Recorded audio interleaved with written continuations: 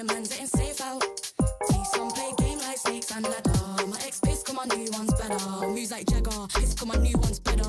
We ain't in the mix, no grabber. Them trick bang fraud like scammer. Explain me real, that's a real born capper. Pass don't matter, build strong, still pray this thing don't shatter. When shit gets real, so the real don't scatter. Got bread and batter, 4 hands on the bread like platter. Said it's cold out, they ain't back in beef, got the phones out. Watching where I sleep and where I roll round. Guess I'm gone now, they ain't even there when it goes down. It's a playground, better watch your man getting safe out. See some play game like snakes and ladder. My ex-piss, come on, new one's better. It's a playground, better watch your man getting safe out. See some play game like snakes and ladder. My ex-piss, come on, new one's better. My new one's bad, that's my baby. He let me shine and never shady. Girl, same cute, but that don't faze me. If you ask him, then he say he got a queen and now she crazy. Please never play me. He said, please never break me. He's switching station to Mercedes, thinking that it faze me. I can love you through the dark and all my days, but you just never break me. It's a playground, better watch your man getting safe out. See some play game like snakes and ladder. My ex-piss, come on, new one's better. Playground, better watch your man getting safe out. See some play game like snakes and ladder. My ex-piss, come on, new one's better. Playground, bitches got a ring and feel the safe now. They say I'm pretty bad, but I don't want to cage out. It's a playground, telling me mine, I don't play about. I tell them rise up, used to cry, river shit done dried up. I lost a couple bros on the climb up, I don't mind, but ain't lost nothing that ain't mine, cause it's a playground, better watch your man getting safe out. See some play game like snakes and ladder. My ex-piss, come on, new one's better.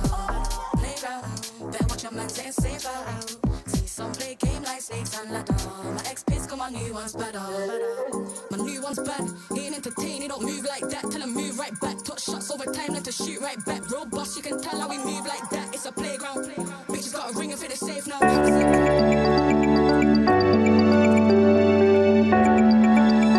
Lace here, back for the EWC, but of course we've got to do things a little bit differently. We have mixed our ALGS mid-season playoffs, so this is crucial for players to add to their points. But before they get into their matches, let's maybe go take a little bit of a behind the scenes and see how they're feeling. Come on, guys.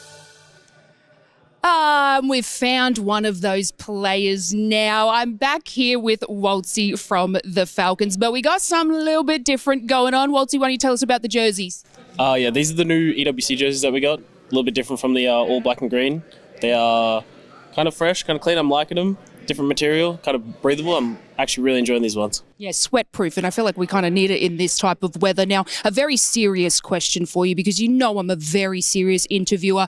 What do you guys call the Evo harvesters? I've heard cheese, I've heard juice, and I've heard piss bins. Yeah, definitely juice. I've never heard piss bins, so whoever says that might need to check them on that. A little bit of a reevaluation, I think, for that one. Now, the game has introduced duels where you can 1v1 another player without any abilities. Who do you think you could take it a straight 1v1 and win? I'd say a good 99% of the people that play this game. Better question would be who couldn't I? I think maybe the only one that I'd be worried about would probably be like Koifel or something like that. But I'd say like almost everybody else, I wouldn't be too worried. Did you hear that, guys? That's the challenge. He'll take anybody except for Koifel. But Waltzy, it's always such a pleasure to be able to talk to you, and I hope you enjoy the downtime before the chaos unrolls. But is there anything you want to say to all your Falcon fans out there? Just that we appreciate the support and excited to see you guys when we play on Thursday. That's it. Thank you so much, Waltzy. And we'll see how they play through the rest of the ALGS mid-season playoffs here at EWC. And I found another one, our wonderful Pricey from Alcatia. I'm going to be a little bit biased and say one of the best mechanical players I've seen for quite some time. Now, Pricey, so good to see you here again at EWC. How are you feeling that the mid-season playoffs is being combined with EWC? Do you feel any more added stress? No, I don't. There's our own hotel rooms, so I don't have to deal with Flame snoring in my ear. Obviously, being at EWC is stressful in itself since it's such a prestigious event. So obviously the stress from that is always going to be around, but not as stressful as combining. Yeah, and you need your beauty sleep, right, for these types of things. So, yeah, if you're a snorer, he's got his own room now. Of course, we've had so many changes for the Apex ecosystem where we've had POI drop ships, we've had legend bans, and, of course, the match point format. Is there anything new that you think Apex should add into the ecosystem? They should ban crypto and remove Broken Moon, and that would fix the game. Maybe a little bit of audio as well. No, Pricey, such a pleasure to be able to chat to you. And of course, we wish you all the best of luck in the upcoming matches. Now, I found one more player. Keon from Furia ran away from me last time at Champs in Japan, but he can't run away from me now because he's currently in the makeup chair. Keon, so good to finally be able to catch you. How are we feeling so far at EWC? Feeling pretty good. You're a persistent one, aren't you? Yeah, look, you can't run away from me, mate. Literally, you're stuck right here getting the absolute beauty done. Now, what is one thing in Apex that's a little bit controversial in the current Legend ban system? I think a lot of people are just hoping that crypto gets banned. I feel like that's just like the controversial thing is that like most pros hate crypto, but nobody wants to play the character, and he's just very strong, and he just will not get banned. So we just are kind of stuck playing a character we all hate. And you're the second person today to say get rid of crypto. But Keon, so good to be finally able to catch you. Now get finished ready because I think you've got some more fun things to do. But this has been Keon from Furia.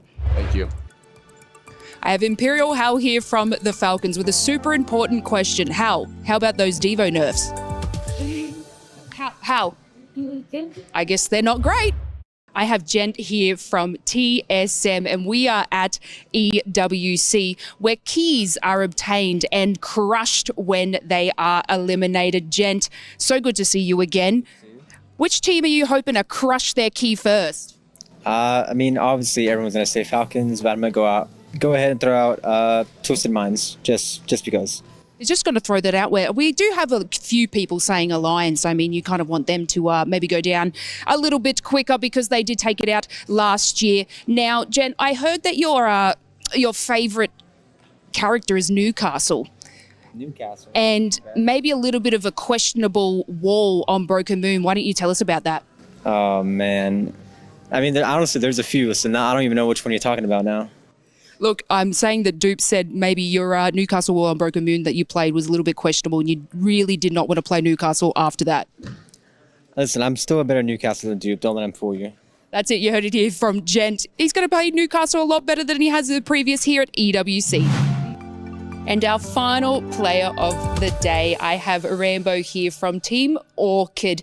Now, Rambo, I believe this might be your first time at EWC. How is everything, the whole experience for the first day been so far? Yeah, this has been like a 5-star experience. I feel like a king, honestly, right now. Everybody's been treating us so nice and food's incredible, which is big for me. You know, I'm a big dude, so I like to eat, you know. Everything's nice. Like I said, everybody's super nice and I'm just stoked to be here. Honestly, the buffet breakfast is something to die for. It's absolutely insane here, and I'm glad you've been enjoying it. Now, what a part of your team is maybe the weirdest call out that you guys do when you're playing?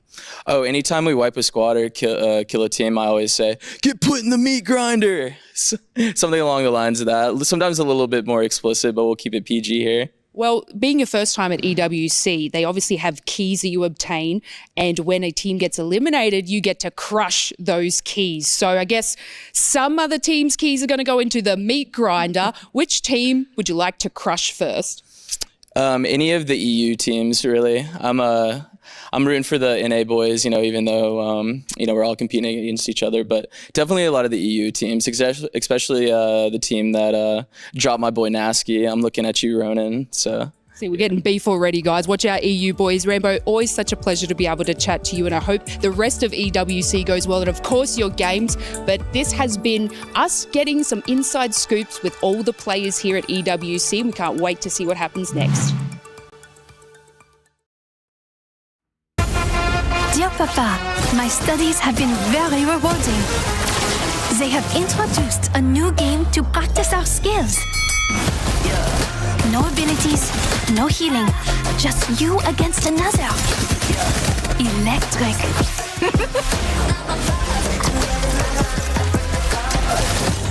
And my friends are learning too. Yeah, I'm heartbreaker.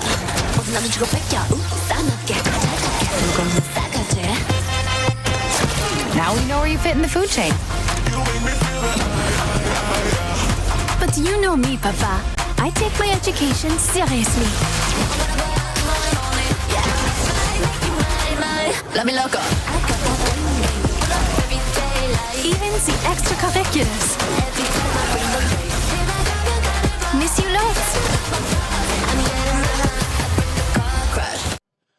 Welcome to the ALGS mid-season playoffs at the 2025 Esports World Cup, where $2 million is on the line, and of course, a chance to be crowned champion at the Esports World Cup. My name is Barney Banks and I am your host, and many of you may already know that the team that secures the top spot here will place the core of their key into the trophy, but the frame will be placed here at the totem. This wall of champions will stand tall here as a reminder of the legacies that were forged at the Esports World Cup. But the story does not end there, because not only do the champions' frames sit proudly alongside their respective titles, but the crushed keys of their opponents will be encased in resin at the base of the totem, aptly named the Graveyard, reminding us of the painful truth that for one to rise, others must fall. So, let's do this.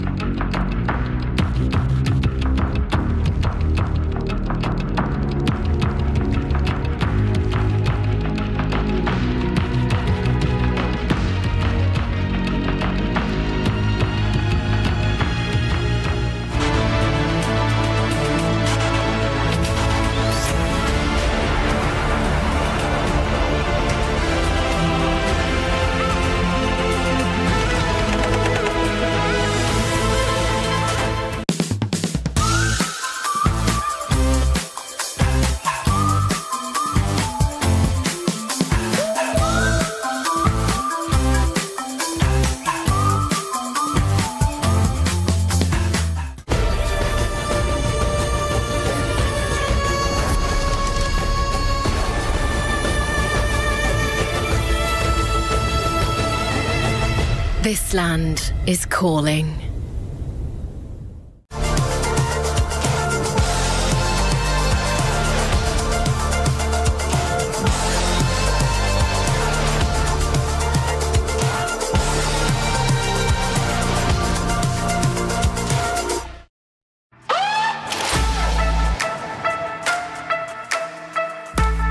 Welcome to the Apex Legends mid-season playoffs here at Esports World Cup 2025. 40 of the best Apex teams compete in Riyadh for a chance of that slice of the $2 million prize pool. First up, Group A, there's so much on the line. Will Fnatic find a way to restart their campaign as the best team in APAC North? Or, speaking of best team, will Na'Vi prove they deserve another champion title after their win in Sapporo in January? And of course, winning.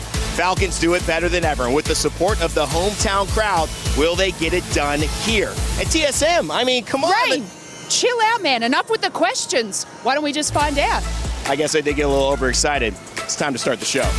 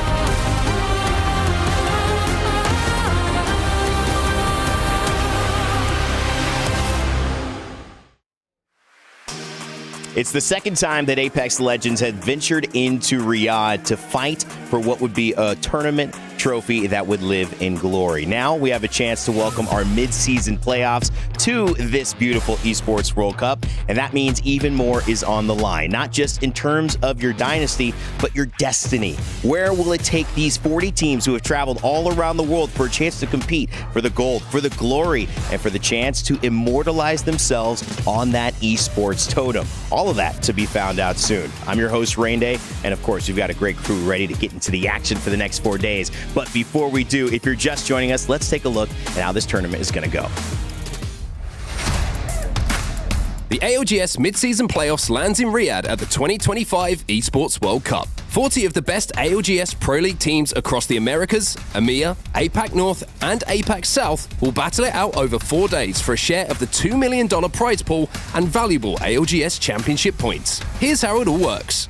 The tournament is split into 3 stages: pool play, last chance, and the match point finals. In each series, there'll be a POI draft to assign landing spots. Pool play POI draft order was based on ALGS championship points earned ahead of the mid-season playoffs. In the last chance and match point final series, draft priority is based on each team's placement in pool play. For the match point finals, draft order will prioritize teams that qualified directly from pool play, with the rest of the teams being ranked by their cumulative points earned throughout the pool play and last chance rounds.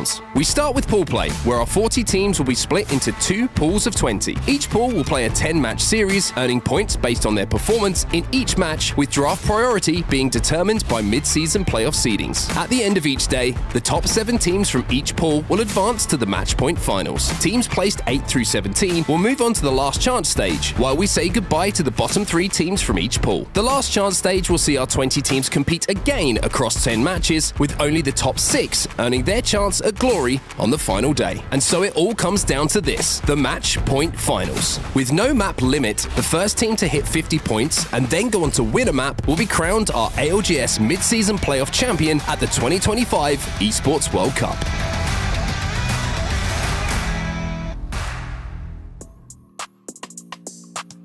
Well, a lot of action destined to occur over these next 4 days. We cannot wait to be alongside the ride with you. I already told you, my name is Rain Day. Welcome back to some more ALGS. I missed it. I know you did. And we got some people in the building who missed it as well, who are going to be joining me alongside this incredible crew. Of course, our analyst team. Give a little wave, guys. We got a lot to do at the top of the show, but it's Jayhawk, Snipe Down, and Glitter Explosion that will be joining with us to make sure that we have all the action covered in the way that we need to. And especially when you start talking about the action, it's already began. The players at the hotel for these last few days, prepping, scrimming, and getting ready mentally, physically to come over here and do what they need to do to win. Well, they're in those buses heading over to the Boulevard right now. As you saw, we've got Group A and Group B about ready to play over these next 2 days. 3 teams going home today, 7 making it over into the finals. In Group A, well, they're nothing to slouch at. These teams are destined to have a chance at glory here. Let's see who they are and introduce you to our Group A competitors. This tournament is very important because if you do very well, you have an opportunity to change how the Apex history is written. I signed with TSM knowing that, there's going to be pressure and expectations, but I don't feel it per se, but I know it's there. We know we have big shoes to fill, but we're the new era of TSM. Falcons are down to the elimination bracket as Green Stego will be your champions. จริงครับที่พวกเราเล่นแบบ aggressive แล้วก็อยากให้ผู้ชมชินกับมันไปเองครับเราจะไม่เปลี่ยน Seeing friends all over the place. Big shout out to Ryan Hart. He just walked behind our broadcast there. We saw him in Sapporo. A little sneak preview of tomorrow as well, guys, as we start to get underway, examining what this group is going to look at. Tons of favorites as we continue to. And I think, Jay, I'll start with you. When you look at this group, especially, there's so many teams to pick out. Who kind of stands out for you just looking at the amount of talent that we have to be considered as somebody you got your eyes on jumping in today? Well, ultimately, we have some heavy hitters. Obviously, we got to talk about Falcons. They're our reigning champions, having won the Open, but at the same time, a team like Na'Vi, they're coming in maybe a little bit disappointing performance in New Orleans, and so they're looking to bounce back, and this is the biggest opportunity to do so. I think, Snipe, when you look at Falcons, it's a hard team to ignore, right? We've talked about Zainu Koifo. We've had this conversation. Maybe 2 of the best players considered in the world right now, but when you look at a team, pound for pound, it's hard to say Falcons aren't the best. Yeah, I mean, when you look at that roster, the way they've been composed, they have the 2 best IGLs that we've seen with the most wins. Then you bring Waltzy in, who is able to do it all, fits that, ability to get ragged on. We've seen a bit of explosions, but they're a team that they have their priorities straight. They know that they can get on each other's butts a little bit and then come out swinging with all the practice and preparation they did. And I think that we saw what that looks like at the Open when it all comes together. I mean, Falcons, a team we've touched on. We can continue to do that, but also we've got a team who won the championship, the only championship that was this year, and that's Na'Vi. They're in this group as well, Lauren. Yeah, and like, Jayhawk was saying, maybe a little bit of a disappointing performance at the Open, but they were a team that surprised everybody by winning in Sapporo. So they were a little bit of a Cinderella story, and that was a long match point finals. When we got to Sapporo, they surprised everybody and were able to kind of claim that glory. And I don't think we should ever be counting out anyone who has ever won champs before. We didn't get a chance to see too much of it, but there were some scrims. Na'Vi was looking pretty good in those scrims yesterday that they did at the building. A little bit of inside info. Who knows? Scrims don't always give you the results that you're going to see on screen. But speaking of on screen, I think we got some shots of the players arriving on the Boulevard. That's right. You can see as it's time, about 11 minutes and 40 seconds before we kick off our Apex Legends Global Series midseason playoff opening ceremony. So stay tuned for that. We get some shots on the Boulevard of our players running in. I'm Madness walking in as well. The hair highlighted as usual. And you continue to see a little bit of a glimpse of Imperial Al and Waltzy from Falcon. Some Fnatic fans probably excited to see Hal entering the building, the CEO. Of course, Lace, you could see her outside talking a little bit. Before that, she had a chance to catch up with these pros as they were making their way into the arena. Yeah. I mean, with Team Nemesis, probably one of the best logos I've ever seen. Ever. Honestly, I feel like it is an epitome of me. But look, guys, got a few fun questions for you. What is more stressful, match point format or admins restarting the scrim lobby? Ooh. A bit of both, honestly. Match point format for sure. But if admins are restarting in match point, then that one.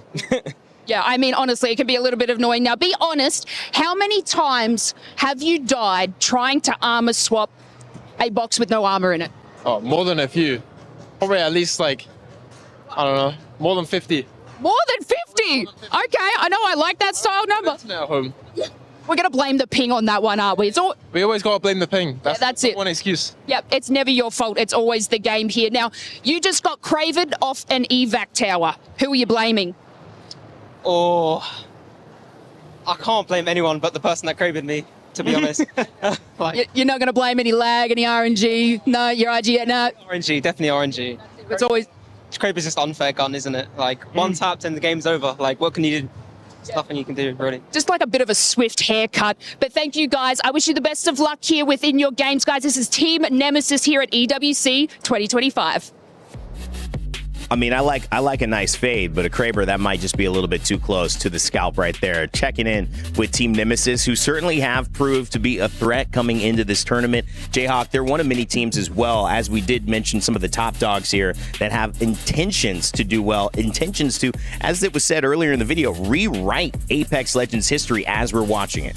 Absolutely. They're definitely an underdog. I don't think a lot of people would consider them as sort of one of the top contenders, but Remix Powers and Sapporo, we saw them with Noctum Esports making the finals lobby, and they were one of those teams in the group stage and the bracket stage that was winning a lot of those games over on E-District specifically. Now he comes over to this new team with Team Nemesis, and they just placed third in EMEA. This is a team that you cannot sleep on because right now they're performing at another level, and if you do, then in that finals lobby, we could see, similar to maybe Go Next, a new sort of underdog from that region lifting a trophy. Well, one of the interesting things is we've seen so much dominance in Apex Legends in its history that there wasn't a lot of room for these new teams to show up and then claim these trophies. Really, it was two teams we were deciding between. Now it feels like that dominance has waned a little bit. But does that mean we still don't come into each tournament with essentially some power rankings? No, it doesn't. We always have power rankings. At least we do right now for this tournament because it's time for a new segment, our Aramco Power Rankings for EWC. That's right. So first, let me break this down. We're going to siphon off these groups into some group leaders, the ones we probably will talk about top of show and that you'll come in top of mind as well. And we can go ahead and reveal those. I mean, they have some of the names that you would expect. Falcons, Fnatic, All Gamers Global. I love to mention them as well. And NIP, considering the fact that these teams are coming through, I want to say Falcons is a real big story, but Fnatic I think another big story here, a team that felt a little out of sorts in our Open. Obviously a top 5 team almost at every other major land we've had in the history of the ALGS. They have a lot to prove here and a much more stable format to do it. But let's take a look at some of these teams that might be in the middle of the pack. These are strong contenders. The Navis, the TSMs, right? You look at the ability for, even when you consider TSM and Navi, 2 teams I'll kind of highlight. Navi have a little bit of that. Yes, you won championships, but can you do it again? Almost, I'll go to Reject Winity. Yes, you won a playoffs. Can you do it again? That didn't work out. Crazy Raccoon, a couple of those org swaps made it difficult. But I think for me, Navi, one of the major stories coming into this one is the fact that they obviously have the that kind of thing on their back that, hey, if we do it here, then we've certainly proved it as well. And TSM, a lot of guys kind of restarting that org. It's got basically the biggest legacy in all of Apex Legends Esports. Can these guys do it under the new command of Duke? We'll have to find out and see if they can keep that pace up at LAN. But here are the teams, that final segment here, that are dark horses. I don't want to say that they actually don't have a chance, because of course every team earned their spot here. But from Zero Tenacity to Furia, 2 teams out of this segment that I really wanted to highlight. I think Z10, for me, my boy Phoenix, finally making it with the squad, but making it in a clear fashion coming in. These guys have been consistent. It's one of the few lands he's qualified for and not had some funky team drop out and then jump in or play as a sub for somebody else.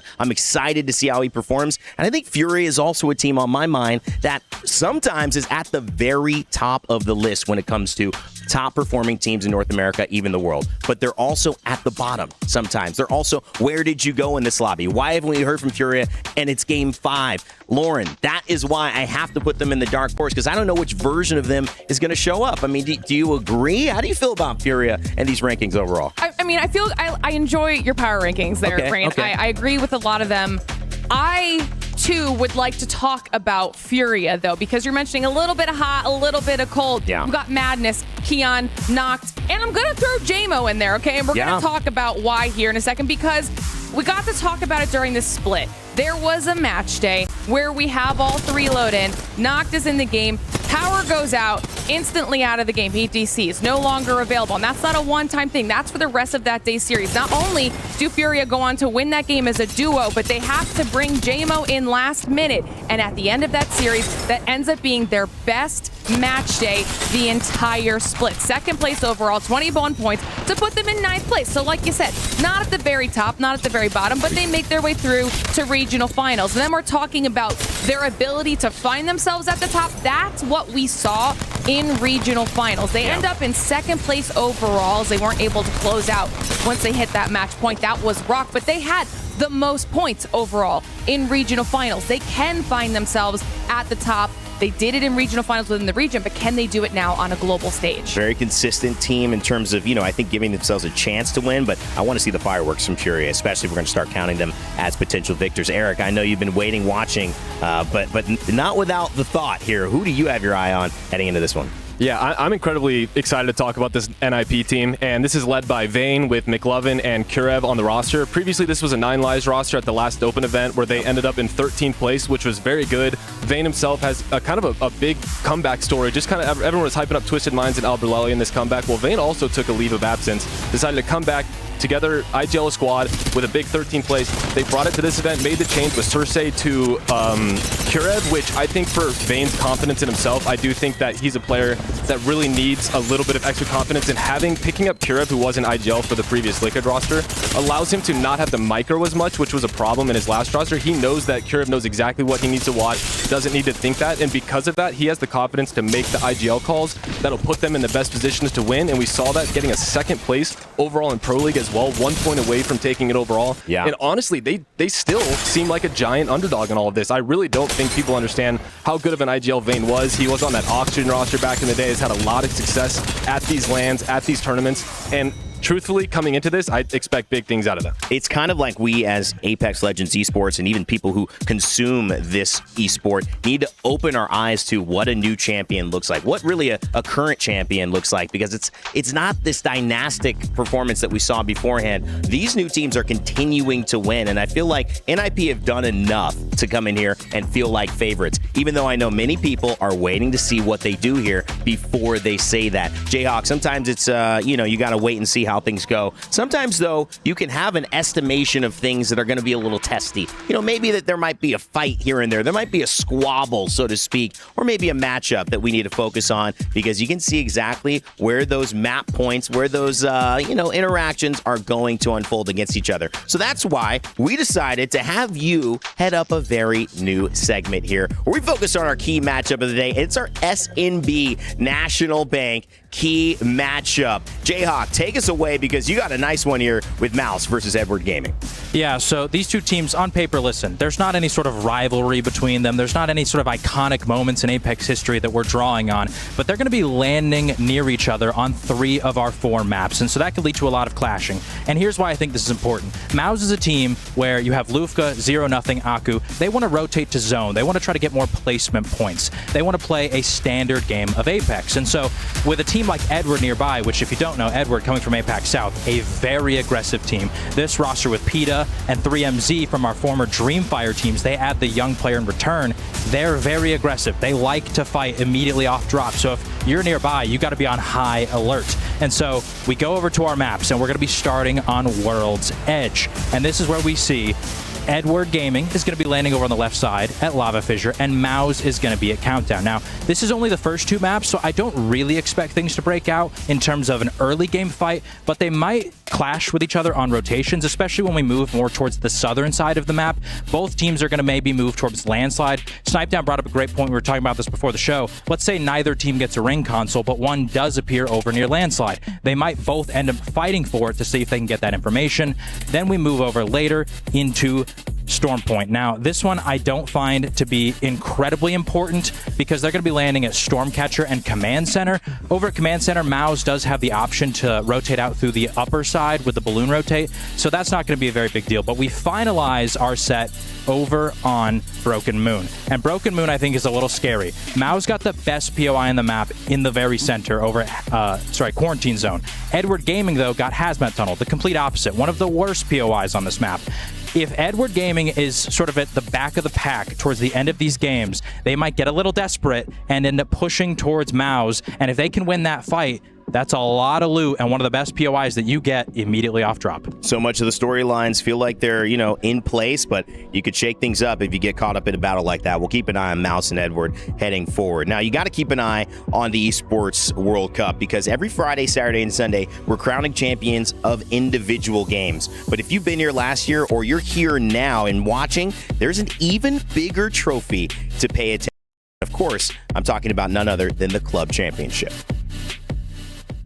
This is the Esports World Cup Club Championship, the ultimate cross-game competition that will crown the best esports club in the world.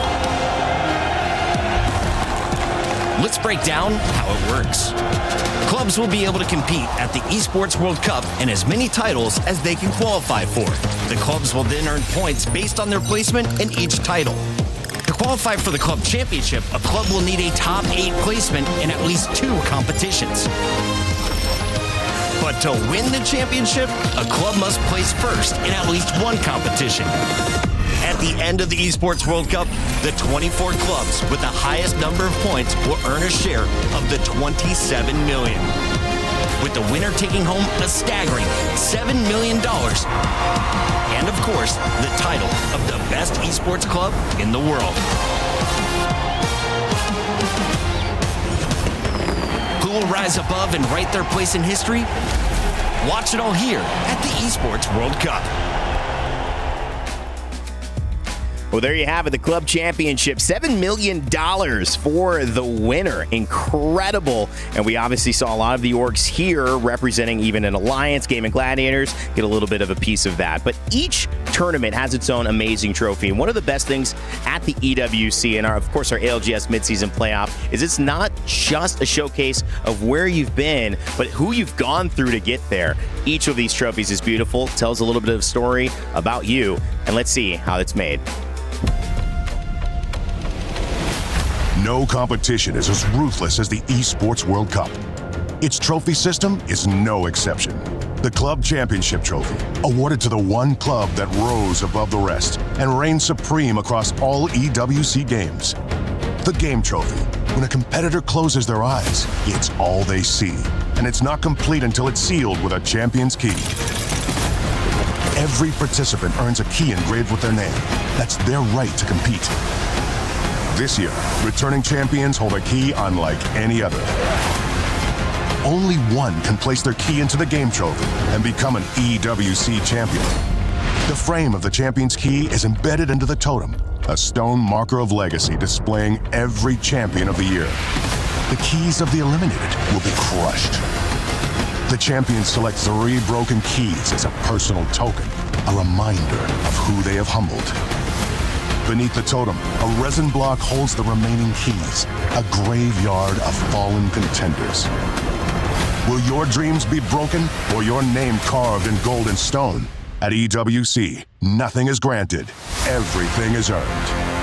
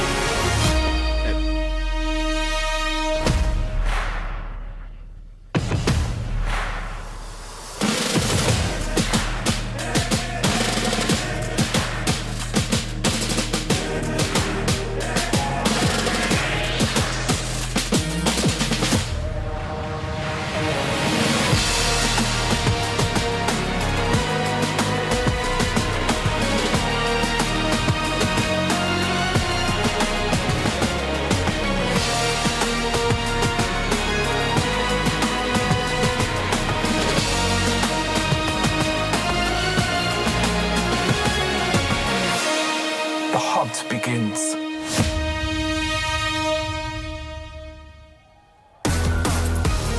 40 teams from around the world have smashed their way through their regions for a chance to step onto this stage and prove their worth. But one step in the wrong direction could lead you here.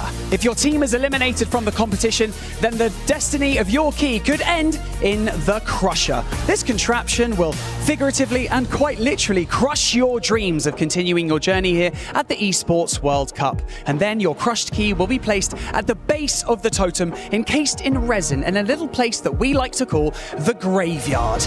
Ouch. My name is Barney Banks, and it is my honor to be your host for the ALGS mid-season playoffs at the Esports World Cup. The next 4 days of competition will be a true test of focus, of instincts, and of course, raw skill. Every drop, every shot, every decision made could be the one that leads you to raise this: the stunning Esports World Cup trophy. So, who stands in your way? Just the best players from all over the world. And I think it's about time we meet them. Kicking things off with ninjas in pajamas. They are Vayne, Karev, and McLovin.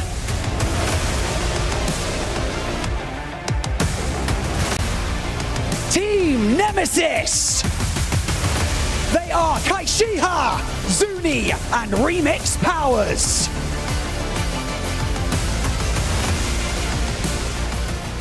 Alcatia Esports. They are Pricey, Strafing Flame, and Player K.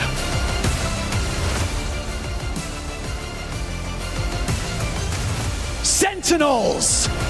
They are Riley Mekanek, Lota 31, and Carter.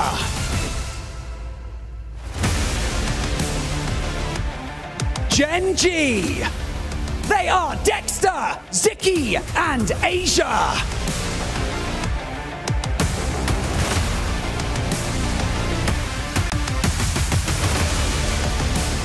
Team Orchid. They are Cersei, Rambo, and Luxford. Noes Fox. They are Satsuki, Arufa, and Laika.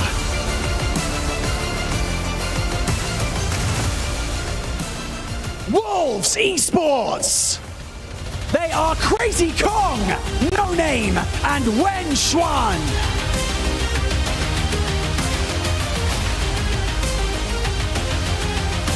Edward Gaming.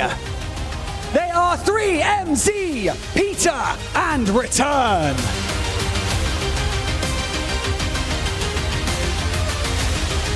Furia. They are Madness, Noct, and Keon.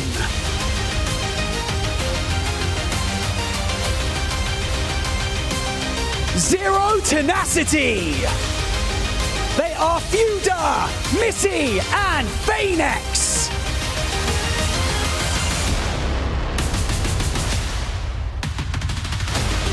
All Gamers Global. They are Dropped, Zap, and Skittle Cakes. Enter Force 36. They are Jusna, Sinat, and Illy.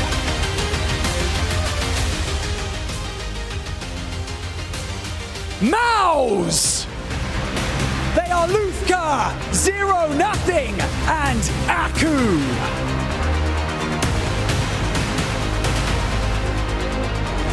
Movistar Koi. They are Blinkzer, Jelly, and Fun.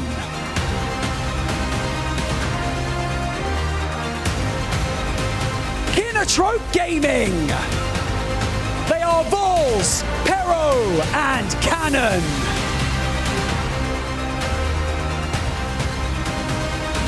Navi. They are Hyarka, Uksako, and Slab.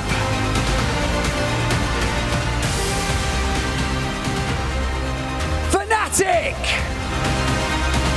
They are Yuka, Colonel Garcia, and Libel Ace. TSM. They are Panic, Duplex, and Jet.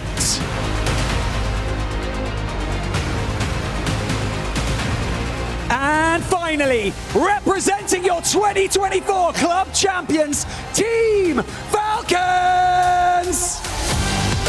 They are Waltzy, Zero, and Imperial How! These guys have the perfect opportunity to put Falcons in a great position going forward into week 1 of the Esports World Cup. And so whether you are at home or right here in Riyadh, the heart of Saudi Arabia, we've got $2 million on the line and a legacy that will live on forever. So get comfortable because this stage is about to be set ablaze. But before we get into all the action, we caught up with one of our home territory teams for a special feature. It's Alcatia. I don't see how Twisted Minds can lose this! Twisted Mind with the most MVP play I have ever witnessed. I have had a pretty successful career, but I think winning is the only thing that matters to us competitors. I'm grateful for what I have, but I want more. My progress as an IGL, it wasn't always a smooth sailing, clean journey, right? I've had pitfalls, I've had to stumble along the way. One of the major things that separates me from the other people who fail is I'm a really big fan of accountability. If a bad performance happens, I've definitely done something wrong, and I just try my best to fix it. I remember the first time I made LAN, I won the Pro League leading up to that LAN, and that was like awesome. I kind of lost motivation after that because I only really cared about making a LAN, and we ended up bombing out, coming 33rd, and then I got dropped from my team. At the end of the day, I always just kind of pulled through. Scurry and Vaxelon to close things out to 1v1. Vaxelon will win it! Black can come out on top! The 2023 championships, that was definitely my first big break in Apex. It was the first time I made a significant amount of money. That was when I could really call myself a pro player. In the moment though, it was kind of awful.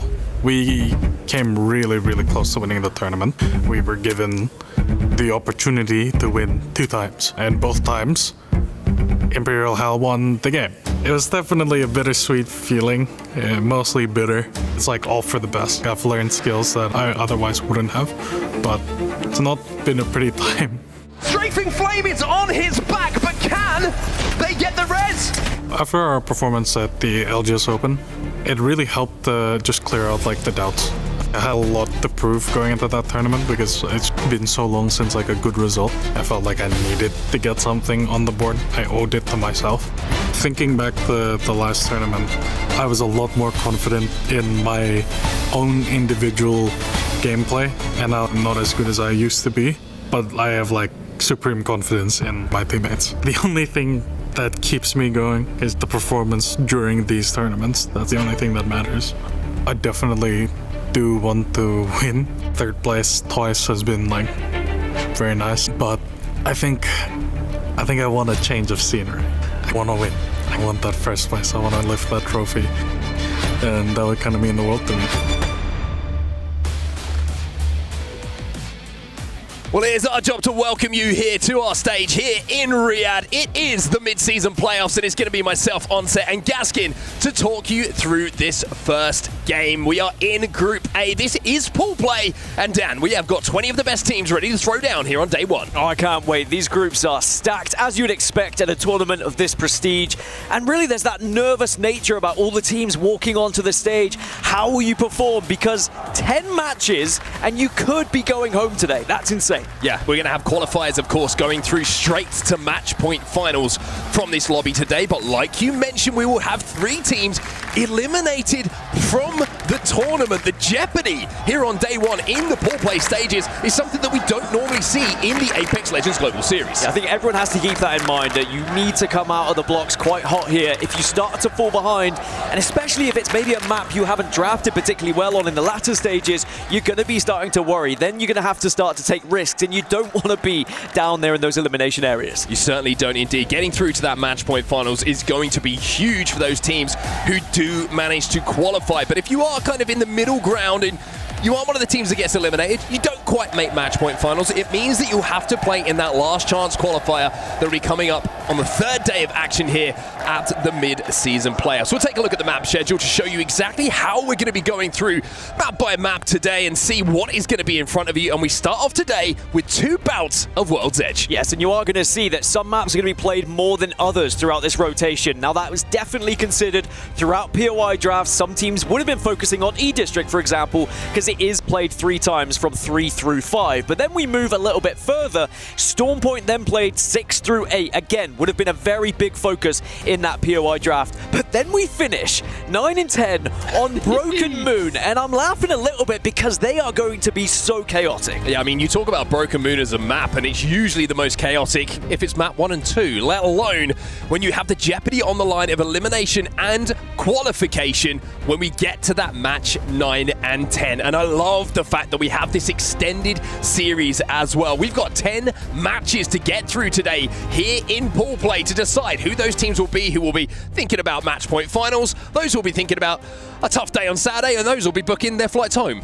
Yeah, the flights home will be sad ones, waving goodbye to Riyadh, but certainly going to have that opportunity to get all the way to Sunday into those match point finals, which I'm sure you are not going to want to miss, because match point finals in Apex, always the best thing you could possibly have on your screens. Now, when it comes to competing in the ALGS, obviously we had somewhat of a recent patch, so we are going to see some new legends maybe coming into the equation, maybe some legends banned a little bit earlier that you wouldn't have seen previously as well in regional finals, for example. but I'm very excited to see just how they're going to feature today. We're going to see a lot of Watson, you would imagine. Of course, a lot of buffs. Probably the most buffed character that we did see in the entire suite of legends available. We're going to see her certainly prevalent in some of these early picks. But then you have like Sparrow, you know. Sparrow was something we didn't really see at the ALGS Open. It was a new season character, so we're going to see him on land for the first time. It's very exciting to see how these legends are going to slide into these competitions. Like you say, whether they be new legends, whether they be buff legends, or whether they be legends that we're a little bit more familiar with. Yes, and on average, we have seen Watson and Alter as the two most banned during scrims anyway, leading up to this event, so I would expect that here in match 1. And it looks like the players are just about getting ready here. They're locking and they're loading, but I'm excited to see it. Well, $2 million on the line as well. One of the biggest prize pools in the Apex Legends Global Series. And of course, you can see that Crusher waiting for the keys of the teams that will be eliminated at some point. We are ready to get underway here in Riyadh. LAN is back. It's the mid-season playoffs, and we're starting off with Falcons. And this was a big focus from the analyst desk. They were talking about this northwest area. Of course, Skyhook Trials is where Falcons are going to be dropping, but just south of them, between Miles and Edward Gaming, is there going to be a little bit of a ruckus for a potential ring console? It looks like both teams have got a ring console to work with, so I think they'll be more than happy and won't have to take a fight between them. So Miles and Edward Gaming should be absolutely fine when they have to fight there. Yeah, something just to highlight on Falcons as well. Skyhook, it's not that they've just got Trials, they've actually got the entirety of Skyhook to themselves. So pretty good chance they're going to have multiple Evo Harvesters, multiple interacts with ring console, survey beacons, and of course the loot from Trials. So good chance that Falcons leave every single game from their POI with purples and golds. Yeah, purples and golds, they're going to be looted, booted, and because they did prioritize this as their first pick during the POI draft, they need points here on World's Edge. Now, this is the lay of the land on World's Edge. We are going to be heading down south, down between Lava Siphon and Tree most likely, and of course, we feature a little bit of Harvester right now for Furia, so those 3 teams landing in those spots will get priority to zone.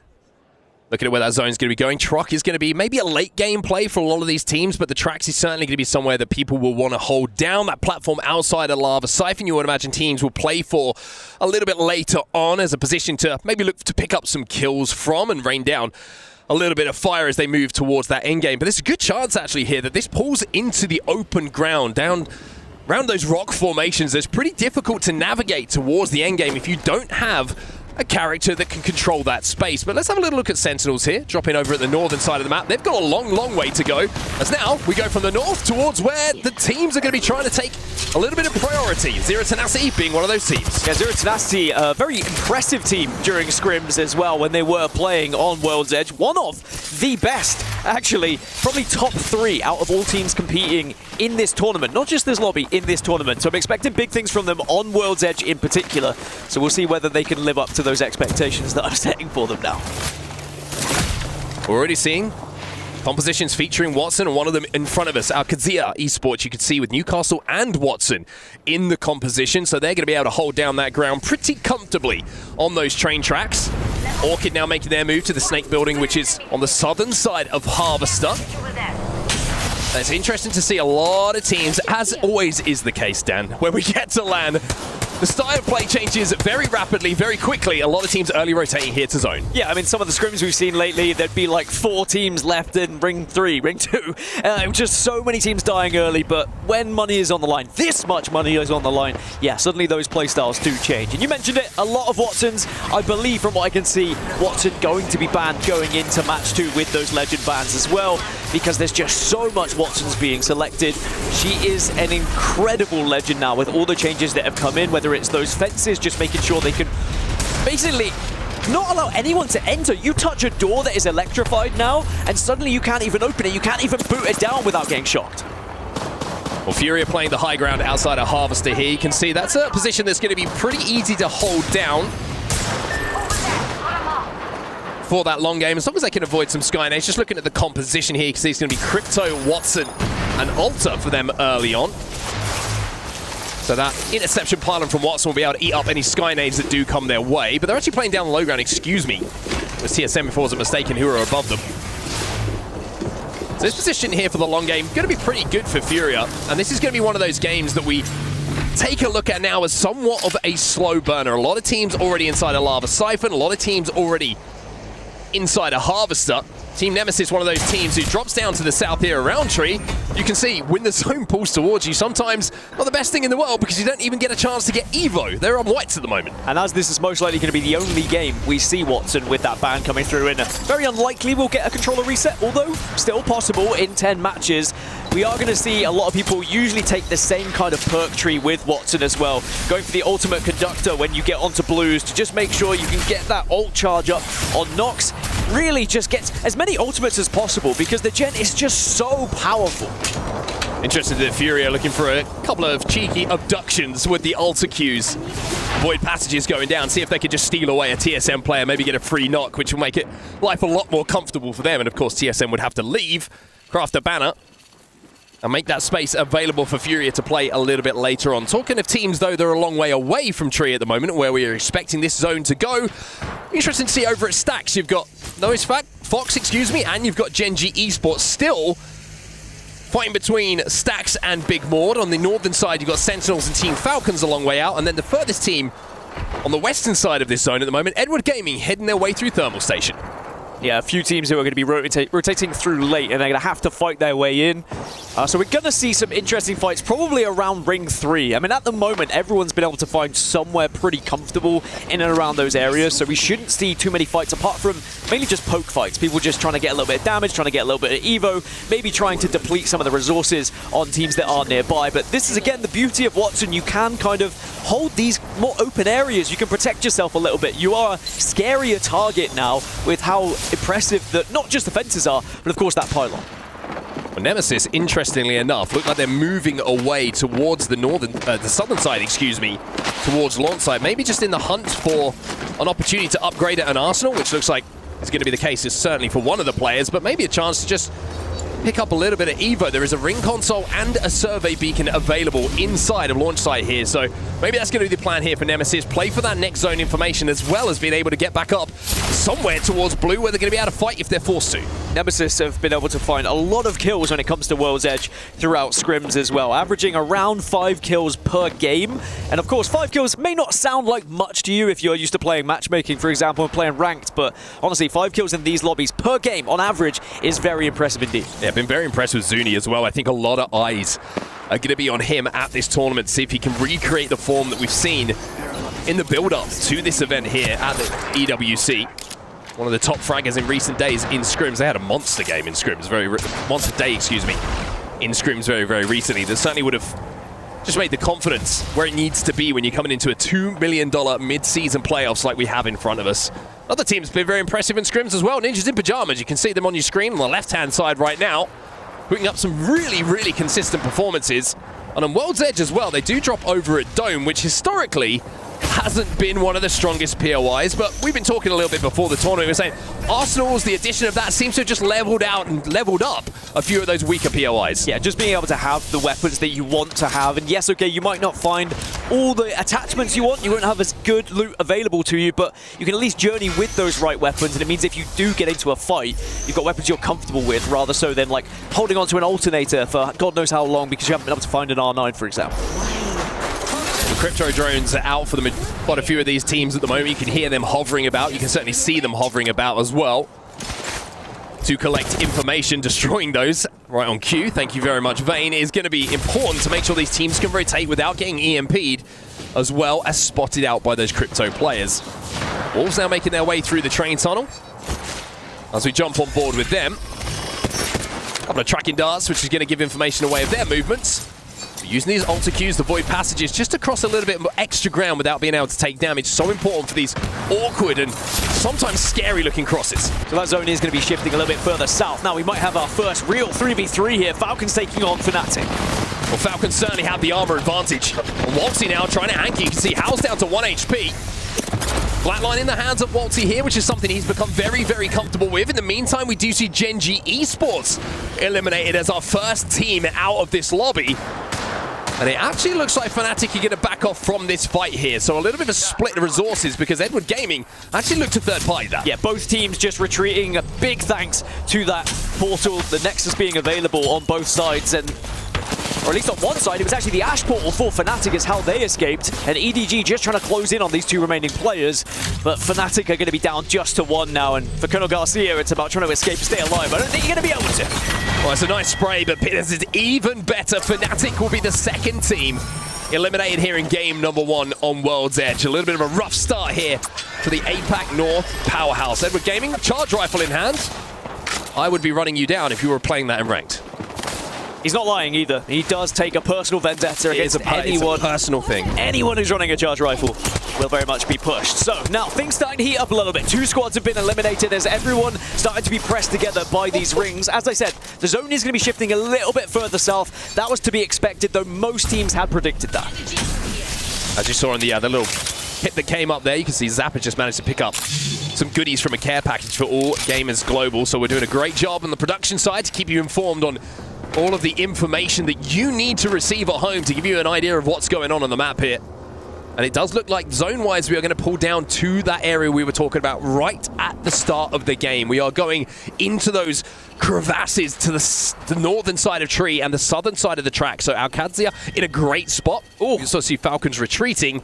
And speaking of great spots, they could not be in a better spot, as we've just seen where the next zone is popping. Yeah, Alcatia have very much predicted this one correctly and will be in prime position. And they've got a Nexus portal set up in case they want to be able to just move away from their current spot. They really have set up a nice triangle formation. They certainly have. They're trying to own both the truck on the low ground, which is going to be obviously where a lot of teams try and move into. One of the only pieces of kind of hard cover that you do have in this zone, and the train tracks above. So it's a great spot from you. They're taking so much space and saying, hey, if you want to move into this zone, we own it. And actually, they are the only team within that next zone after it closes yet again. So other teams are going to start to join them, but that space they're generating right now is going to be massive for them. I think Enterforce 36 are going to be joining them shortly, but we're currently having a look at what's happening elsewhere on this northern side. And the reason for that, there's going to be a lot of action here on the north. You've got Orchid, you've got Fury, you've got Kinotrope, so many teams. Well, look at E36 right now. They have made the play to take this truck away from Alcatia, and by doing so, have forced Alcatia into a position where they want to fight, and they are going to fight. So this is the space they were desperate to command, and they are commanding it beautifully. Fury, in the meantime, have been eliminated. They were not able to rotate from the Harvester side. Yeah, these Harvester teams are all going to be struggling. As I mentioned, TSM, the remainder of Enderforce 36, Kinotrope, Orchid, Mouse, even Edward Gaming might get involved as well. Sentinel stuck in the tunnel. It's going to be mayhem here, and a team like Alcatia, who have eyes on kind of all of this northern side, could pick up a lot of kills, especially with weapons like the 30-30, which could be the most used weapon. It could be the most kills that we see throughout this tournament as well. And I saw on social media a lot of players were trying to predict which weapon they thought. What do you think is going to be, Mark? Ooh, that's a tough one, actually. I haven't seen many Devos in players yet. And with the way that teams are quick rotating, maybe it is going to be R9 30-30s. It's going to be certainly topping the leaderboards. We'll have to see as the games progress and as we get through the days, of course, if that does change a little bit. Zero Tenacity, we saw them rotate so quickly to this position on the fence line as Orchid are trying to deal with the last remaining members of E36, and that's exactly what they are going to do. So E36 will be eliminated from the lobby. Some of those KP go into the team on your screen right now. KP is going to be important. These points, every single one is going to be so important when we get to those final games to see who's going to be eliminated. Now, Zone is going to be shifting a little bit further south, away from where Alcatia were currently holding, which isn't the worst because they can still go down to the truck, but it is going to end up in that kind of open area rock formation, which is difficult to hold for teams. Well, listen to the firing squad here. As Kinotrope fires some shots out as we take a look at the fans that have come in to be a part of the mid-season playoffs here. Kinotrope, this is a tough rotate for them. You're looking at the composition at the moment, trying to see if there's any characters. They do have Ash, so that portal is viable for them to get out. But where do you go? It's such a difficult rotate to make, even with that portal, because you're probably going to be landing in an open space. Yeah, landing in the open space is going to be rough for a lot of these teams as well. There are a few teams that are playing a little bit off meta. We do see some Newcastles featuring, for example, that might be able to help. There's a Pathfinder from Na'Vi. Could also be very important to try and zip across and get a little bit of protection as well. But mainly it's going to be the lack of ability to throw grenades with the amount of Watsons that are going to be alive here. As Na'Vi, speaking of them, they're taking a fight against Sentinels right now. They certainly are indeed, and you can see that Na'Vi are getting a couple of knocks, but one player slab has gone down. They need to open the door. to get him back up as they have dealt with Sentinels. The armor swap will go down, and Na'Vi look like they should be able to reset here in the command station, overlooking Lava Siphon. So Na'Vi with a good fight here as now Team Orchid try and deal with TSM, who are trying to move to the outside of that building. But Orchid quite simply are saying no to this. Panic is last alive. He's trying to bounce in and out of this altar portal, but I think that might be the end of him very, very soon. One player still alive, but Orchid will be able to get back up. Mouse, in the meantime, eliminated 14 squads, now remaining in game number 1. Did trade reses. Dupe is going to be back up, so it's going to be a 2 versus 3 here. Unless, no, it's a 3 versus 3, but do you get the reset in time? You can see the panic starting to set as well, because everyone's starting to think about this ring moving in 20 seconds. And TSM get back up. Orchid maybe just a little bit sloppy, maybe a bit scared to extend out of that building. As we see Jen now and the rest of TSM under a lot of suppressing fire coming in from Na'Vi. As Kinatrope will be the next team to be eliminated. Feud, by the way, in the meantime, has become the kill leader in this lobby for Z10. 4 kills to his name. You can see the panic as well as everyone now starting to fall. Movie Star will get taken down. 12 squads now remain. Na'Vi, by the way, I mean, they looked excellent in scrims, not just leading into it, but as we saw live scrims happening in this building, they looked like a real threat and maybe that championship winning team that we saw back in Champs. Yeah, confidence is a big, big thing, I think, for this Na'Vi roster, and they certainly do have a chip on their shoulder. Zero tenacity. We were talking about a kill leader. Well, unfortunately, now they're going to have to watch from the lobby. Ninjas in Pajamas will be next as we find ourselves with 10 squads now remaining. Half the lobby is gone as TSM somehow or other have made this crazy rotate from having one player alive to getting a reset to now being in the truck that was being commanded by Alcatia a little bit of time ago. No Fox going down, but TSM are going to be below Alcatia, so they are going to struggle to push out, but maybe could hold them out a little bit. But Na'Vi will be taking a look. Wolves have taken a lot of damage here as well. No one is safe. No one is in a good position right now, by the way. Everyone kind of has to move in at the same time. Well, All Gamers looking at Wolves trapped inside of this truck. And if there's no gen down, there certainly doesn't look like there's one available. 44% until that generator is going to be available. That interception pylon for Crazy Kong to stop any nades coming their way. I think they're just hoping that All Gamers don't have any nades, but now you're going to see him go in, and you're also going to see the America's kill leader from the Pro League, Zap, move in to pick up a few more for his tally. That's 2. Can he make it 3? Well, he doesn't need to because his teammates are there. Wolves eliminated. In the meantime, Na'Vi also go as well. Yeah, there was a fight between Na'Vi, Orchid, and Alcatia. Now, Alcatia have lost 2 players, so it kind of went in favor of Team Orchid on this northern bridge, but they still have to move south. And look who is now holding one of the better positions, Team Falcons. They can gen up, they can get their fences down, and they can watch all these teams arriving from the north. Their main concern is going to be Team Nemesis down to their south. If Falcons can survive for the next 20 seconds or so, as this zone closes, they're going to be in a fantastic position. Speaking of which, the team who had a fantastic position, Alcatia Esports, have been eliminated. And also, in the kill feed, you might notice that Dropped from All Gamers has found himself a Kraber. TSM are in trouble. Gent, the last remaining player, he's going to go down as well. Falcons will hold, thanks to Team Orchid. But now, Falcons just need to make sure that they get away from all these bullets coming from the other side. And this is All Gamers who are firing down on them. I mentioned how that next 20 seconds was so important for them to survive. Well, it's looking tougher and tougher as those seconds tick past. Once he's still alive, is he able to get the rest of Falcons back on their feet as Orchid, as a 2, have managed to somehow survive? So as a lay of the land, we still have Team Nemesis alive. We've not seen them much on our screens, but they've been holding the southwest for quite some time. AG dropping onto EDG now, and it looks like AG have got the lead, and they will take down Edward Gaming. 4 squads now remain. Use that Void passage to get back up to the high ground as well, so job done. They now know there's no team underneath them. Team Orchid, though, they're going to pull up, and they're going to be decimated here. That's one player dealt with, and surely now, with a numbers advantage on their side, All Gamers are thinking of repeating the exact play they just made. Yeah, Orchid down to just a solo rat, so it's going to be Falcons, it's going to be AG, and it is going to be Nemesis. Of course, Luxford can still play a big part in this final circle. We've still not seen Nemesis on our screens, but don't forget about them. They're playing Newcastle, they're playing Alta, and they are playing Watson. And the question was, can Watsy get Zero and How back on their feet? Yes, quite simply yes. You can see it on your screen. Falcons back to full power as Luxford has to deal with All Gamers dropping again. That will be Team Orchid eliminated. We're down to just 3. Big fight though. Nemesis, they go into Falcons. This is opening up for All Gamers. It's opening up for All Gamers, but can they get Hal back on his feet before All gamers move in here. All gamers now trying to make the swing, trying to make the swap.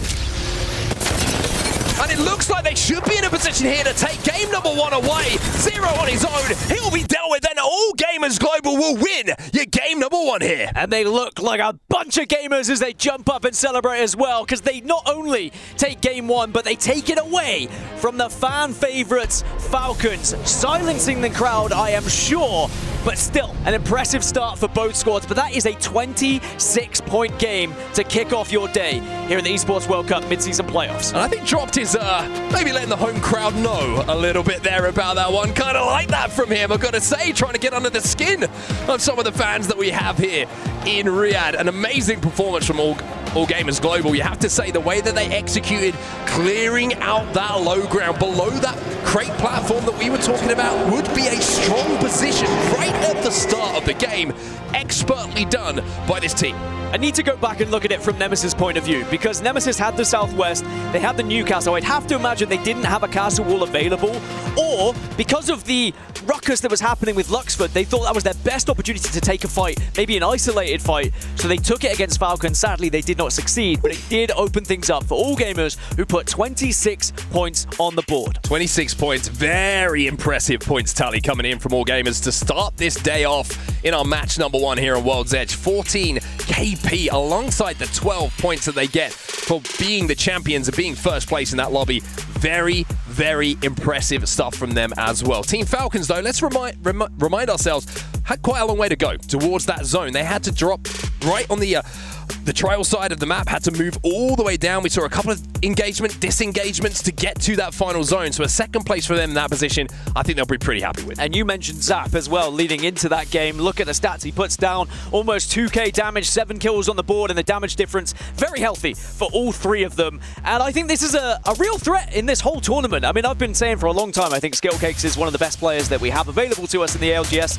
And maybe, just maybe, this squad can go on to do big things. But you don't want to get too ahead of yourself. One game. Just the first match has been completed, but it was an impressive one, that's for sure. Yeah, very, very well controlled there by All Gamers. An impressive performance in them.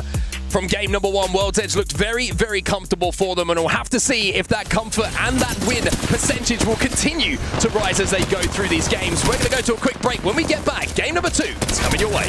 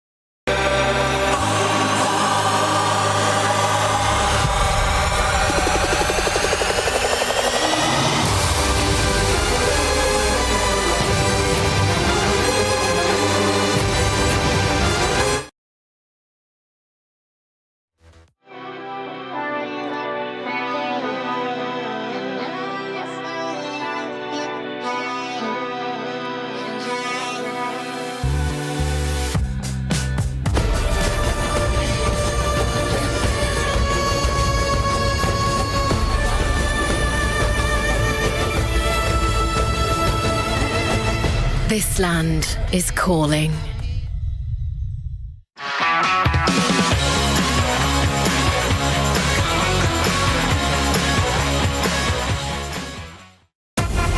Dear Papa, my studies have been very rewarding.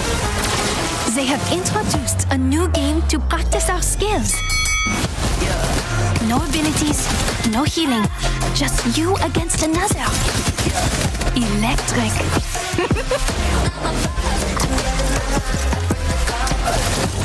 And my friends are learning too. Yeah, I'm heartbreaker. 나는 죽어 뺏겨. 싸납게. Now we know where you fit in the food chain. But you know me, Papa. I take my education seriously. Let me loco. Even the extracurriculars. Miss you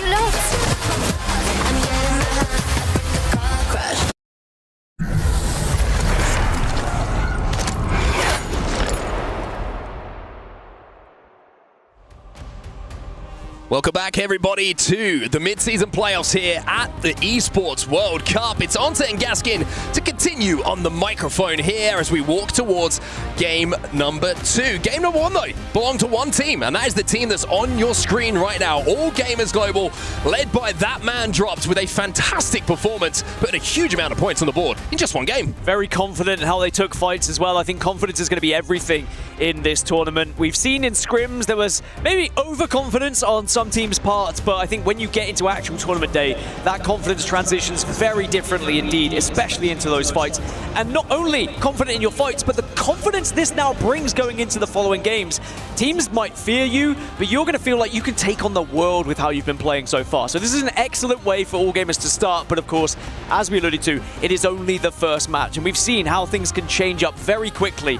Winning one is great, but can you win two? Because I think when I look at kind of 10 matches, if you can get 2 big wins, you should probably be fine not to be eliminated from the competition, because you shouldn't be in the bottom 3, but actually getting into the top 7 is what's going to be difficult here. Because as a reminder, everyone who's watching, the top 7 teams get automatic qualification into the Grand Match Point Finals. Those teams 10 thereafter go into the last chance qualifier, and the bottom 3 get eliminated. Well, if you're wondering how that winning moment felt from inside the comms of All Gamers Global, we got you covered. Let's take a look back. Yo, full. Nice, get full, we Q on these guys, kill them, fucking kill them. 10 energy ammo if you can steal. Here, I dropped you some, dropped you 20. Listen, get full, and then we kill these guys under us, okay? Yeah, I'm surging and then we go, alright? Yes, last 2 teams are 4, we kill these guys, we have our whole side of zone. Are you ready? Ready? 3, 2, 1, go. Under. Took. Is it solo? Swap on him. Can we queue up? Can we go up? You guys go up. Yeah, go. I'm fencing it. Go. On me. He went back down. Dead. Last two teams. I'm staying up, down. I'm staying bottom. They're walking up. Walking with you, Skittle. Or is that training? Walk up right. No trades. One. Yeah, right here on the side. Right here. Look at him. Peeking. Right side. Cue the kill. He got res off. Crack to the left. Nice. He got res. Dead. Swing. Let's go. 30 HP. Let's fucking go, boys.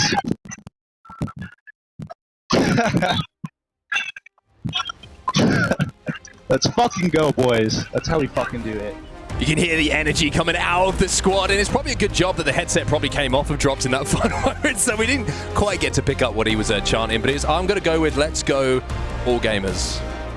I was just a little bit concerned that they might be the enemies of Doctor Who for half of it. True, yeah, it's true. The Daleks were out. I think I was more scared than the Falcons fans were, it has to be said. Now, World's Edge is going to be up again for match 2, and confirmation, Watson will be banned. So she got buffed, but she's ripped right out of the game here, because with Legend bans, if it's the most popular, it says bye-bye for the entire series, unless every single controller Legend gets banned, and then she would be reintroduced. And that's not impossible, although it's not probable.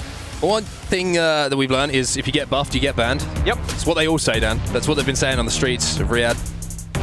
You've also been saying, and I enjoyed this yesterday, when you were trying to describe what 10 games is, like you said, it's not a marathon, but it's not a sprint. And I was like, you know what? He's right. Yep. He's actually right. It's like the marathon, the elimination bracket we had at the ALGS Open.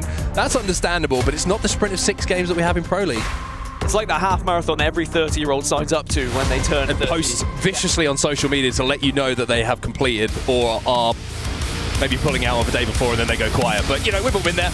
Let's focus on Apex and Legends. Let's go back to World's Edge now for map number 2, game number 2, and see if AG can go back-to-back. Obviously, that does open things up. We're probably going to see a few people switch, well, about 17 teams switch off of Watson and find a different Legend to give them that ring console information. We did see a few Caustics during scrims, but I don't think he's going to pop up just yet. Maybe later on in the series. One Legend that might actually turn up could be Vantage. Now with her new perks, you can actually get ring console information as well. Definitely could be an inclusion depending on how people like to play.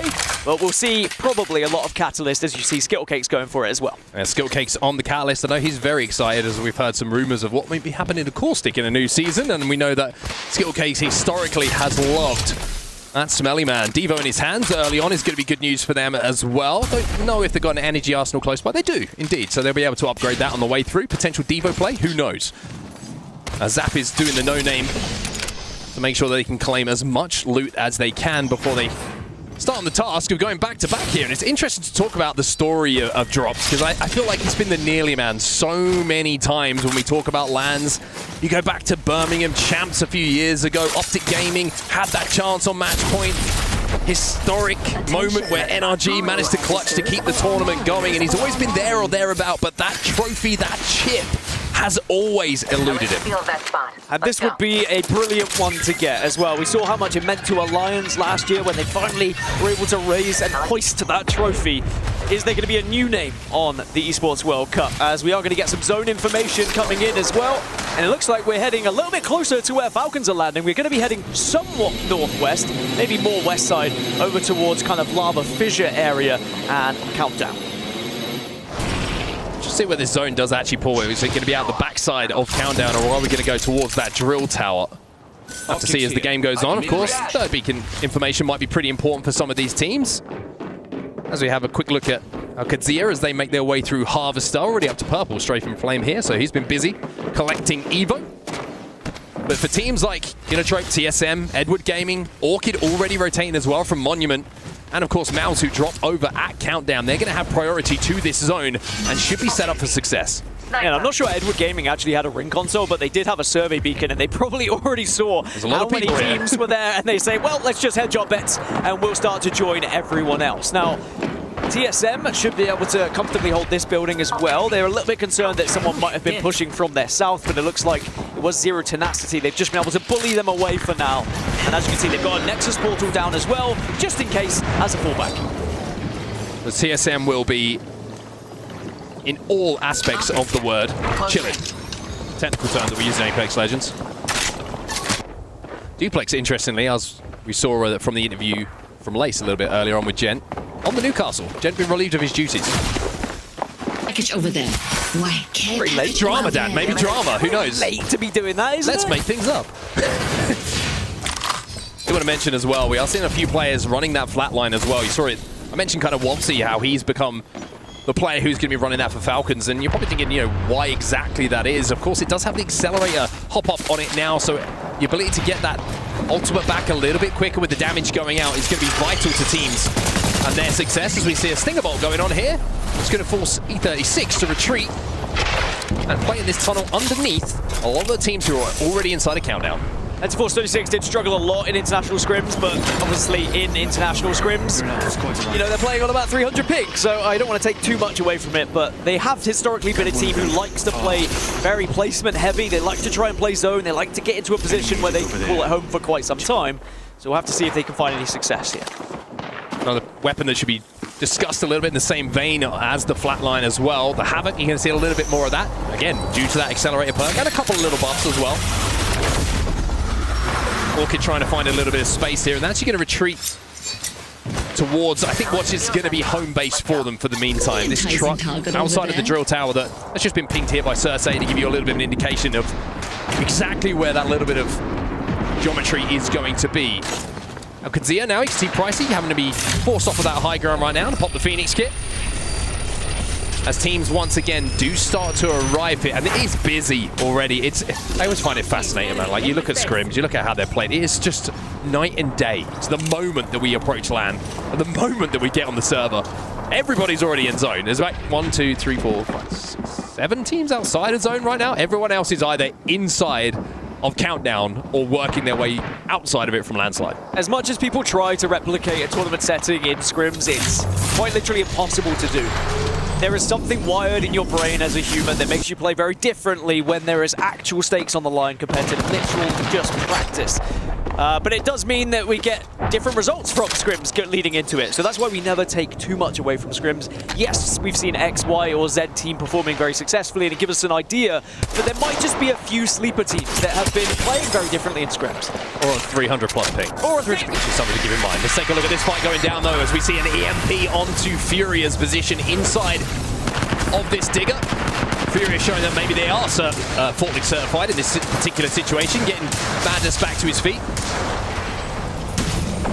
You have the Catalyst as well, which is going to reinforce those doors, but the windows always make it a little bit scary, especially when you don't have Watson available to suck up those grenades that are going to be coming in with that interception pylon. Also, interestingly, no Newcastle, so that castle wall isn't going to be able to fulfill that role either. So Fury are going to have to essentially take damage and just try and reset and hold off teams that approach. I have thought of a Catalyst buff though. Reinforced windows. There we go. That's how suddenly her pick rate will skyrocket. Reinforced POI. Just reinforce everything. Alcatia are healthy, well, and they can back off, and they're okay in landslide for now. My worry for them is when that zone inevitably does shift, is it going to be an uncomfortable rotation for them? They do have Newcastle to make builder cover, so they'll be absolutely fine to at least walk up, and they can use Newcastle's shield as well to get closer to Furia. But it's about where you go. Like we said, it's so busy when you get closer towards countdown. Yeah, it's interesting to see how Falcons are actually playing this game as well, because we've seen a lot of teams already rotate their way in towards countdown and the surrounding areas, but it looks like Falcons are playing for next zone information. They're hovering in and around Skyhook at the moment, waiting for the zone to pop, then they're going to hit that console and see where that third zone is going to be going. By doing that, they get the idea of if it's pulling towards countdown, if it's pulling out towards the drill tower, or if it's going to pull towards landslide. And it looks, from my point of view, on the info that we have, we could be either going drill tower or a little bit further towards landslide. So everyone who's gone into countdown is going to have to leave at some point. Got a new upgrade. Can't wait to unleash. The Falcons now will make their move thanks to the Nexus portal. Again, another reason why Alter is such a heavily picked legend, not just for the defensive ability, but also the speed of access as an offensive ability to try and catch up your team. Then you just bounce between those portals when you get laid under some fire. As Falcons have just spotted, I think, all gamers on the northeast trying to scout round and see if Skyhook was available, and it could have been another battle here, but instead of it being for first and second, it could be for 20th or 19th. And this is something you're going to see from Falcons a lot, by the way, here on World's Edge. The fact that they have all of Skyhook and Trials to themselves, that's why they've got 2 gold armors and a purple. It's just so much loot available for them. Any team that they go up against, they're usually going to have an early game armor advantage. And one thing I wanted to highlight here, this rotate through the tunnel is usually a little bit treacherous, and you can see how they were moving. They were very aware of what could be around them, but it's pretty clear that to actually move through to where this zone is going, not so clear though for AG. AG find Noah's Fox, and Falcon's actually going to probably third party this, or at least take a look at it, so Noah's Fox need to be careful. And Noah's Fox at the moment just retreating because Arufa has gone down. And it's going to be zapped with another kill to his name, or certainly the finish onto Arufa. And now Noah's Fox have got to decide how they get around this situation, how they get his teammate back into the game. Falcons have a little poke at this, but they've got Team Orchid to deal with as well. So, sticky situation where they're trying not to put themselves in a pinch. Orchid will retreat, or at least one of them is going to, so Falcons were able to hold off just a single player that was trying to step up, hearing all that commotion. Falcons might have to burn a few ultimates here, though, just to stay alive and maybe get aggressive. Yeah, I think they're pretty good in this situation, but just as you think that, there's a team coming through that tunnel.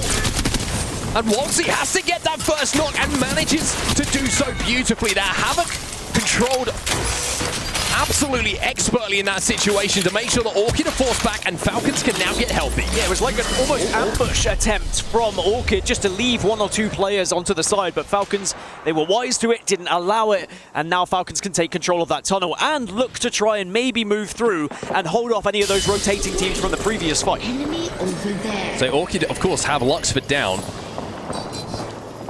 And the worry for Falcons now is that they will know that Orchid are low. They've got that KP themselves, but they've got to worry about Wolves Esports positions up on that drill tower. However, they make this cross, we're in a great position to pepper them with damage. So Falcons have got some choices to make here, how they play. They don't have to do anything for this zone. And it looks like for now, the plan, watch our backs. Once we've done that, once we've cleared the likes of Nose Fox, who have moved to get the respawn in Skyhook, then they can look to hold it out. Now that we've got the opportunity to see what Falcons are doing, let's see what the comms are sounding like as we jump in to a Falcons listening.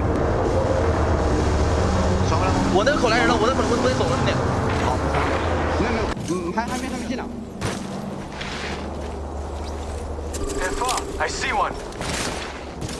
Well, we'll get Falcons on our audio in your ears as soon as we possibly can, but for now we're going to go back to the POV, and you can see that at the moment they're just keeping their head on a swivel. They want to make sure that nobody is rotating from their back and that they can just turn their attentions forward. That zone is going to shift a little bit further towards Falcons as well. It's going to be on this eastern side. So I think they'll be delighted when they eventually realize it. Of course, they're not going to have any information right now. AG will also probably be pretty happy about that one, as Movie Star will be our first team eliminated. It's taken quite a while here, but finally we see a team deleted, and maybe another one here as Edward Gaming will be under fire. They're taken down by Sentinels. I was wondering when we were going to see a Devo. Well, Carter's got one, and he's got some KP to go alongside it. So the Devo stats starts to pick up in game number 2 here. Sentinels clearing out their low ground. But where that zone is pulling, very, very interesting as we see Na'Vi going up against Alcatia here, and it looks like Na'Vi could not be long for this world. Xhaka will be taken down, and Alcatia will be able to hold, but they've got to be worried about Falcons now. Made it to max level. Actually, excuse me, this is the Vault Tunnel on the southern side of this zone. Falcons are absolutely fine, and Alcatia as well will be fine. They'll be fine, but they then have to go back into Landslide, which is currently heavily contested by the likes of Furia and Wolves, and remainder of Nemesis as well, as now Sentinels into another fight. You can see they've been able to get yet more damage onto a squad. Sentinels not scared of taking fights right now. Interesting to see that Ninjas in Pajamas were actually pushing onto Fnatic in that fight. Sentinels were moving to try and third party to see if there was an opportunity, but NIP used their Void Nexus to get away, and now you're seeing exactly the same play from the side of Sentinels. Unfortunately for Fnatic, last player alive, Alace, will be taken down as Ninjas in Pajamas will pick up some more KP. So a lot of teams now are going to start to try and worm their way into zone. Gen.G, NIP, Zero Tenacity have just moved in as well. They were all the teams that are kind of the late stragglers here. I don't know if any of them are actually going to force a fight. We might get a position where 16 squads are still left going into this next zone. Maybe one fight might occur on the south. Gen.G potentially against Alcatia and Team Nemesis. Can we go to the point of view of Cannon if you have the opportunity? Because he was in the funniest position with that Sheila behind one of those walls just up on the height. But for now, we'll look at Gen.G. More pressing issues ahead of us as Nemesis are feeling what that Devo can do. Ripping that wall down. But Nemesis do have that mobile shield available, and now Nemesis are going to send it onto them. Ninja Pajamas have been eliminated in the meantime. Gen.G are down to 1. Asia feeling the power of Team Nemesis, and with the armor disadvantage, Nemesis will win that fight. This was my worry down on the southern side, that Gen.G would just spark all of this commotion. Now Fury are getting involved. Zero Tenacity is starting to arrive as well, and the Devotions are very much in play here. Man has got to be careful here. Still one player alive somewhere or other here for Nemesis. Alcatia has been taken out. Zero Tenacity now moving in, like you say. And when you're looking at the armor disparity, well, you can't get much more than this at this point in the game. 2 reds and a purple here for Z10. God, everyone wants in on this madness on the south. Now Alcatia are going to look into it. Nemesis do get eliminated. Fury are down to just 1 as Madness gets knocked down as well. But they do have the ability to go back into this truck. Maybe there's a reset chance. No, there isn't. Fury will be eliminated. Alcatia moving into Landslide to try and be the last team to essentially arrive in this position, wrap behind everyone and clear this southern side of the map out. We'll take a look at the replay in a few seconds of Ninjas in Pajamas and that fight where we saw them eliminated. Alcatia now take that loot that was left by Furia. They take that loot, they take that position, and they will control the majority of the south. Zero Tenacity being their main concern on the southwest. Everyone else is above the halfway point when it comes to north and south. So most of the fights now are going to occur on the northwest. You've got Maus, Noah's Fox, Sentinels, TSM, all have to get out of Countdown, and they're probably going to find a rough time of it as well. E36 gathering some loot that was left over, and they will be safe on this blue crate for where this next zone is going, but there's going to be so much traffic around them. Alcatia, by the way, amazing job from them to wrap to that southern side, be the last team to wrap. Keeping their eyes on that timer when the zone was closing to clear out that southern side, and now they have a walk-in if, and it's a big if, they can deal with Zero Tenacity. Now over towards Countdown, and this is going to be chaos as everybody has to leave. Jen trying to get the res behind the castle wall here as the Newcastle, excuse me, it was Duplex on the Newcastle. And Sentinels try and move in to finish off TSM, and Carter. No turbocharger on that Devo, but he doesn't need it. Oh, they get eliminated from elsewhere though, and TSM will just about survive. Second time in 2 games. Realistically though, are they going to be pushed from the team above? How aware were they? It looks like TSM might get away with this. Second time in 2 games that 1 player, and it's going to be Jen again, is left alive, and TSM are allowed to reset. So TSM, a slice of luck going their way. That's Kinnetrope up on that high ground. We're able to survive that fight and influence it. Alcatia, by the way, been eliminated. We mentioned how they had to clear that side out, weren't able to do so. No, Xbox also go down, so 6 squads now remain. Falcons are currently hunting down the remainder of Mao's on the north by the looks of it, and they should deal with it, and they will deal with it. So off screen, Mao's just got eliminated, but it looks like Kinatrope are now aware of TSM's position here. Sheila's thirsty, and TSM have got to be careful here, because if Cannon peaks with that ultimate, there is going to be an opportunity for him to do a huge amount of damage. By the way, did you see the loadout there for Cannon? Don't think he had much time to loot before they rotated. Had an alternator, no attachments, maybe even rezzed. Yeah, Kinatrope did res, so that's probably why. Like the although Volks has got an RE45 and a mode check, so who knows? We are going to see just Kinatrope very concerned about TSM, but reluctant. Oh, we see it! The abduction, but Cannon gets away. Cannon goes in, Cannon goes out. TSM, try as they might, they are just in such a precarious position right now. It's going to be so difficult for them to survive. Panic's got that turbocharged Devo, so if anyone walks into his POV, there's another they one. Are going to get shredded! And that's exactly what happens. They get the finish as well. And you're probably wondering, why finisher? Well, it means that they can't recall him through that Nexus that was down. TSM not only survived, but now start to thrive as well. By the way, all the meanwhile, Falcons have taken the entire space in the middle of this zone, and they are very much favorites to win this thing, because Wolves, TSM, and Kinatrope all on the same side, and Falcons can watch over all of it, saying, come to us, is there anyone else? Chance to pad a little bit of damage here. You saw Hal, by the way, nearly 2k damage already in this game, but the catwall now going down from TSM. They have moved in towards zone, but the mother load and the EMP coming in means that Kinatrope will be destroyed, they will be eliminated, and Falcons do not want to let anyone on this side of the map. And Falcons are so spread, they are just covering, they are pitching, it's just Wolves left. It's just Wolves left, and look at this. Just so much space being controlled still by Falcons. The question is, did they use all of those ultimates to clear this space a little bit prematurely? And what have Wolves got to play with? If Wolves can commit and maybe find a single player from Falcons, there is a chance here. You can see that Sparrow ultimate was close as well, and that could really make a difference. And they're so close to a Dark Veil as well. All the ultimates are nearly there for Wolves, which could make They're not going to let it happen. Hal's swinging in here. Hal's got some good damage down. But Howard, in the meantime, has gone down, but he managed to take 2 with him. Donut, the last alive, does not get to survive, and Falcons will win game number 2 here at World's Edge. It's a second place, it's a first place, and it's enough to make the crowd in the Gideon Arena erupt for their home team. And Falcons looking far better in the early stages of the tournament than they did at the ALGS Open. Very, very impressive stuff from Falcons, and I want to just take it back. You think about how many teams rotated quickly towards that zone off of that first ring console piece of information that they got. So many teams like, this is a countdown zone, this is countdown. So many teams stacked up inside a countdown. What do Falcons do?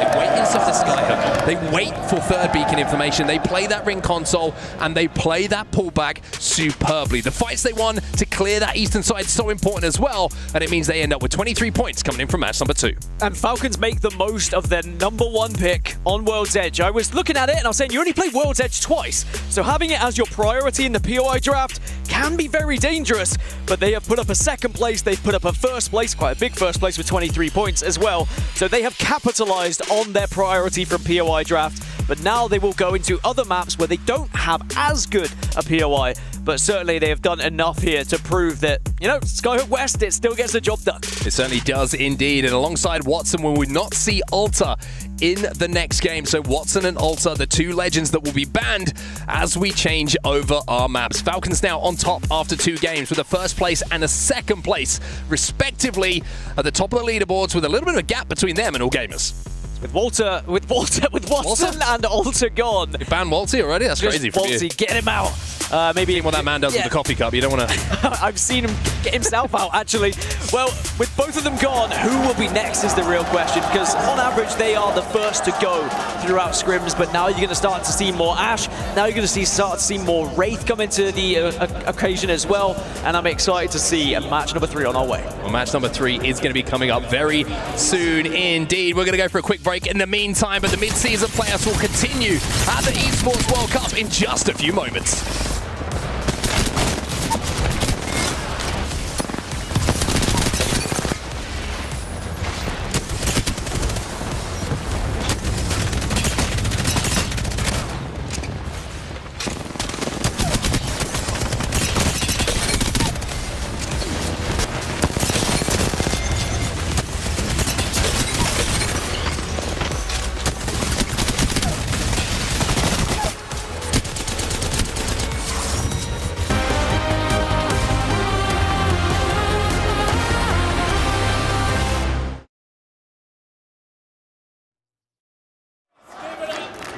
hands together for the winners of that last round there. Make some noise for Team Falcon!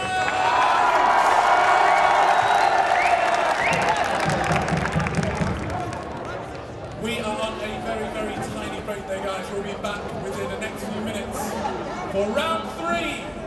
Apex Legends, Group A, Day 1.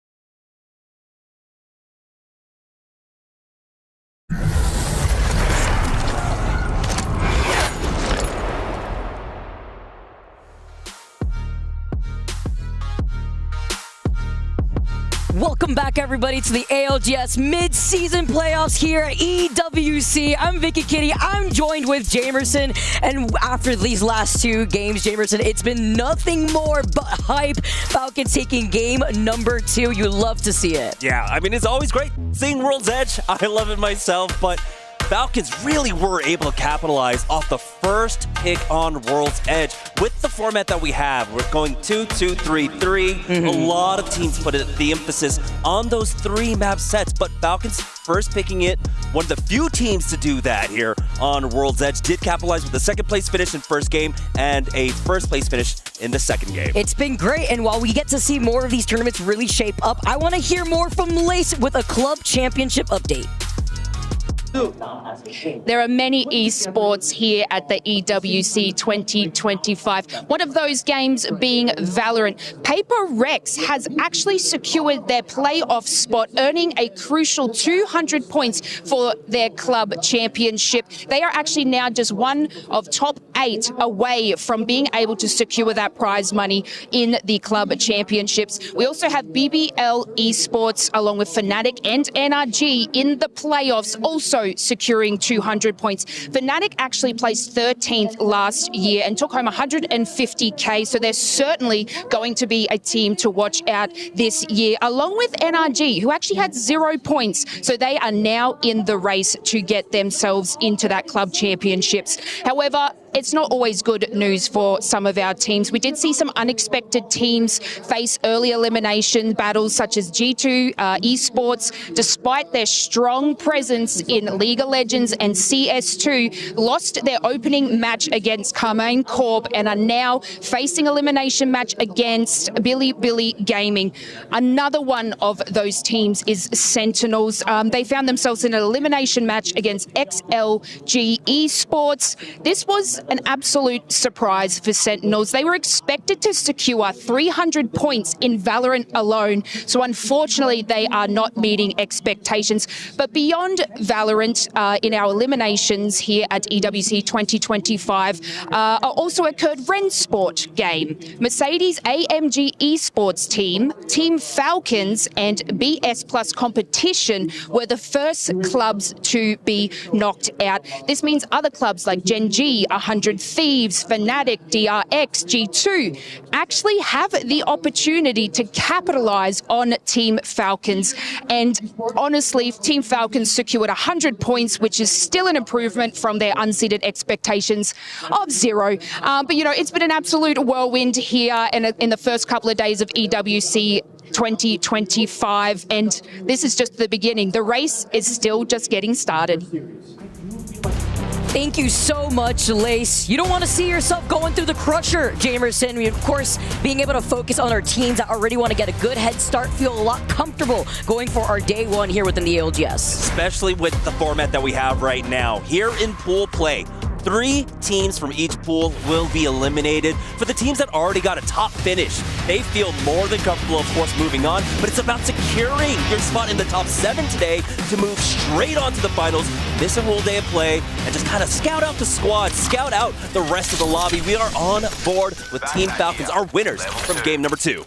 Of course, our top 7 teams here in this lobby will be able to move on to that final lobby, so they'll be able to sit pretty, especially with Group A. You got 2 days basically to sit back and watch the rest of the tournament play out before you feel that pressure going into that finals lobby. But then for our majority of the teams here, 8th through 17th, they'll be able to go through that last chance qualifiers here as we take a look at Team Falcons, our winners of game number 2. And we were looking at E-District, now moving on to E-District with Alter not being allowed to be played because we saw Alter picked the most for game number 2. I think that makes things interesting here, Jamerson, because on E-District, we know how powerful Alter could be, but now you can't use her. Alter and Watson are gone, but we still have some very strong legends that are available here. We are seeing some smatterings of it. The Catalyst being picked up, of course, by a lot of teams, but also the Newcastle. We saw him really start falling out of favor a bit towards the end of the split, but now, because of some of these earlier defensive picks getting taken out so early on,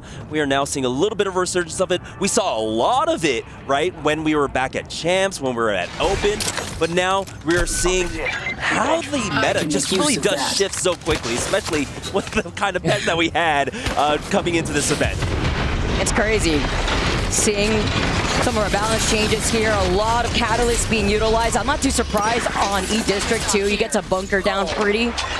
looking around these doors. It's TSM sharing this building with Team Nemesis, though. They've taken a good amount of pressure already. TSM are going to be able to share this building, and this is something else about E-District that I really like. A lot of space to coexist for a lot of these teams. So you can expect a lot of these final zones, especially teams that like to prioritize their positioning into that final zone, to be sharing a lot more of that real estate. Yeah, and of course, everyone that was able to hit up the ring console, seeing this one going down towards draft point, all the teams that had priority are already inside the next zone, except for Kinotrope Gaming coming out from Street Market there. But at this draft point circle, you don't really expect most of our teams to get too aggressive here. I think the timings on a lot of the rotations alone will stop a lot of early aggression, and I think the teams are just more than comfortable on holding these positions for now. We'll see how the rest of the teams rotate around for this one, but we are starting to see teams coming out from the eastern side of the map right now. There will be a moment where there's going to be a huge clash of teams on the northern side. Yeah, instead, you want to be like Kinotrope here in this situation where their POI is Street Market. They're going to be able to wrap around to that south side, less contested by the teams that are moving in through that northeastern side, like you mentioned. Edward Gaming being one of the teams now actually rotating over to that south side where Shipyard Arcade does have a ring console. Comes in clutch if you want to try to play objective, especially since you know so many other teams that want to play patiently into that next zone won't really have those Evo shields boosted. We've been seeing a lot of damage output with poke pressure from the G7, the 30-30 thus far. Not too surprised we saw something very similar, when it comes to Scrimbugs. Yeah, we have a small engagement here as teams are making their way on in. Alcatia will utilize their wall to make it to the first floor. Team Nemesis ends up getting knocked out first here in game number 3. TSM gonna get an eye on this one, but I don't think there are really any trades on the other side. I mean, look at this pileup. It's not only just TSM here, hearing a lot of this fighting going down right below them. Kinotrope have now made an appearance. Alcatia too, who are player K falling incredibly low, already losing out on his shield tier 2. Yes, Yuka now makes an appearance, and TSM just hear all of this, trying to look around to see if maybe they could put in some poke pressure here too, but they're not going to be able to give up that space. This is the results of a battle that took place in Energy Bank. I believe it was Fnatic Na'Vi and Movie Star Koi, and Movie Star Koi ended up getting caught in a pinch between these two teams. Na'Vi and Fnatic just back away. You see there, Fnatic were able to pick up 2 kills in that third party when they came in from the flank on the eastern edge. Kinotrope not completely safe yet. They'll go ahead and back away, but like you had mentioned, they did take their time over there at Street Market. It was a great rotation timing for them to slow things down just a little bit. But now they do have to worry about trying to keep that southwest side of the zone a little bit more clear, but a lot of teams are starting to hover around that area right now. That's why they backed away too. It's so smart because you have the Ash Portal just as a getaway from a lot of this chaos here. They didn't want to commit to that fight versus TSM, and it was good timing too because Edward Gaming were looking to wrap up behind them. There's also an Evo Harvester to the south side on the outskirts of that zone, so they could be aware, specifically Kinotrope, of any other squads within the vicinity that may want to play objective and take that spot away from them. So they backtracked in a really good time, as Furia now are going to be able to wrap around Street Market with a ring console and that survey beacon too. Yeah, you're on the board with Mouse Esports. They're on the northern side of Draft Point right now, eyeing up some of the members of Na'Vi coming out from Energy Bank currently. But this is a squad right now currently in a position that is heavily defendable. Of course, the Newcastle will help them out immensely here. They have a few more teams on the opposite end, but no one really has great sightlines on them. So this is a team that should be able to fight for a while, but right now, more than anything else, we're just waiting for the next ring zone like most of our squads. And Kirov is going off with the bow check, by the way, in the feed here. 18 squads left now. Thus far, we saw the early action with Team Nemesis and Movie Star Koi, who are out of this lobby for this third game. And so many other teams are now starting to pile up from that north side. Furia, a little bit less contested for them as they do have that ring console information to see where that zone pool is going to be pulling towards. And it's more directly kind of in the middle. Right in the middle, so it doesn't give too much, it doesn't really favor any team, possibly Na'Vi, just because of how much of the pileup happened. We saw a lot of teams try to go to the western side, a lot of teams come in from the south, and so those teams that rotated in from the north now, we're not having that pileup that I expected. We have Na'Vi safely there on the northeast side. Edward Gaming, they did end up losing out on one when they tried to make the rotate deep into it. Remember, they were rotating around towards that south side of Shipyard. NIP, that was the moment of friction for them. They had to try and get past them. NIP were able to pick off one, I believe. And so now Edward Gaming in the middle of draft point have to figure out how to get their third back in. Opina trying to get to see if you could get that banner. Not too sure if he was able to acquire. He felt some pressure. It looks like they did get the banner. They just have to deliver it over to the respawn beacon. They're not going to get pushed thus far. They have that beacon right to their backs here, seeing if they will have that timing. As you can see, Strafing Flame and company already making their way over. As we can see, NIP with the pings, with the knock here, with the bow check, primed and ready to go with the nade too. That was the replay. I love it. Beautiful. I thought maybe it was like out of the sky. They went for an evac tower, but no. He was just able to find that angle, and it was lined up perfectly. Mouse Esports still here on the north side of Draft Point right now. They do have a number of teams around them. Team Orchid, Furia, AGAL, Sentinels, all around them right now. And no one is really ready to stir up the Hornet's Nest quite yet. No one is forced to move. And here, of course, in our 10-match set, you don't really want to give up anything for free. So just play for the placement points, play safely at this point. When we get towards game number 8, game number 9, that's where, you know, a little bit more of the desperation is going to come out. But for right now, at the early stages of this entire match, teams are going to play very conservatively. Ryza giving me a little bit of a heart attack out here. I mean, he's got that shield bat ready to go, but taking some blank shots here, looking over to the side, also on Wraith, right? So you get that notification if somebody is trying to aim at you too.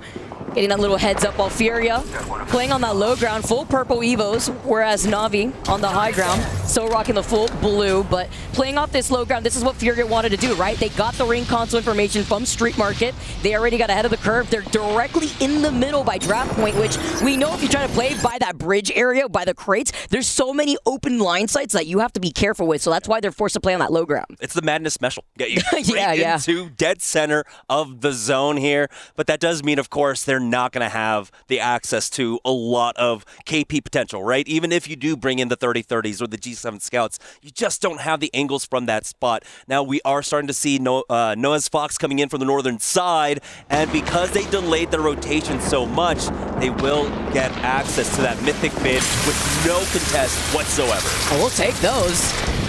Noah's with the objective in mind here. Two members are just going to be able to float around with that Crypto Drone to also get any scans that they may need. Maybe even a respawn there with the beacon being right there. And that mythic bin on top of it all. As Kino Trip are going to be able to get the scan, see where everybody is situated at. Right by that zip line. Where Zero Tenacity is now situated on that low ground. But look, TSM being right there next to Edward Gaming. Edward Gaming were finally able to find that moment to get their third back in. Now they do have to deal with, like you had mentioned, that huge pile of TSM Alcatia. But in a few short moments, you've got NIP that have to move out, Kinotrope, Zero Tenacity, a lot of teams here on the south side. On the north, that's where a lot of that pressure was alleviated, and we have a major pull, but we have a big fight coming out now. As Zero Tenacity have already lost out on one. And it was the Arcs there too that just did enough. Great nade coming in from Fuda. Kinotrope just trying to stay alive. Yuka now going to be able to drop down here too. Going to be popped the shield back, but he was still pretty healthy while his teammates had lost out on their shield a little bit earlier on. The Mirage plays.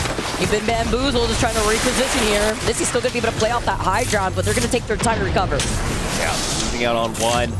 Both teams going for the full reset at this point. They will have some time to try and plug their teammates back on in, but this is going to be difficult. The quick moment, though, never mind. There it is, Pero with a knockdown on Phoenix, but can they punish this one? Looks like with the new castle slowing things down, not going to be a moment to really punish them yet. Man, Yuka with the ballistic, letting that Rampage sing, by the way. All juiced up while we get the Mirage res on top of it all. Giving that green light, though, for other teams to now make their way into the vicinity. 0-10 still trying to recover, while TSM looking ahead here, playing still inside this building. Yeah, for a lot of the teams that are still inside the zone, they don't know about the next pull, but we do have a major shift in the next ring. It's going to be pulling over to the southeast side of Draft Point, where currently Fnatic, Enterforce 36, and Team Falcons are in position for it. The rest of the lobby are going to have to fight it out from that northwest side to make it in. Furia, who we had seen earlier on in that low ground, will have to be forced to really try and avoid a lot of that fighting with about 10 teams coming their way. Even better when Watson was the first to go out here in our Legend lineup.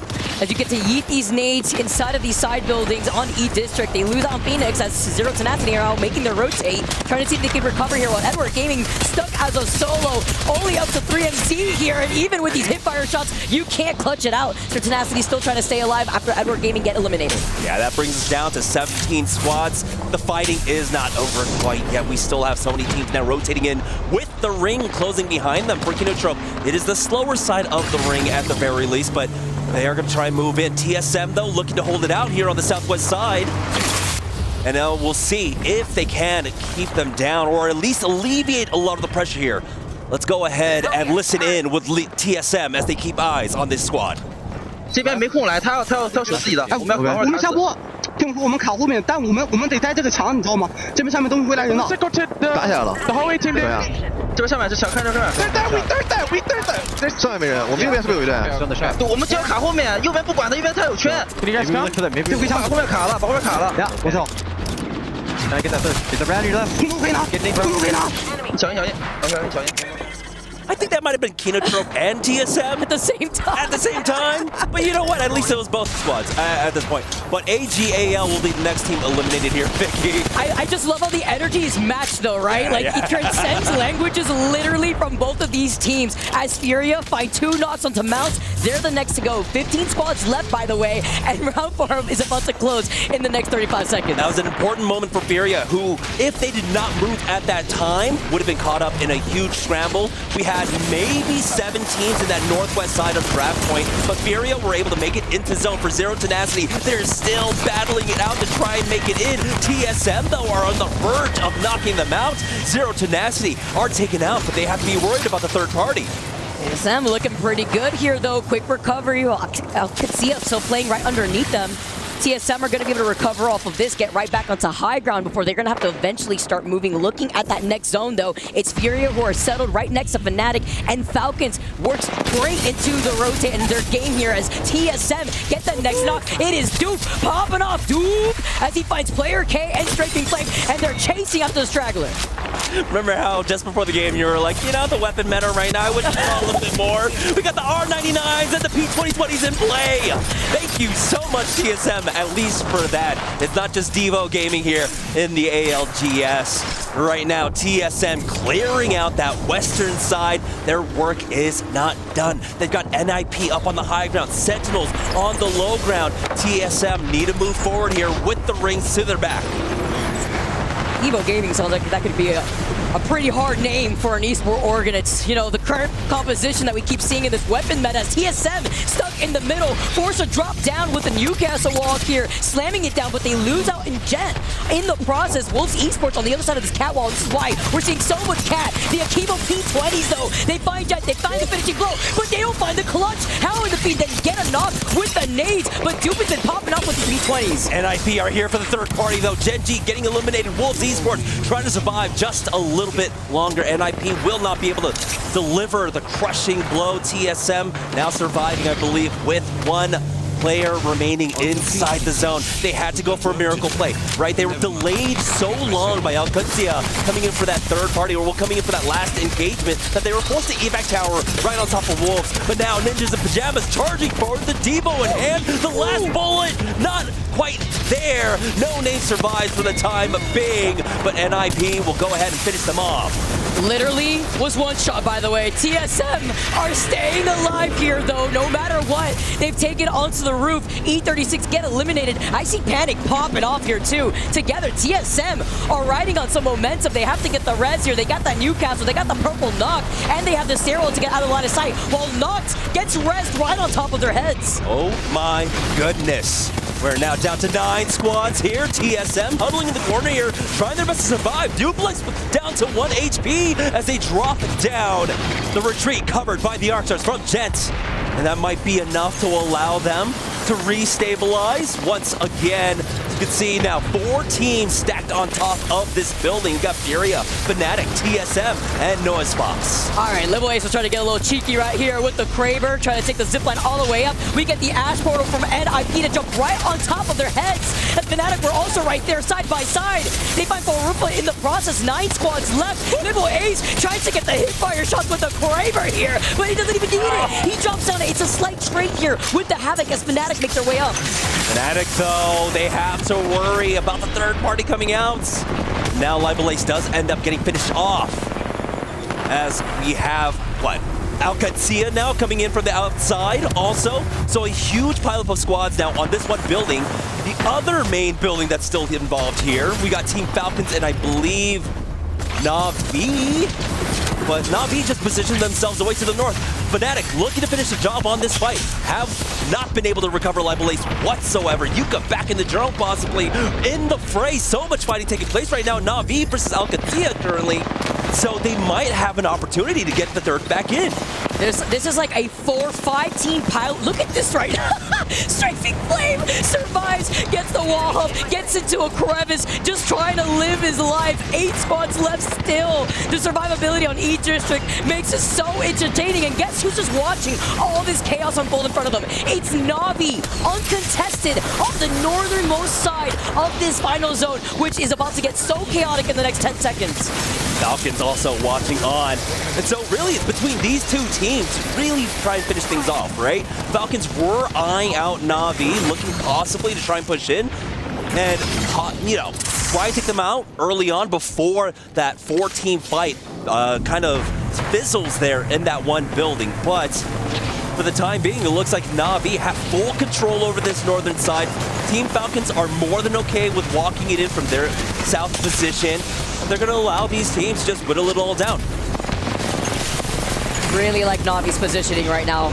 Our former champ winners looking to take this game here. Sentinels, though, have to be careful with those blue Evo shields, having to wrap around. Nice shots from Panic here as TSM have managed to stay alive. They have the loot at their feet, too. So not lacking on loot in general, looks like. Maybe lacking a little bit on that light ammo. Look at NIP. They got the armor swap for days just in case here, right at their feet, while Furia still play right underneath them. Sentinels get eliminated. 6 squads left as the zone starts closing in. Yeah, Sentinels didn't have a single floor in this building whatsoever to play off of. I think they were just trying to play from the outside, and so that left them the most vulnerable. But now we're waiting it out. We've got another maybe 10, 15 seconds before four teams are forced and evicted out of these buildings. Falcons also on an awkward timing here, where they're going to have to drop out too. Na'Vi keeping an eye on them as Fnatic are looking for a drop down themselves. Now Furia timing their heels. They're all going to poke out. TSM out, and they have set up. NIP, they find 2 knocks with the Na'Vi. Everybody in the lobby uses their Ash Portal to get closer to that next zone. We see the knocks, we see the double catwalls, and we see Furia jumping in from the high ground, from the fence line. Fnatic get eliminated. Final 3 squads, TSM, Furia, and Team Falcons as Furia loses out on 1. Falcons pretty up to try to wrap around here. Last 2 squads as Furia are the champions. But what chaotic final zone for our last 3 teams to collapse on one another, with Furia taking over the high ground there before sliding down and cleaning up what was left in front of them. And I mean, I feel like it continues to happen here on E-District, where we just get some wonky, weird Ash portals on top of the winning team position that kind of throws things all for a loop. Great recovery from Furia. We've seen them from being able to really capitalize off of having priority on zone. We saw them get into the center of draft point, but the most important part was that ring 3 transition for them. They moved so much faster than the other teams to try and get into one of the priority buildings when we had that shift down to the southeast side. And you know why they were able to get that information? Because they took their time rotating from their POI over by Blossom Drive to Street Market, where there was a ring console, played a little bit on the outskirts of zone, and then found their way down in the dead center part of that next zone that they had called out. Playing the Furia way, right? Madness's calls usually always on point right there too, in trying to settle into that final zone positioning. As we take a look at the match 3 results here, NIP were farming. 13 KP. Furia take the dub with 5 KP, but you saw all smiles all the way around for TSM, happy at their performance in that game 3, finalizing not only second place, but with a 10 KP too. And we don't typically get to see that kind of spread, right? First place with 19, second place with 18, third place with 17. It's typically not that kind of spread out in terms of KP, but that's an amazing result. And so with Falcons as well, now with another top finish, it wasn't a top 2, but it was still, of course, a lot of KP, a decent amount of placement points for themselves. They're already our lobby leaders. Now after 3 games, they're at 50 points. I mean, this is all about farming that KP, farming positioning, and that's what already Falcons is doing after 3 games alone, because of course, we are playing 10 games no matter what throughout the pool section here for Pool A specifically too. And Falcons already on top with 50 points. I mean, look at the amount of points that they've been able to soak up in 3 games alone compared to the rest of the lobby. I mean, just imagine, right? Imagine going into the final day, and there they go. Few teams have been able to get onto match point into 3 games, but Falcons are showing that they do have the capability early on, and we are seeing a resurgence from having them, of course, with that home ground, crowd benefit. They've got that huge group behind them to really cheer them on too. Furia, they take game number 3. We got more E-District coming up on the other side of this break. You don't want to miss it.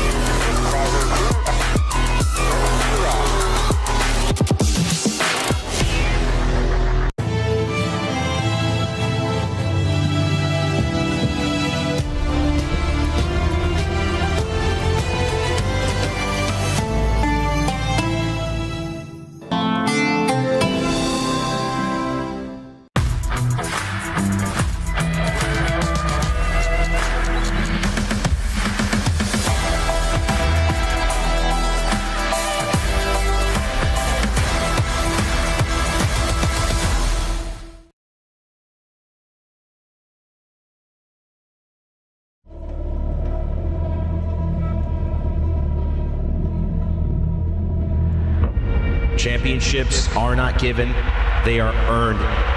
This moment, you cannot let it slip by. It's moments like this that you spend years waiting for, sometimes lifetimes.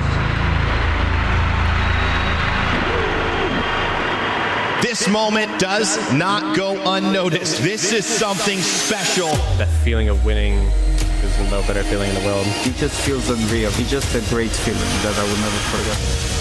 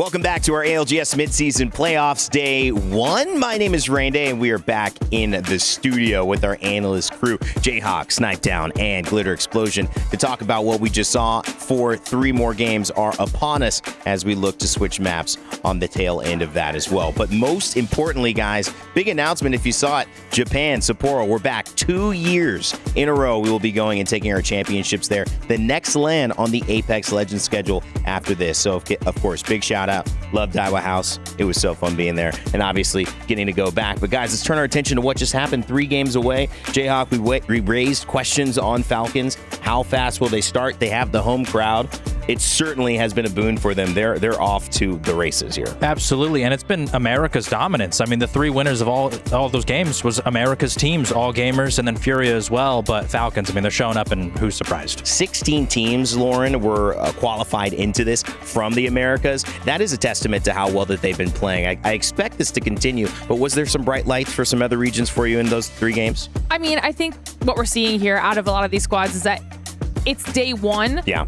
And we're playing the field a little bit. We just saw in the final game, which we're going to get to here in a couple moments at the end, was the stacking of the teams in the building. You're talking about other regions. Fnatic was one of those squads fighting for their life in the final moments. And you know what? Na'Vi, 3 points in that last game as well, a team we had also mentioned. Snipe, game 1 started off, it was all gamers who would win it, but this set the tone for our first few matches of the day. Yeah, I think one of the biggest things here about AG is that they came from Overlook, so they knew they were going to try and come from height. You could tell early on that this zone was going to end right around the train track. So once you get that first zone knowledge, they kind of had an idea of where they wanted to come in from. They ended up taking height, clearing out the teams around them. They had one team in the truck behind them that they knew they had to clean out, so their back was good. Fortunately for them, ORC was actually under them as a duo, which allowed them to clean that up. And if they didn't clean them up under them, they wouldn't have been able to drop down for free like they did. And once they did that, they were able to control most of the map. Falcons was actually struggling throughout this entire time. We saw them on the ground getting res and all that, so AG was able to drop down, use the cover, push them, and keep them trapped on the side. We did see the return of Watson into a premier pick. You'll see that in scrims, the recent buff. People are questioning, is she going to come in? Oh yeah, absolutely. Certainly a top-tier pick. Game 2 as well would see things continue, Jayhawk, with America getting the edge. Absolutely. This game was a little bit of a change of pace in terms of the winner. Falcons, unlike all gamers in that game 1, weren't able to get a ton of kills.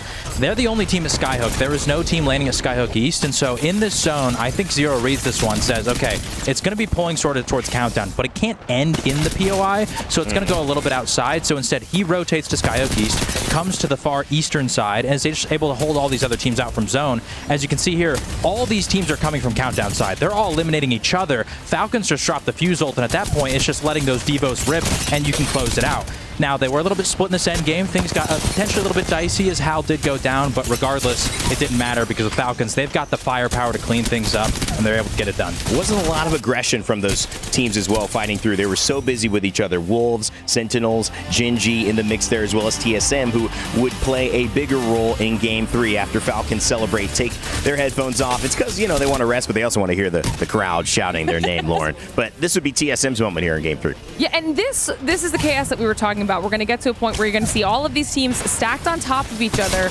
inside this final building. And like I mentioned, Fnatic being one of those squads. TSM was in here, NIP was in here, Na'Vi was in here. I mean, this was so much chaos, and people were able to stay alive in this building for so long. NIP had tried to get that rooftop, which they were able to claim the space of and able to hold for a while, but under them, so many of these other squads, Furia included, Kinotrope was in here, Alcatia was in here. Everyone was trying to fight for space. We thought it might have been NIP at the top who were able to utilize the roof and maybe have better angles. They end up dropping down, pushing through, and Furia able to close this out. And I'm glad that we get to see this out of Furia here after that Catwall had split everything in half and able to win, because we talked about whether or not they were going to be able to show up here, and they were able to get the win in Game 3 already.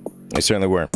Yeah, I think one of the biggest things I noticed out of the NA team specifically is their ability to jump on teams when things are getting hectic. We watched TSM get constant resets over and over and over, and we were all commenting in the back, like, why are these teams not cleaning this up, cleaning their backs? And we saw the pile-up that happened there in the Countdown side, and if teams just decided to clean this up, they wouldn't have to worry about this. They would have been able to play the field, and I think that's the biggest thing. We saw NIP in the last game, tons of kills, AG in the first game, tons of kills. It's that confidence that they have that is propelling them to the top of the leaderboard right now. First day jitters. hours. You could be just warming up, feeling this lobby as well, players getting used to this. But guys, we've got a big segment that we've got to rush to because I need to hear some conversation that's as fiery as the gameplay that we've just been watching. That's why we're not going for hot takes. We're going for our doctor's notes here, which means we're getting Jayhawk and Snipedown involved in a discussion, and I need to know what the prescription is. What have you prescribed for your doctor's notes? Of course, the segment, thanks to Dr. Suleiman, I'll help you. Yeah, let me prescribe everyone some knowledge real quick because I have a take, and I've had this take, I think, for almost a year at this point. I said it in Japan, and I don't think a lot of people have really caught on to this belief of mine. I believe that Zainu is the individual best player in the world right now. I'm not talking about all time. Okay. Listen, I know the Zero and the Imperial Howl debate, it exists. They've got all the championships. But Zainu's got 2 of himself, and ultimately I believe he's the most flexible player in the world. We've seen him lead North American Pro League his rookie season in kills. We've seen him win a LAN playing Watson with SSG as the anchor player. And I think if you go listen to his comms, he could IGL a team, quite frankly, if he wanted to. So I believe that Zainu is the best player. I think he's the most valuable player, and I think that he is the most flexible player in the world. High praise.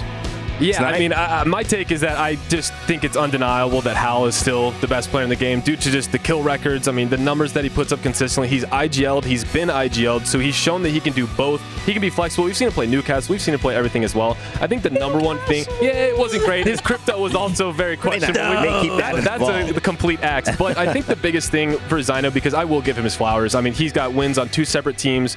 I am waiting for him to IGL because I know. I would agree. I think that that's his next step because you can tell, I mean, even when he was playing with Phony, that there comes times where he loses confidence in his IGL and he tries to start to take over and maybe calm too much. Zero has said this when he played with him. And I think that he is so aware of how talented that he is that until he feels like, when he starts to IGL, I think is when we see him at that top of the level because he's right there. But you got to give it to Hal still. I just can't go any other way. Like I said, if we're talking all time, I'll go Hal. If we're talking individual best fragger, I'll go Hal. If we talk best IGL, there's a debate there with him and Zero. If we're talking the entire package, where does Zainu come in here? The entire package, Zainu's getting the best all-around player. Wow, I'm going Zainu. All right, Zainu getting the prescribed doctor's note there from Jayhawk today. Maybe Snipe will bring us something tomorrow. We'll find out. That's been your Doctor Notes segment as well for this afternoon. And of course, if you guys have been watching, you've been watching your way, hopefully, by using Faceit Watch. One of the beautiful things that we add to our experience in the ALGS, you can go to Faceit Watch and add multi-view. You could add that map screen, which gives you all the detailed information on those rotations. Like Jayhawk mentioned earlier, Mouse versus Edward Gaming. How's that going? As we switch maps, does it increase? Does it decrease? How about listening to some of the team comms? Will there be another crash out live at EWC? You can catch it first if you've got those monitors pulled to faceit.com/watch so you can have a chance to watch it your way. And obviously, Lauren, it's the name of the game. Just, everybody, we're trying to get a map screen over here. We love a map screen. Oh, yeah, I've got everything pulled up. All right, guys, it's 3 games in, 3 more to go till you see us again. So, casters, let's get the action back going. Thank you so much, Rain Day. We got everything going on, everything but Snipedown's luggage. But it's okay. At least our legends are loaded into our 4th match here. And, highlighting what we saw at the very end there, very chaotic. Furia having that slight high ground before sliding in, talking about how they even got there in the first place. Something that was important to mention, though, were the endgame catwalls, too, that were specifically put up in that final zone just to split up a lot of that attention. And going into this next E-District game, Jamerson, I'm expecting the Catalyst to continuously be a problem. We'll see, because we still have the Legend Band system in play here. Match number 3, of course, it was the Ash that saw the Axe there, and that's 2 mobility legends now gone with that altar from game number 2. And we're going to see if there's going to be a more pickup of Wraiths, possibly, but from what I'm seeing right now, currently in the lobby, it doesn't seem like a lot of teams are actually going for that mobility. Some of them are actually opting for more aggression. The ballistic that we were seeing throughout Split 2 pick up more and more favorability throughout a lot of our team picks. But it might be a mixture right there between Wraith and Ballistic. So a kind of parting in ways of what our squads want to do here in match number 4. Man, I hear those Devos in my nightmares. It's like my sleep paralysis demon, and then you add in the ballistic. It's a cherry on top of just nightmares and crying. It's never ending because, you pop that Tempest, you've got double, maybe triple Devo, right? Oh, no. You don't need to go triple. You just go double, and then you're just constantly just switching weapons. Never reload, 45 seconds Devo, completely swinging. But here in match number 4, on E-District, our second time on E-District, we do have a different pull. It is going north, but we don't have a ring console pickup quite yet, so we don't know how far it's going to go, but we're probably expecting a Lotus pick here. Wouldn't be too surprised, honestly. A lot of teams are already on their rotate. We've even seen a zone like this pull on the outskirts of Electro Dam, which actually would benefit Fnatic, considering that is their POI. They can hold on to high ground. They also had access to a ring console. That's right there. Of course, a survey beacon being at every POI too, just scanning maybe a little bit later to see where everybody is going already ahead of time. Na'Vi being one of those teams already positioned there, as you can see right here, but also rocking the crypto, so they can get some information with that survey beacon remotely and then pinpoint where they want to sit. Yeah, we'll see where they decide to go. A lot of teams a little bit slower on the rotation right now, as we've got plenty teams still at their home drops, so not as many as we had in game number 3, match number 3, highly prioritizing getting into draft point. I think for a lot of our squads, though, they are starting to make their way on in. With Enterforce 36, though, they've got a few teams around them. They've got Fnatic to their north right now that they have to worry about, but we do have an early engagement. Movie Star Koi, we're knocked out early on in match number 3, but they will take out Zero Tenacity. Booted him in the middle of that rotate there too. You can see crypto drones flying overhead, just getting information to see if the fight was done, and indeed it is. Right in the distance though, they're going to be able to reset. I'm wondering if that could have been Na'Vi. That's to their north side. Movie Star Koi are rather isolated, one of the teams rocking the Sparrow, and looking to see if maybe they could get even more information, because obviously Gen.G are going to be able to come out of Lotus eventually. There is a survey beacon right there too, but so many teams have already gotten ahead of their rotate over to the northeastern side. Yeah, Alcatia are here, Mouse, Wolves. Enemy. We had a small fight. Enterforce 36, I believe, got a few knocks on to Orchid, or at least one knock and a finish at the very least for Alcatia. They're just going to be playing on the outside of this wall. I love this. Without having the altar in play, you don't really have to worry about teams just kind of coming up behind you for free. So they do have that back cleared for themselves and that new castle wall down to give themselves that extra defensive capability. Team Orchid will get eliminated though, finally. Enterforce 36, and with the help of Na'Vi, will finish them off. Yeah, Na'Vi just sitting pretty by that fence line, by that zip line building too, taking that finishing blow there over to Team Orchid, but holding this positioning too, while also making sure that they're not going to get pinched from behind with a team that could try to pepper them down from the high ground. It's all about getting that information, and it works great into their team composition, considering they have the rotates available to them with the Wraith. They have the crypto drone. You can see how they're going to be able to get information, just get the scan ahead of time, because there's other teams now rotating from that south side. Aside from Movie Star Koi, Enterforce 36 being right there too, as well as Alcatia. Now, we've also got Fnatic, who I believe do drop Electro Dam, playing very much on the edge of that zone. And really, I do like how they're approaching this one. For Sentinels, though, making their way on in, they've got Edward Gaming to their south. They've got another team above them that was going to be AG. We'll see if they come to blows here, but I think all three teams are more than okay with just holding their positions for the time being, play off the chokes, make sure that they control that, and no team comes to try and push through. For Fnatic, though, this is a squad that should see no teams really coming in their direction. A lot of the squads that have entered into Electro Dam from the south side are basically playing the gatekeepers for them. Fnatic just extremely safe there. We'll see, though, if they can try and convert this into a Zone 4, Zone 5, get a top 10 for themselves at the very least. Because it's always scary to play out of Electro Dam, because you know the zone is going to continuously go over to your south side, and once you're forced out of that high ground position, it's what? Little to no cover. You're basically out in the open once you're forced to drop down from the dam side of things. Na'Vi are holding one lot, and then you have, what, 3 teams holding that right lot that we saw Fnatic in, basically maybe sitting that ring console as we get to see a fight here. Mouse were able to get that knockdown. Piercing spikes doing just enough. This is against Alcatia as they get eliminated. 17 squads left, and you can see Aku with the Wraith. They're going to be able to get right back, trying to see if they can get the reset. But look who's waiting for them as Sentinels that get a whiff of the fight. They're able to port back just in time and survive, with the res coming out to get 0-0 back up on his feet. So Mouse not punished quite yet. Sentinels not quite having the lay of the land here to see if they can try and follow up on this one as we get a better look. Zone ends up closing. Will this end up continuing to pull up towards Electro Dam, maybe favor Galleria? And it's still that 50-50 split. Fnatic are still safe there as we had a pretty hard shift on to that side. Now, a few teams are still lazing about on the outside of the zone. A few of them, Kinotrope Gaming there, about to get involved in a fight. Furia slow rotating through this one, of course. They were coming out from Blossom Drive, and so they did not have any kind of priority here. They'll take their time. It's Team Nemesis on the other side of this fight, up against Kinotrope Gaming.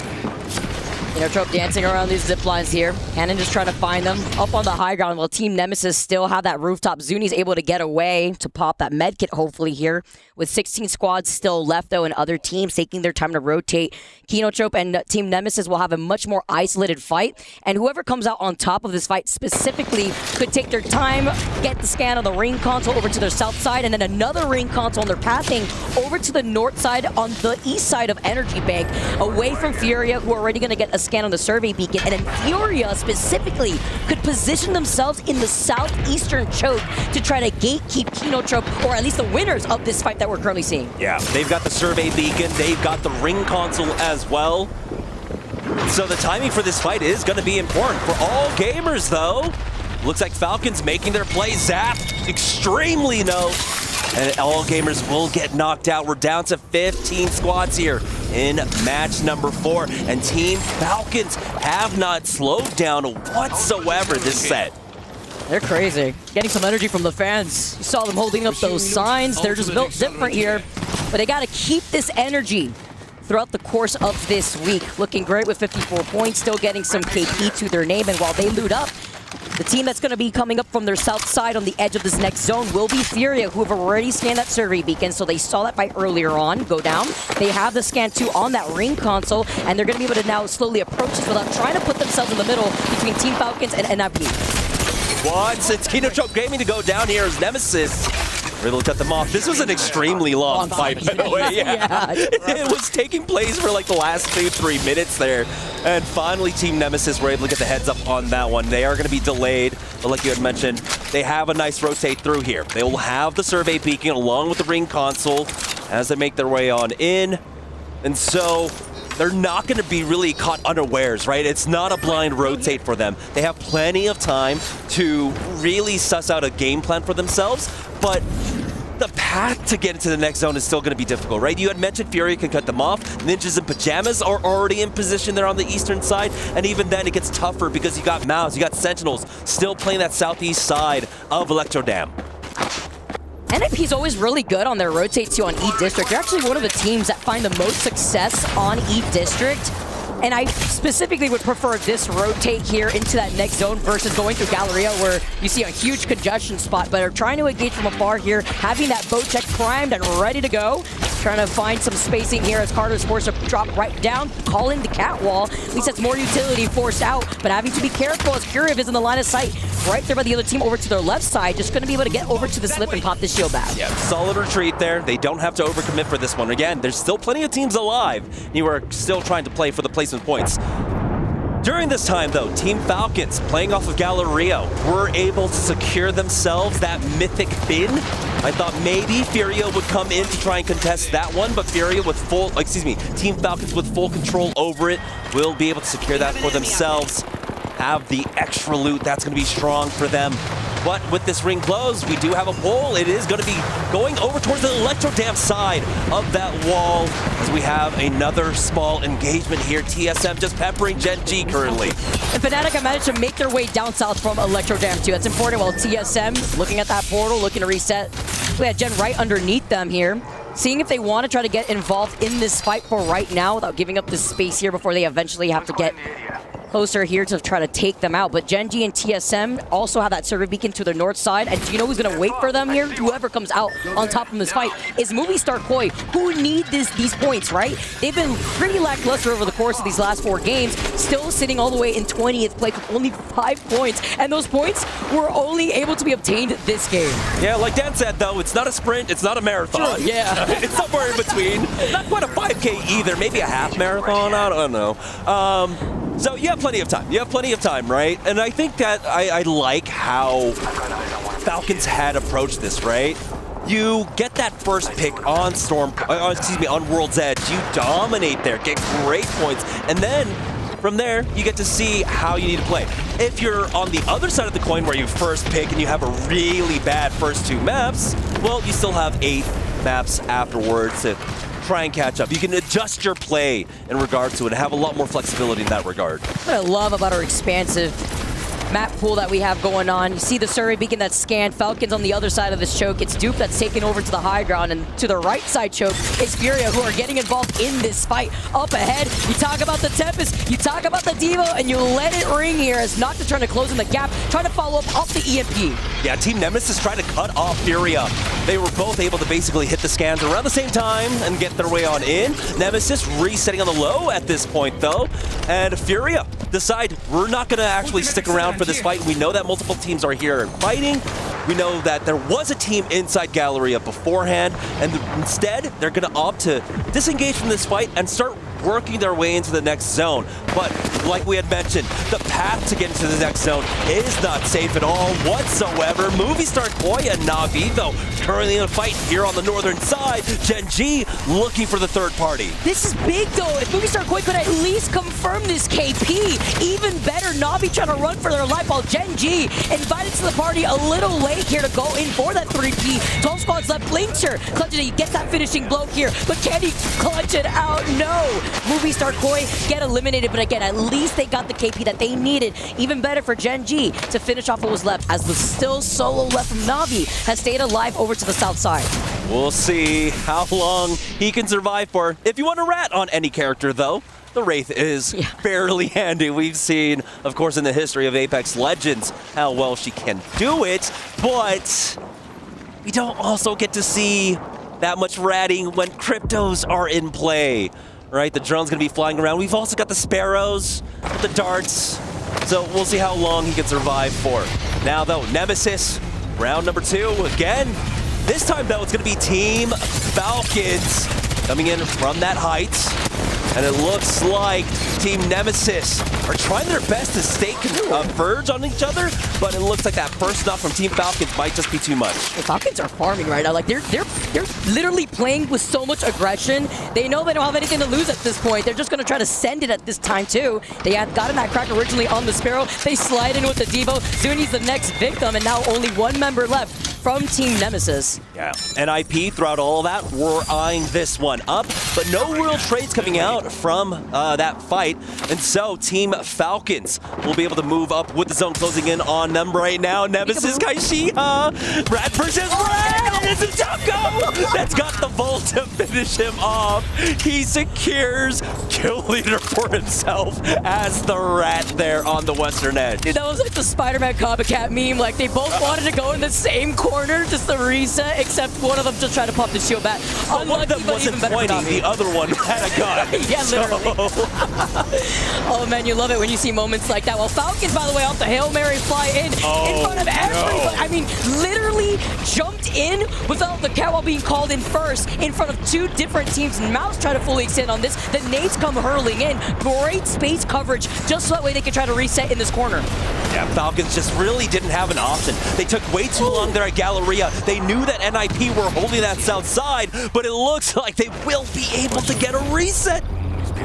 All right, Zero, I see you hitting those. I see you. Hit fire Kraber shots, okay. A little schmoving going on here while Mouse, they saw the advantage, and look how quickly it escaped through their fingers. But with Panic literally one shot, they eliminate TSM from the lobby thus far. Mouse are still sharing the other side of Falcons. They're outside this next zone, and a lot of the chaos is happening to their north side. It's 3 squads fighting over to the north. It's E36, Gen G, and Wolves right now. So if they want to move up, this is the time to do it.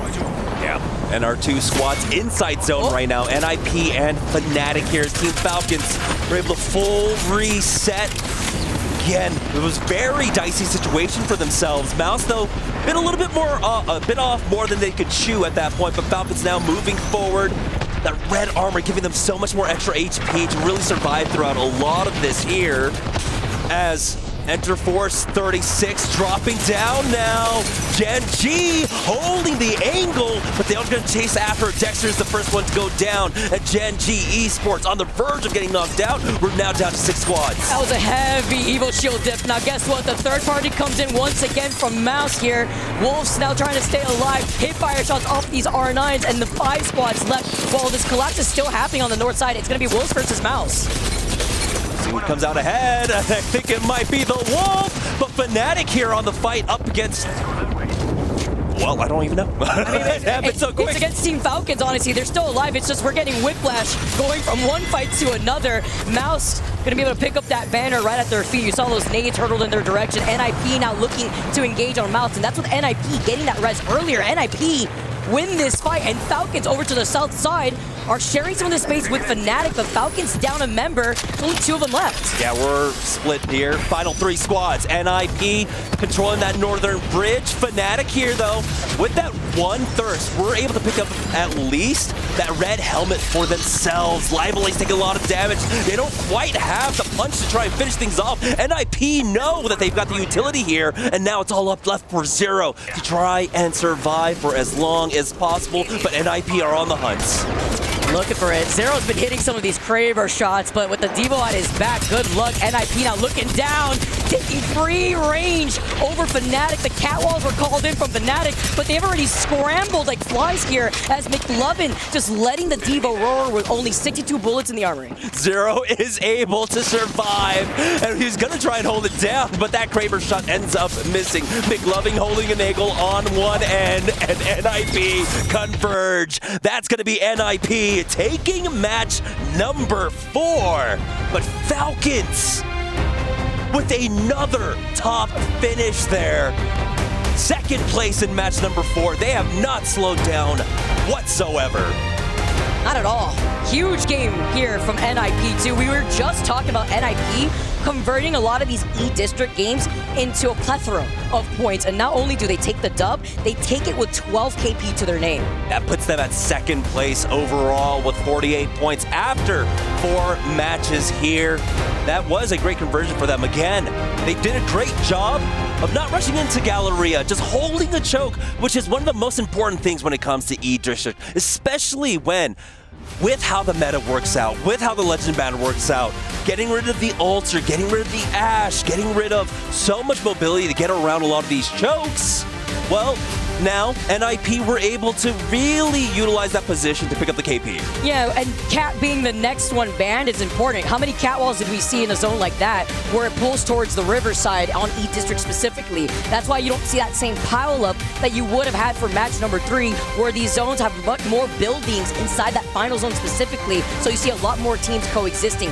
Better look here, NIP not only taking that dub once again with 12 KP, but Mouse too, who had timed a lot of third parties to get 11 KP to their name, as we see some of our top performers. Importantly for Mouse, what I really do want to note for their performance there in match number 4 is that they went for an aggressive timing for an early fight on zone 1 closing, which I think really did catch off the team. I don't remember which team it was that ended up going down first, but they were able to get that early fight, catch teams off guard, and they were able to continue on with that. I think they got a little bit over-aggressive when they tried to go after Team Falcons when they went for that drop. And they know what's at stake too. They're at 21 points after taking that early fight, and aside from staying in this tournament and not being an 18th or 20th, something else that's at stake is sitting comfy while watching everything else play out for our top 17 lobby right now. Yeah, it was Noise Fox and Movie Star Koi and one other squad I didn't quite catch there at the end that are currently in our 18th or 20th position. Here, day number 1, day number 2, the bottom 3 teams will get eliminated, and then we will have our last chance match on day number 3. It's been really fun to be able to see how a lot of these teams have had to adjust, not only around the Legend Band, but transitioning into E-District 2. We got some more E-District coming up on the other side of this break.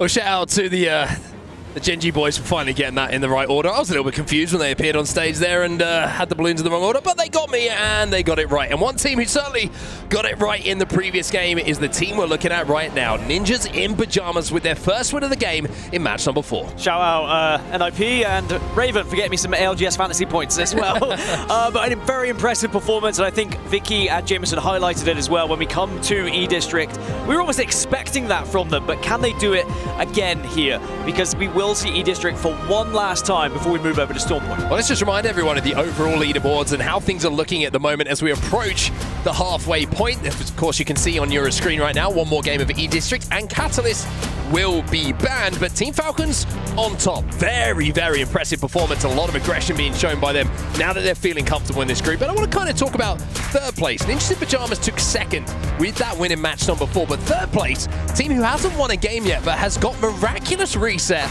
after miraculous reset, and that is going to be TSM. You get the feeling that some of the games, they really should have been out in 10th, 11th, 12th, but they've managed to get back on their feet, keep fighting to those final moments, and that's put them in third place. TSM with the never say die attitude, but we are going to see Catalyst banned, so that is now 2 controllers gone. Again, that is another Ring Console legend removed from our pool. Perhaps we'll look towards a bit more Rampart, maybe a sprinkle of Caustic, and of course there are other options throughout perks that can be used as well. Mr. Fuse himself is always going to be a valid option and has been used already so far in this series, but a couple of others that can be sprinkled in there as well. Maybe a Mirage, maybe a Vantage. Well, that's the great thing about this 10-match series, right? We're going to get a match 9 and 10, and you saw in the international scrims in the build-up to this event that all of a sudden we're playing an elongated scrim block because teams need to work out what they're going to play in match 9, match 10. This isn't preparing for a normal ALGS format tournament where the shorter series. This is one where in match point is usually the only time we're talking about games 10, 11, whatever it might be. But now that we have game 9 and 10 as a guarantee, you have to be comfortable on a composition when it gets to those games. And it's not only what you're playing, but what you might be playing against that comes into your consideration as well. I remember interviewing back during the regional finals, and Gibraltar made it to one of the later games, and they said, well, one of our big worries was against the Maggie and how that would affect us as well. And they had to play the game in a way that if Maggie drill arrived, would they be comfortable in avoiding it? Would they be able to hide behind a building, etc.? So all these different considerations have to come into it when you are picking your composition. Something to keep an eye on as well. We do have to remind you and remind ourselves and everybody who's watching around the globe right now that we will be eliminating some teams at the end of this day. The bottom 3 will be the ones that go home. And even though we have 6 games still to go on this match day, in this pool, Gen G Esports, Noise Fox and Movie Star Koi are the bottom 3 as it stands, but still a long way to go. But they've got to get it right pretty soon. The cutoff at the moment is 11 points, so yeah, it's not too much of a worry right now. It's 6 still to go. Interestingly, obviously when we started the day, AG, they got a first place victory. They put 23 points on the board. Since then, only 4. So they are starting to slowly fall down that leaderboard, only to 4th right now. But the real question is, if this consistency carries on trending that way, they could drop further and further, maybe outside of those top 7 positions, because whilst, yes, we will be eliminating 3, we'll also be sending 7 teams to those match point finals. So a reminder for everyone as we head back in towards E-District here for this next match that we will not have Catalyst available. So those buildings are going to get a little more difficult to lock down. I'm seeing a few caustics popping up in the lobby early on, which is certainly interesting. Sparrow, Rampart, already being played here as well, so the compositions are starting to get a little bit funky even at this point. Yeah, a little bit funky. People trying to maybe go for something that might last a few games rather than being banned straight away. Of course, at this point throughout scrims, we did start to see things like Wraith ban, things like Ballistic get taken away on average as well. And it does look like we have a lot of both of those, so I'll get full confirmation on how many a little bit later as we dive right back in to E-District. Well, here we go then. We feel the pressure start to ramp up just a little bit, game by game, as we head through the games that we have today to decide who's going to go straight to that match point finals, who's going to have to fight their way through that last chance day, and of course, who unfortunately is going to be thinking about what went wrong on their flights home. Let's check out Ninjas in Pajamas, though, understandably so, winners of our previous game. So just double checking, so it's going to be 10 Wraiths and 10 Cryptos. So tied on that legend pick rate, and as a reminder, the tiebreaker comes down to who wins If you have that legend on your team and you win the game, that legend will then be removed. If there is no legend on there, it will go down to second place, third, and thereafter. I'll explain it if we get there, but for now, it's either going to be Wraith or Crypto banned going into match number 6. All Crypto players will be throwing this game to get out of jail. That's going to happen right now. Probably not. Let's see where we're going then. It looks like we are going down towards south, pretty similar to what we saw a couple of games ago, actually. Over at Checkpoint by the looks of things. Over by Draft Point, Viaduct is going to have good idea of where this zone is going to be going as well. TSM, they do have a ring console to play with. Ninjas in Pajamas got a little bit further to go, however, so back-to-back for them is going to look a little bit tougher as they're dropping over by Stadium. Yeah, down in the priority areas, TSM, Sentinels, Kinotrope, Alcatia are all going to be moving fast and might have a little scuffle if they are not careful, but all of them should be able to find somewhere to play. Wolves Esports and Movistar are going to be the two teams that will arrive thereafter. AG don't have too far to go either, and they do have a ring console to work with, providing they have a ring console character as well, which they do. They're playing the Caustic.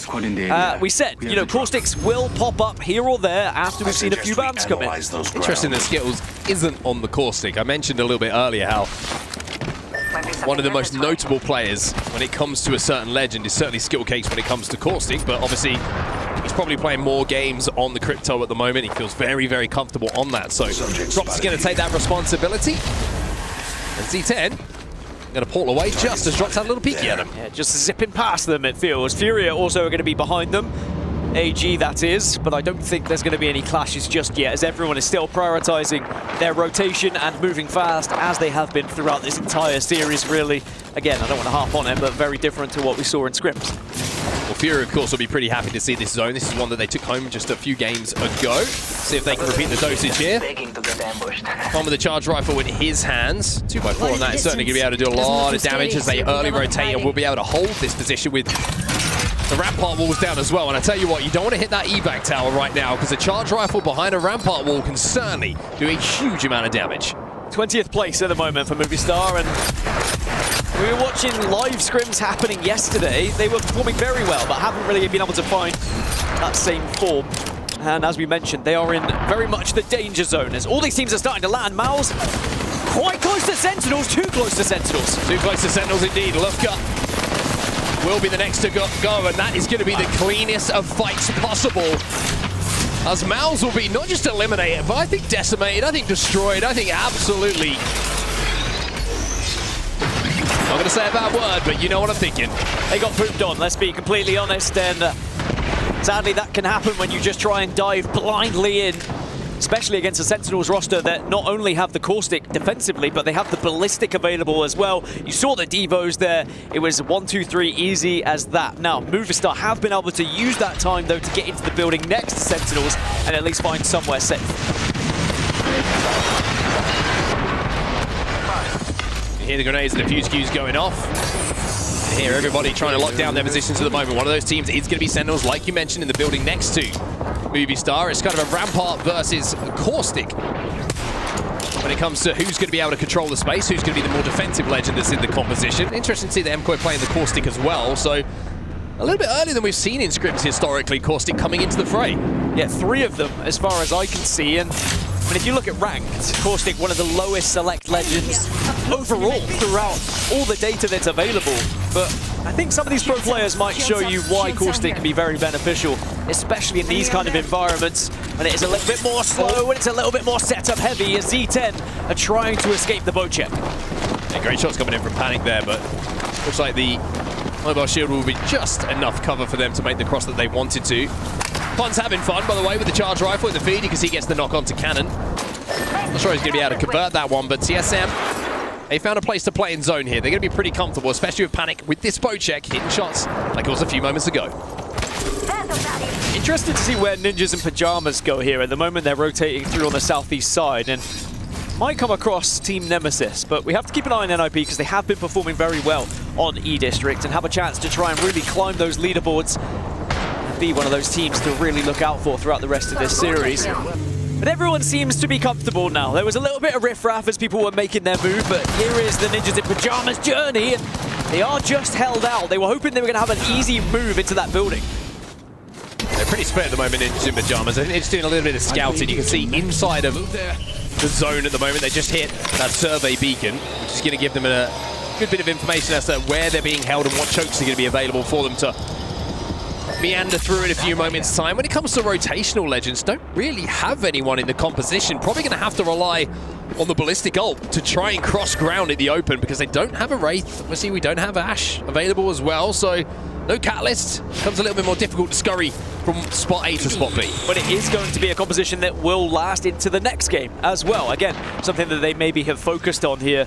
And those ultimates can be very important when they get to the later game. It's just about getting there. I think you're right. If they can get into the circle, into the final zone, then it could be a very powerful composition, but it's getting there first. TSM looking for a port, looking for somewhere to play. They do have a little bit better rotational ability. Looking for the kidnap by the looks of things. Panic, who was having good fun with some of the kidnaps that he was able to pull off very recently in scrims. This time, not quite able to capture a member of Z10 who are going to be very happy to avoid what could have been a slightly embarrassing play for them. NIP go up and over and have to fall back because of the pressure that was being applied by opposite teams. So it's Na'Vi, it's Gen G, it's NIP. The three teams that are outside of the zone right now. Everyone else is within it. That's kind of how quickly teams have moved. And of course, they seem to have been holding it out, Ninjas in Pajamas, for quite some time. And now, turn their attention towards where the zone is going to be going. It is actually pulling down south a little bit from where we saw Draft Point. And where a lot of teams had bet where this zone is going to be going. Falcons, they finally made their way in towards zone, but they're on the western side of things right now. They're about to go past Street Market, as you can see on the left-hand side of your screen. They're quite far away from a lot of this traffic. Very impressive start to the tournament it has been from Falcons. Number one in the leaderboard at the moment, 65 points, only really chased by NIP in second.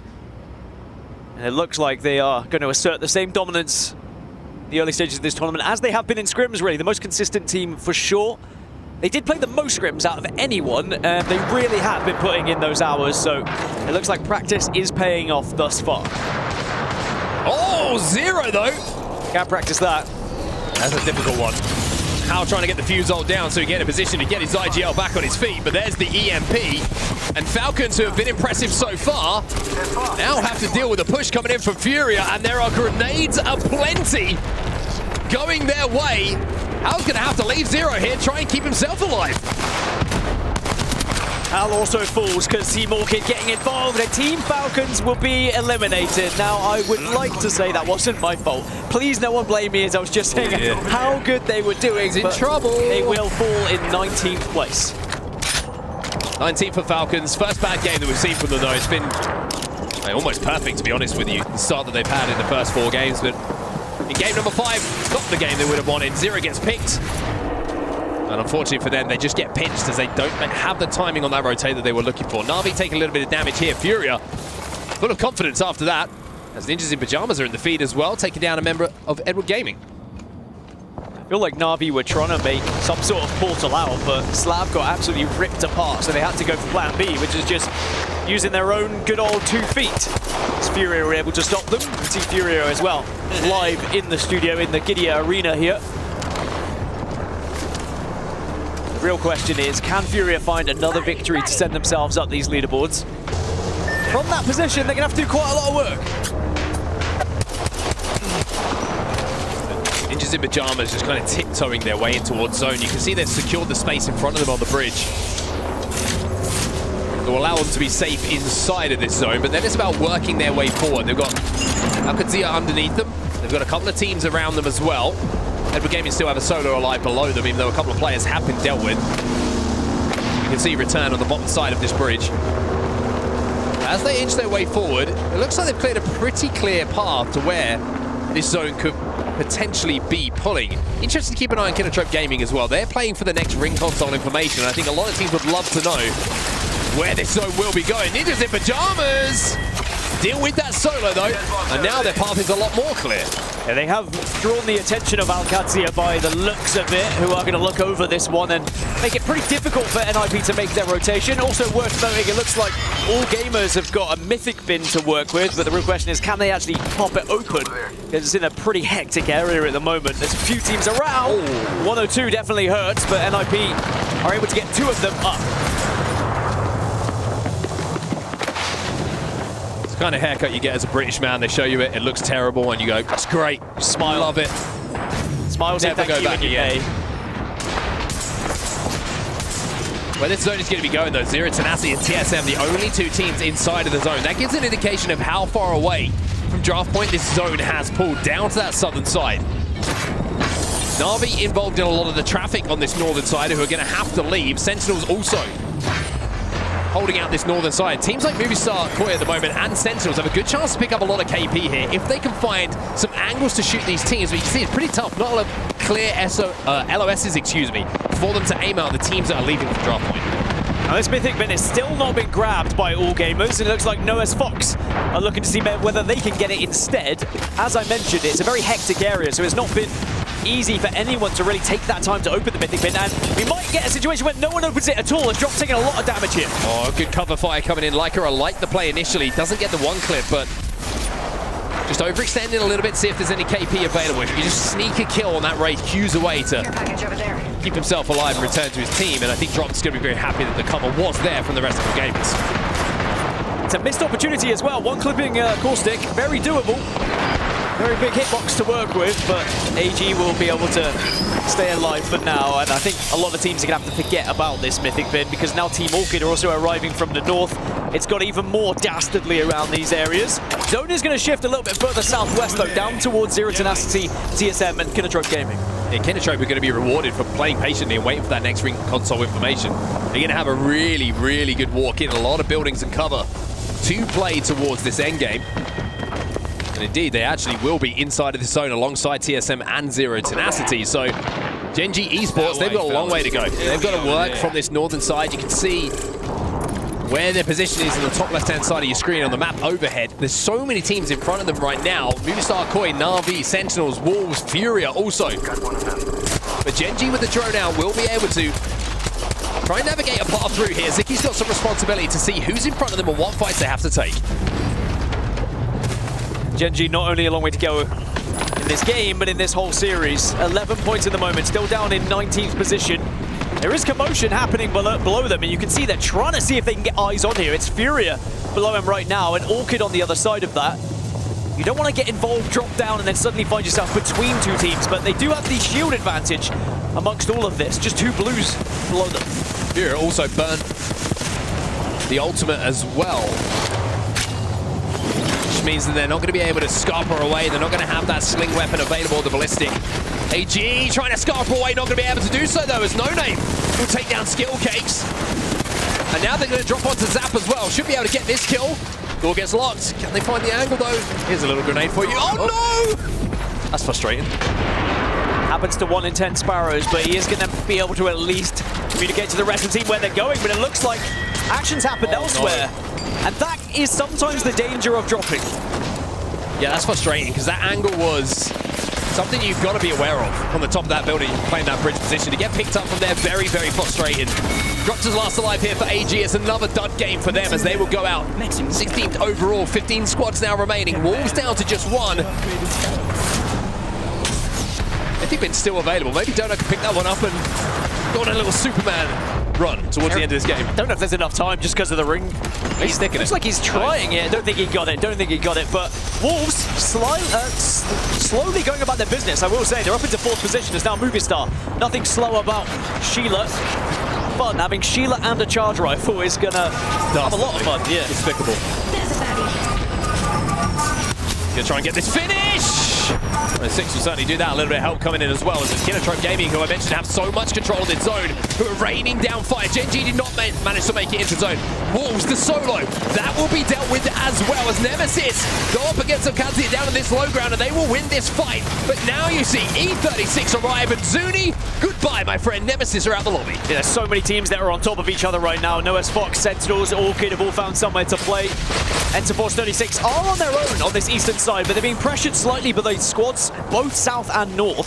They're kind of stuck in the middle, so I like that they have just dipped down low, get out of some of those sight lines. A couple of teams made really smart rotates just before all of this commotion started to happen. One of those teams was Na'Vi, just used a Wraith Fort to get into the bottom of the building that was held by TSM. Speaking of Wraith Forts, Na'Vi's Fox trying to make their way into one of these buildings as well, and this is where Na'Vi will be finding themselves. But this floor is free. It's beautiful from Lycan, and thread the needle and find somewhere for them to play.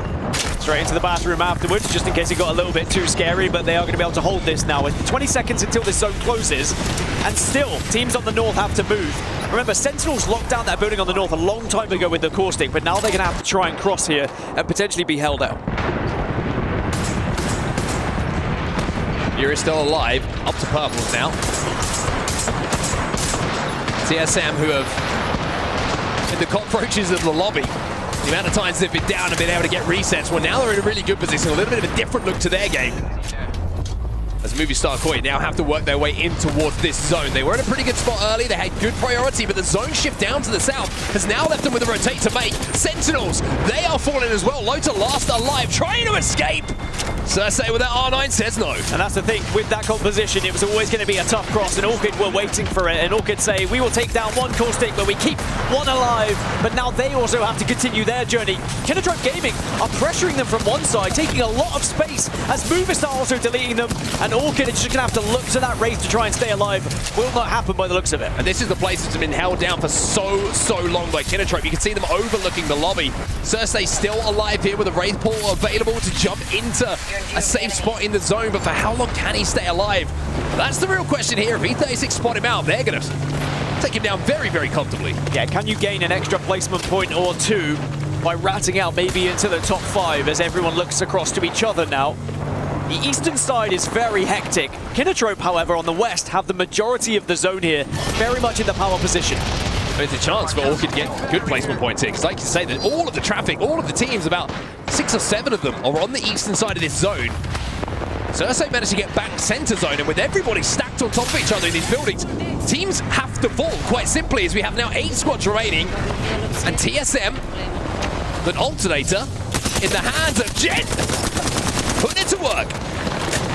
Really good play from Gent as well. He saw where they were, he knew he could get an angle, and regardless of whether you get the kill or not, you force another team away from your building. TSM have arguably the best position on top of this building because they just have so much sight lines onto everyone else. 2 free kills to them as well, as the port is not good enough for Z10 to survive on the other side of it, so they have to port back, and that's just easy kills for the likes of Jet and Panic to clean up. Thermo goes down inside of the little hut as well, trying to flush that final player out. Na'Vi still has a full team. Escaping the building, as do. Oh, it's Fox onto the low ground. Zero Tenacity's final player will go down. Satsuki picks one up. Only 2 Cryptos left alive, but there's plenty of race going down as Kinatrope. They have so much space, but Noah's Fox decided to send it on them and might have just taken one of the best spots if they win it. Ninjas in Pyjamas still alive, by the way, in this game. They might be looking to go back-to-back here. Kinatrope and Volts looking to keep his teammate alive here behind the knockdown. 2 knockdowns to play with. Going to have plenty of time to pop this battery as the 1v1 with Lycan will take place, but his purple shields against red. But the HP is pretty similar between the two. EMP coming in as well, which is going to make things a little bit more awkward. Zone also very awkward here for Volts. Has to give that one up, and that will mean they will be eliminated. They will be out of the lobby. Kinatrope go down. Noah's Fox might be next, but E36 are sending it onto Na'Vi, who have to take this fight. TSM still watching it from one side. TSM at one point were really struggling, but now they're very much in this. And Force 36 do manage to deal with Na'Vi, though, and then down on the low ground. The shots coming in from Sinab there with that Devo sling weapon. They are dastardly, and Na'Vi, after being eliminated, will watch the damage coming in from him. TSM down to just Gen. And by the way, NIP still in prime position here. NIP should be able to go back-to-back here by the looks of things. Noisy Fox, who are the last team alive. Kurev will go down, but will stay in the game long enough to watch his teammates pick up that win. Ninjas in Pyjamas back-to-back here, and keeping that form from scrims going, and keeping that incredible E-District record alive. And not only going back-to-back, but now taking the #1 spot in the lobby. 72 points overall, overtaking Team Falcons. We have 2 very clear leaders in this lobby right now, and I think it's safe to say NIP and Falcons have already done enough to make sure they won't be eliminated today, and they are pretty close to doing enough to even getting through to the match point finals just through the first 5 matches. Impressive stuff indeed. A lot of questions coming in. Ninjas in Pyjamas, impressive in scrims. Can that transfer to the live event? Can that transfer here to the Esports World Cup and the mid-season players? Well, you're seeing it for yourself. in front of your very eyes indeed. 12 points for kills, 12 points for placements. It's 24 even across the board for NIP. That is a bomb game, especially when you just won the previous one as well. And NIP had no Wraith, they had no Crypto, so it goes down a little bit further to second place, and Wraith was featuring in that one, so Wraith will be banned going into the next matches, which does leave us up with Crypto. It actually went even further than that, because Noah's Fox had both, so it goes to TSM, who had Wraith. I'm glad you keep an eye on these rules. It's too much for me. I'm a simple man, you know me. Steak and eggs. Just tell him a straight number and be happy. 100%. Tell me where to be. 1 out of 1 is about as good as it gets, but here's the series results, and this is how things are looking at the moment. You can see the band legends at the top right side of your screen as well. NIP take away first place from Team Falcon. 72 points, by the way, in 5 games is a phenomenal tally for them. That is, if it ended now, the 7 teams that would be going through to match point finals on Sunday. But of course, we're only halfway there. And whilst the likes of NIP, the likes of Falcons, maybe have done enough already, still a little journey to go before they can really solidify their spot into those match point finals. But everyone else, it's still very much up for debate about who is going to be securing their spot and who would be instead relying on those last chance qualifiers on Saturday. And of course, who is going to have to either watch in the stands or will be ordering a little bit of plain.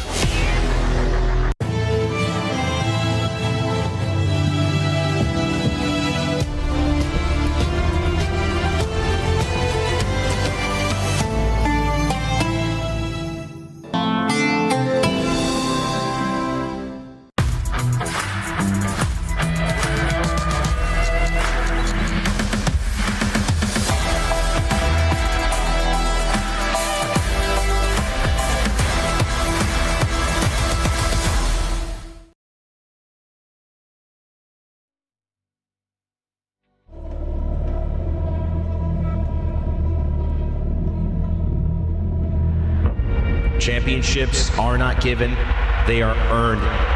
This moment, you cannot let it slip by. It's moments like this that you spend years waiting for, sometimes lifetimes. This moment does not go unnoticed. This is something special. That feeling of winning is no better feeling in the world. It just feels unreal. It's just a great feeling that I will never forget.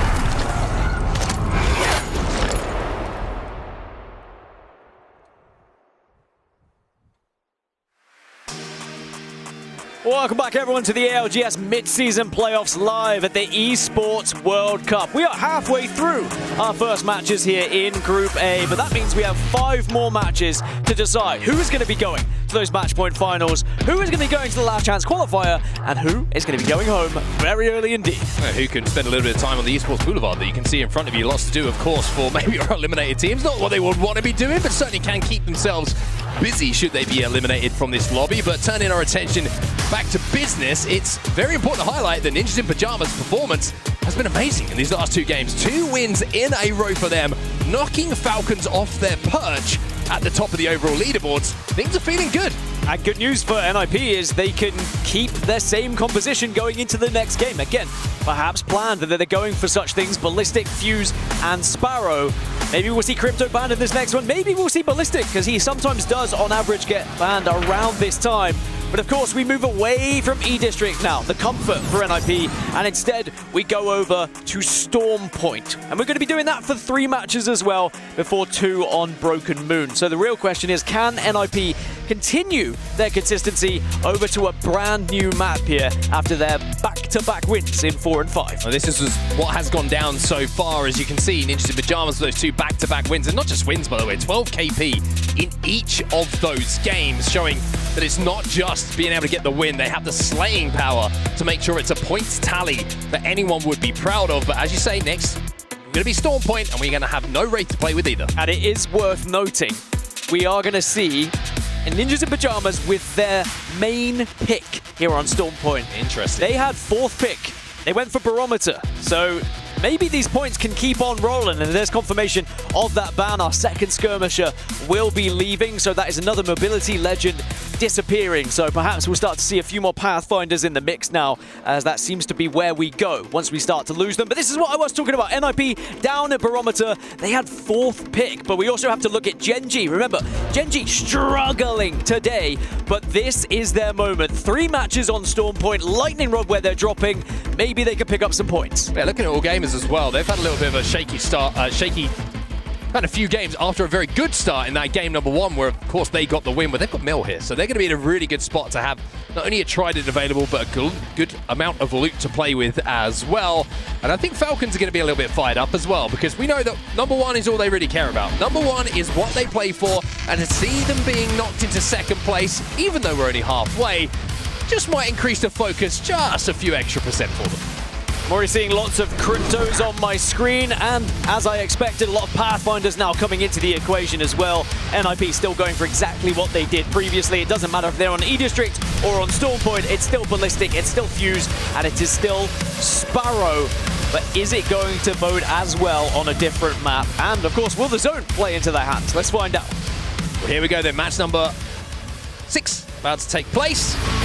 We are over the halfway point now. Well, we will be as soon as the players drop out the drop ship officially. I know you're one of those people who would hold me to that. You'd be like, it's not yet. Game hasn't started yet. Game hasn't started yet. But it has now. We are officially over the halfway mark here. And like I mentioned, game by game, pressure goes up and up for those teams who want to get straight into match point finals, or those teams who just want to stay alive. Yeah, staying alive, I think, is got to be the main focus.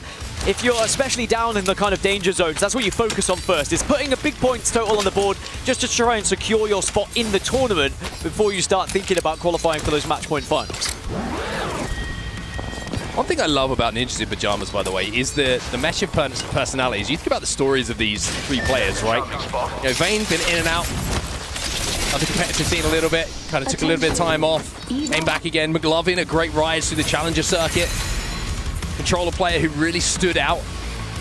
Very impressive stuff from here. And then you have Kurev as well, who gets dropped from that Team Liquid roster after winning BLGS, as Jaguares goes back to join his boys. So it's kind of like a mishmash of people who have very similar personalities with how they see the game, how they approach the game, don't get too flustered about certain things, and just have a really good mentality that seems to work so well together. Well, you can see where we're heading on the map, and you can also see all of the legends that have been selected. And if you're doing your math quickly, Fuse has been picked 10 times and is going to be banned for the next one. So I was saying how NIP avoiding the bans, well, now they will lose Fuse going into the last 4. Sparrow very close to being banned as well on 9, and Ballistic on 9 as well. So maybe people starting to see the success of NIP and saying, well, yeah, maybe we should start using some of those legends we haven't been. I also have to correct myself, as I often have to do. Alcatia are actually over at the mill. It's all gamers who are just above them. It's the down B. So apologies to everyone. But I corrected myself. I held my hands up. I made a mistake. It's very small writing on the map we have in front of us as well. Thank you for giving me an excuse. I just saw it wrong. You haven't got your glasses on. Neither have I. How are either of us seeing? I actually don't have my glasses on. We both forgot our glasses today, so we're stood 6 inches from the monitor. We're going full Zinyu. We are pixel sniffing our way through this next game. Fnatic. 14th place overall at the moment. We'll be safe and we'll go into the last chance qualifier, but of course, they want to get into the top 7. They want to be in that match point finals. They don't want to have to come back and play another day until Sunday comes around. Where that zone is going to be going, you can see a lot of people heading out to the eastern side of Storm Point right now. I'll be one of those teams who are making their way through the mountain lift at the moment. There's a shield battery here. Looting on their way. Yeah, a few teams were able to hop in their vehicle and able to move very fast indeed. There's other squads that are more than happy to take the Trident a little bit later and perhaps go for a rotation all the way around onto the eastern side, go around the coast and then cut in. But that's always dangerous a little bit late as Kinetro looks like they're trying to take on Edward Gaming here and have done very well. Yeah, Return last alive. Gets the wall down, but one bullet, or should I say one bow, is going to be enough. Or should I even say one arrow. And look at Kinetro Gaming, by the way. They are fired up after that. All smiles, and why wouldn't you be? I mean, 6th place at the moment for Kinetro. But for a team that really struggled in scrims, again, this was something you were talking about, playing on ping. I was going to say, we talk about crypto jail, let's talk about ping jail. Yeah, they're out. Kinetro didn't win a single match throughout scrims. They were only one of 4 teams throughout who didn't win one. I think their highest position was 6th, and now they find themselves in 6th in the overalls. Well, Falcon are making a really aggressive early play here for where they believe endgame is going to be going. You see a lot of teams moving down to the southern side of the hill.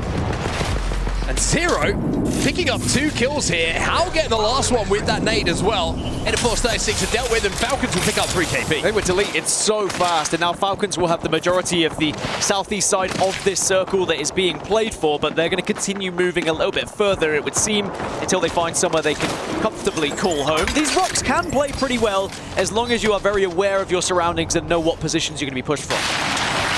Zero actually got one of those kills with the Whistler as well, with the Q for Ballistic, which is always frustrating if you're on the receiving end of that, but enough damage was done to mean that he only had to tickle him. Weapon supply bin there, if you like. To pick up that second KP for Falcons. Wolves take a little bit of a different route here. How about we reposition over there? Spider Cave.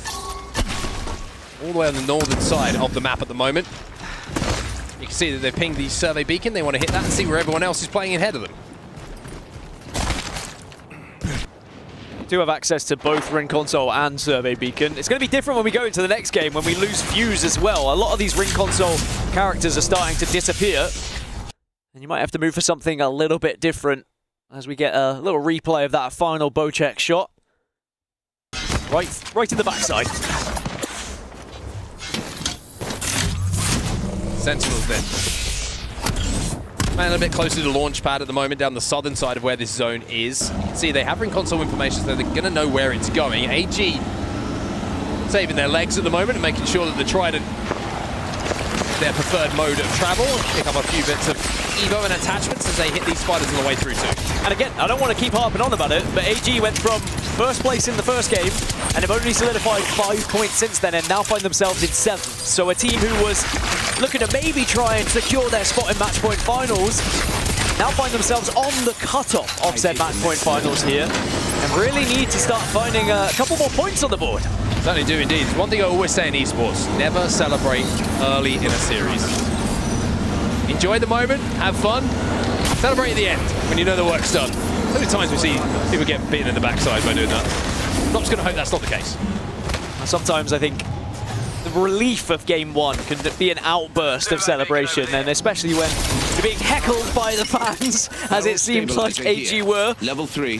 But alas, they are still in 7th. They are still in one of those qualification spots, so it's not all doom and gloom just yet. And the position they find themselves in, they will be holding the northeast side of this next zone, so they could hold out the likes of NIP, Fnatic, TSM, and Team Orchid, who will be arriving late. But the zone will continue to move east closer to the likes of Na'Vi and Mouse. Has gone up north though, and it looks like it might be finishing around the end of the cannon, the kind of cannon launcher. So a lot of the teams who are down on the southern side, the likes of Zero Tenacity, Furia, Falcons, Nemesis, well now, they're going to have to make a very, very treacherous trip uphill. Never really do like my incline steps. How are their calves would be the real question, because if you don't have a trident, you're going to have to make that merry old walk, and it is not a fun one, let me tell you, because there's going to be teams shooting down from above. And also give you a bit of advice, speaking of carbs. Yes. Never train carbs before you get in a flight. Oh, I can imagine. Yeah. Agony on the way over. Good. That's advice for everyone. I have small carbs. Not just for me. Advice for everyone from onset. He does lift a lot. I'm here for you. Nemesis are going to be the first team that will have to move on that eastern side, and they could potentially, though, maybe stop Falcons from moving. As you can see, Nemesis in the position they find themselves in right now, they will be able to just like crawl up the east, but behind them are Team Falcon, so perhaps that's why they're just waiting in the moment to see if anyone's going to join them. And there is that option. You can see the ring console is just down to their bottom right, but I don't think they have the possibility to use it. Oh no, they have Pathfinder, so they are going to be able to use it as well. Spider. Poor Spider-Man is trying to live his life. TSM have managed to find their way into one of these staircases, which can be a really, really good spot to hold for this endgame, especially with the teams above you at Stormcatcher. Everyone else is retaining from the south, having to find their way through bullets and fire, and you can kind of just hunker down and see what's going on. Speaking of hunkering down, thinking about seeing what's going on. Jacko trying to get a couple of walls down here on the rampart to find some angles of the teams who are coming in late from the north. Only 24 points at the moment for Na'Vi, finding themselves in 12th, but Sheila has been ripped out.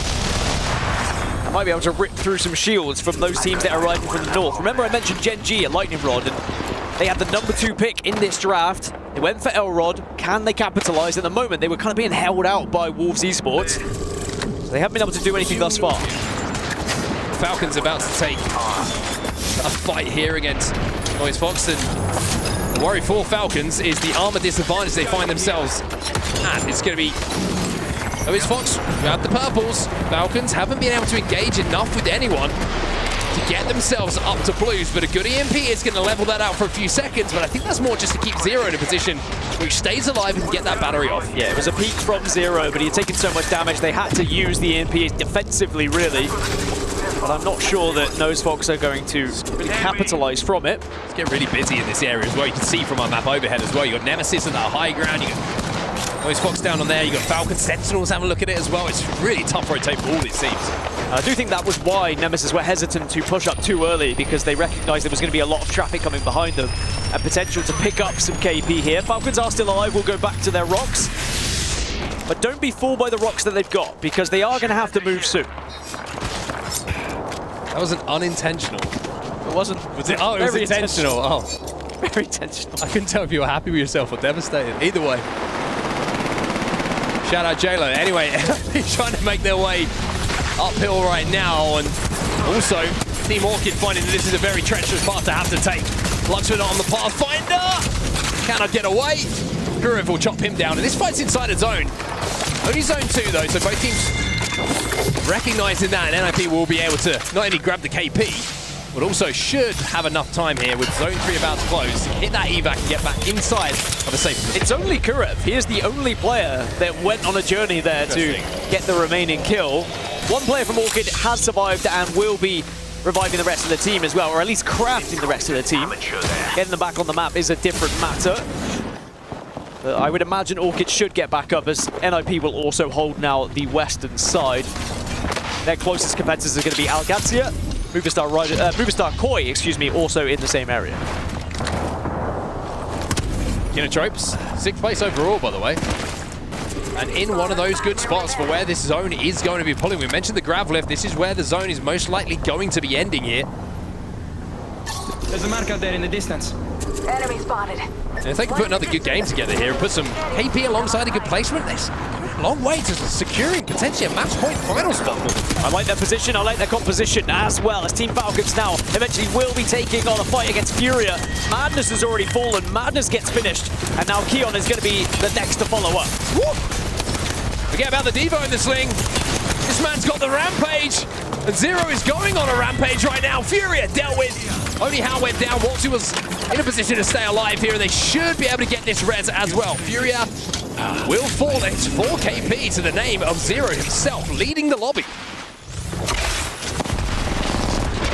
Suddenly, everyone's starting to get a little bit worried about their zone is moving as it shifts a little bit further back down south. Double pullback. Well, you would have thought Falcons were going to be struggling, but now they're going to have the zone come back towards them as Sentinel's taking on NIP. Yeah, double pullback in this zone. It's been a fascinating one to watch.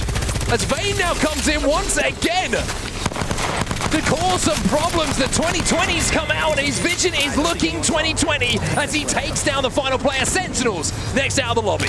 Well, where do NIP go, though? If they go south, it's going to be a real struggle. So you might have to go up and go over this mountain. But again, where are you landing? So many teams are going to be taking up space here. This is going to be a rough landing for them. I wonder if Kurev was able to pop mech it. Yes, he was, just about. The zone is going to be burning. Vayne has just about managed to get inside of that zone, but they're not going to be able to get McLovin back in the game. They don't even have the banner as yet, but this tree spot will keep them safe for now. Double clusters coming in, though. It's going to make it a little bit uncomfortable. And Z10 might make it even more uncomfortable. 2 duos alongside Falcons. Well, I was going to say, Z10 might actually take a little bit of attention away from Ninjas in Pyjamas, because Falcons might have to focus on them. Alcatia eliminated, as are Team Orchid. Interesting to see out the other side of Team Falcons at the moment. Nemesis and Noisy Fox are trying to rotate behind them, but Falcons are keeping their heads on a swivel here. Zero's taking a lot of damage, and he's just found out where those shots are coming from as well, but he finds a little cubby just to escape here and get that battery popped. Those Fox go down. Team Nemesis were able to get the final hits onto them, and they have got a knock onto Zero. Are they going to push up on it is the real question. Elsewhere, Fnatic taking on Kinotrope. Kinotrope have been holding down this spot. Fnatic have crashed the party though, but Kinotrope have given the space up and have stayed healthy enough here to stay in this fight. Fnatic will hold this space. Fnatic will be safe for now. A lot of grenades coming out. A lot of nades. But I don't know if there was much damage from them, but Kinotrope, they're going to send it anyway. That is a lot of nades, and as you can see, here comes Sheila! Cannon last alive now, trying to get in a position to hold it down, but Yuka's still alive here, and Yuka will clutch for Fnatic. He went back, he wanted to get the shield swap, but I believe it was a dead swap in there, and it just killed that fight in the end, as Falcons still holding on as a 2. Again, another member has gone down. NIP getting involved in this because they sense there is a potential to push up on the Falcons. Gurev's going to have a peek at this. Oh! Yuka's down! Oh, my Zero! The Peacekeeper! Max damage! That'll teach you to peek, Kurev. Doesn't matter if it's a Peacekeeper or a Kraber. Zero will always find a way to pump you for enough damage. Vayne's going to try and escape, but it looks like he's going to be chased, but behind them comes Nemesis. Yeah, Waltzy just got caught in a pinch here, and look at this. Nemesis right behind as Zero overextends to get the kill on the solo. Nemesis sees the opportunity brilliantly. And even though Ninjas in Pyjamas are eliminated, which will mean they will not go back to back to back, Falcons might look back on that moment as something that, a bit of an overextension, bit of a misstep. Well, Nemesis will finish up the remaining pieces of Falcons that were still on the floor, but there's going to be commotion elsewhere. Na'Vi, TSM, Fnatic, all getting involved here. And again, TSM hold behind a Newcastle wall. TSM hold in a position where it looks like they should go down. Dupe is the last alive. We'll be able to get the swap here, and he's looking to finish these downs, but Fnatic have sniffed him out. See that he's a solo. They want this kill. Hyaka, he's going to get it though. TSM eliminated. Hyaka sliding away, but Na'Vi will go down as well, and Fnatic control the entirety of the north. Zero is still alive, has now secured top 5 for Falcons as Genji eliminated. Nemesis will hold the south, and you've got Wolves on the east. Mao still alive, as well as Fnatic on the north, but Mao's have taken so much damage here. Both them and Wolves are in very difficult spots. Fnatic are picking up KP after KP. Attack over there. First it was Kinotrope, the clutch from Yuka. Then they swing it onto TSM, clean up that damage. Alongside Na'Vi, who get credited with that kill, but they make him pay and they get a bit of revenge by taking down that final player. And now Fnatic, like we mentioned, control the entirety of the northern side of the zone. The southern side is Nemesis. Falcons still alive, Zero still breathing. But it's going to be Wolves now full sending it, but Mao's are going to get the better of them for the beginning, but it's going to be a 2. Yeah, they're already ripped through.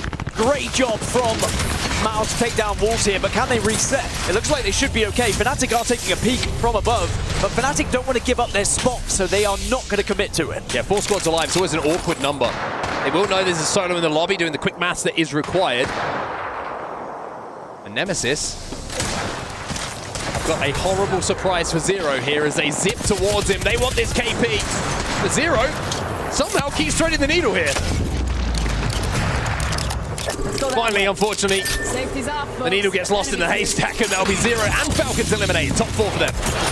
So Fnatic still in prime position, but as they are temporarily distracted from Mouse, it will allow Nemesis to walk up and take center zone here.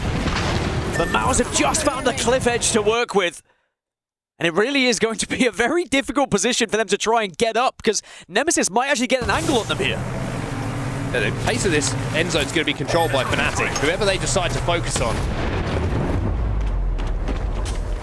Be a major disadvantage, but look at Mouse. How's it going? Sneaky, sneaky Mouse. Going all the way up towards the north. But Aku's got to be careful here. Looks like the decision might be made that we've got to play for seconds somewhere along the line, but Nemesis will be credited with these kills. Fnatic will now have a 3v3 to win this game, and that's a big EMP. Nemesis take the damage from the EMP. The grapple up isn't great. And surely this is just opening the door for Fnatic to close this one out. Fnatic have dominated this game. They've dominated the height, and they look to dominate this fight as well. Nemesis will fall. Fnatic will take the game, and they erupt with a victory here in match number 6. And APAC North will be celebrating wherever they are watching right now. And you can see how much that means to Fnatic as well. The big clutch from Yuka on the side of that cannon. In that 1v1 scenario, set them up for success. And once the opportunity arrived to win the game and clean up in the way they did, they didn't make any mistakes. So interesting to see the cameras there. Nemesis right behind Fnatic where they're seated. I mean, obviously, they would have had no idea while it's happening, but they'll stand up, they'll give them a little look, and they'll let them know who's boss. 21 points for Fnatic, and what that does is put them in contention for match point finals. They find themselves top 5 now in the overalls, and with 4 matches to play, it's a pretty good position to find yourself in. It certainly is indeed. 9 points on the board, again for Ninjas in Pajamas, though it's not the bombs we'd seen previously. Nemesis consistent once again for EMEA fans, and Mouse just behind them as well. A good game for EMEA, that one. A fantastic game for them.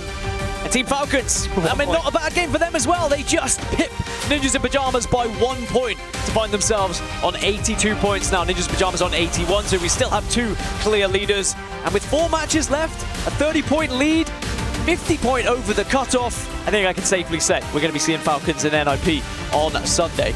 Now, Kinodrome Gaming are the team that holds that 7th spot, though, and that's the one we have to keep an eye on as these 4 matches resolve. Yeah, you probably noticed how close it is from 7th down as well. Just a couple of points between those places.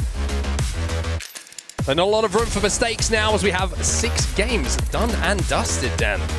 We've got only 4 more to go. This is getting a little bit hairy for some of these teams. We'll have to see who has that clutch factor and who can handle the pressure as we get back from this break in just a few moments' time.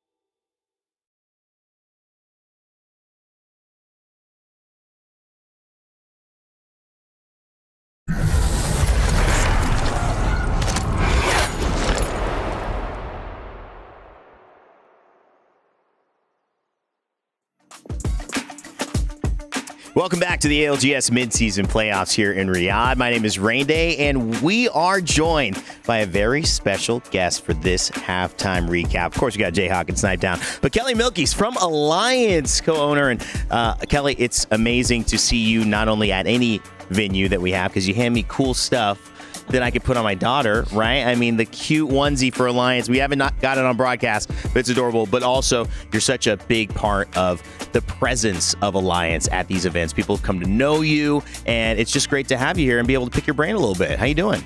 Great, thanks. It's actually my first time at EWC, and I'm really excited.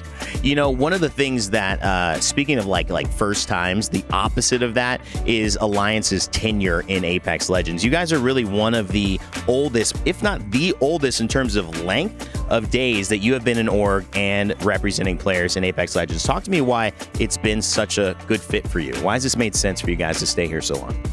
Yeah, absolutely. I mean, first of all, it's one of the best BRs out there. Second of all, we have amazing players. Third of all, we have an amazing community. So sponsors love the game as well. It's hard not to be in love with the game. Yeah, I mean, and it really shows as well. You talk about hockeys and you talk about the stability of this roster now with Unlucky and Effect, but it wasn't always that. I mean, you guys have bounced through so many different iterations. You brought up Yuki. I mean, what a sensation he was when playing for Alliance. You guys have also found a way to find a synergistic team, Kelly, and that to me is harder to do. Finding players who are standouts by themselves, sure, but somehow when Unlucky and when Effect, these guys, they're stars on other teams, come together, they make it work. How does the org stabilize players like that, and how do you support your players to find that synergy and keep working together when many teams break up? Yeah, I mean, first of all, Alliance is quite a special organization. Most of our leadership are ex-pro players, so our performance culture is really strong. We have a really great performance team working around our current team. Of course, one of the most important things for BR is like teamwork and synergy. Yep. It's easy to say it, but it's very hard to attain. That themselves, I also have to give players credit. They themselves, you know, they really buy into the culture. Not every one of our roster does, and those are not so successful. Yeah. But there is a lot of trust in the team. We try a lot of things. Of course, what you see on stage is like the tip of the iceberg. Absolutely. And the homework that it's put behind by, like, you know, our GM, our performance coach, and our head coach. It's a lot. And the captain works really closely with them. When we're scouting players, it's a really long process. Yeah. For us to want to remove or make a roster change, it's the absolute last decision to make. Something that is, you know, what a lot of the other teams don't have is that typically when you lose a tournament, you kind of want to make a swap. Yeah. We haven't exactly been having great results at LAN pre-EWC last year. Right. Often at times we have even been like double digits at LAN finals, you know. Mm-hmm. So there's a lot of analysts and there's a lot of stuff that goes on behind it. And I have to say a big part of it is, of course, hockeys. Yeah. So the last thing I would share a little bit, because I don't want to, you know, share too much about how we work. Imagine you throw all their team strats out right now in this interview. They're like, what? We win. Kelly? I was going to ask the performance coach. Pontos is probably going to kill me right outside if I do that. But in Alliance, number one, we invest in our captain. Yeah. And it's really important for us to find a strong captain in any team games that we have. And we have that in John. And he's like an incredible human being. He has extremely strong work ethic. He is very strong as a leader. Yeah. He's calm when he needs to be. He puts pressure when we need be. Of course, that comes with a lot of, you know, working together and trust. But yeah, I'm glad we decided to go the way we did, because, you know, now we're here as defending champions. You guys have had an incredible run since last EWC. You held up a trophy in Riyadh last year. We'll see if you can do it again this year. You play tomorrow in Group B, so if you're excited about that matchup, make sure to stay tuned and keep it here for the entire 4 days to see Alliance in action. But fellas, I'm going to shift towards you as we get back to the action that just occurred. 3 games came by, 4, 5, and 6. A lot of that, though, felt like maybe 2 games, maybe 1 games. We were talking about one team in IP most of the time. Yeah, I'm so happy that I was able to talk about them before this started, and we get to see Vayne here, and honestly, just this NFP roster. Okay, first off, we saw Falcons earlier on. They're just going to be playing as aggressive as they can. They're going to be going for kills, and this is the time where we talked about Vayne's confidence level, and them getting these back-to-back wins, especially on E-District, honestly, after their momentum in the game before, where they had, I think it was 12 kills and a 4th place, the game that Furia won, it just set the tone for them, especially on this map. When you start getting, back-to-back-to-back maps, and you get that confidence, they're able to run through, and their kills is what's putting them ahead of this. And honestly, something that we noticed in the stats is that they are 1, 2, and 3 on the kill leaderboard in terms of overall kills for this tournament. Even though Falcons was at the top, they're still able to pull that off, and that's just only going to set the pace for the rest of this. It feels like Ninjas in Pajamas, definitely the team that we thought they were, coming in 2nd place in terms of overall qualifying. These groups are positioned, you might be wondering why these groups feel the way they do, though, based on championship points. So obviously that 2nd place actually went to Shopify Rebellion based on those points. That's why they're in the other group. But going back to game 2, John, it was more the same. It's just NIP finding a group. Yeah, once again, like Snipe was saying, I feel like this roster maybe on paper, sure, they don't have the talent level of a Falcons or an Alliance, but they have the cohesion. The top 3 players, like you said, all in terms of kills, is those 3 guys. Sure, maybe you wouldn't predict that any of those guys are going to be the kill leader, but when they're performing like this, you see the results, and it's not any individual player. All 3 of them are able to perform. And that goes back to what Snipe was saying at the top of the show, where, okay, Vayne can focus on the IGLing. He doesn't have to micro either of his players, because you know that McLovin's going to perform. You know that Kurev being your anchor and also being able to, get some mix in with those calls. All 3 of them can just focus on their own individual things, and that leads to things like this, where they're coming from Stadium, maybe draft point, it's a little closer, but it's not the most ideal in terms of potential end game, and yet still they're able to get the ultimate high position and able to close out the win. I mean, we saw that one in a beautiful panoramic view, so made sure for our observers to catch that action from the top down. And speaking of top down, it was Fnatic who would have the height here on this one and take the win. I mean, going back into your statement, playing with cohesion. This is something that Fnatic's always leaned on and done well. It was up to Yuka to find new teammates. The conversation was, here's a list that we think, and Yuka said, hey, I've got a list too. He handed that down, and guess what? I think they went with a lot of Yuka's list. And it started to work out well for them. A team that we expect to continue to be relevant in top 5s. That's kind of where they make their bread and butter. Top 5s in circles, top 5s in tournaments. They're trying to get back to that and represent APAC North in a different way. It's been over a year since they've raised a trophy in the ALGS. Now trying to do it yet again. But the whole being greater than the sum of its parts, we're seeing that clearly with NIP.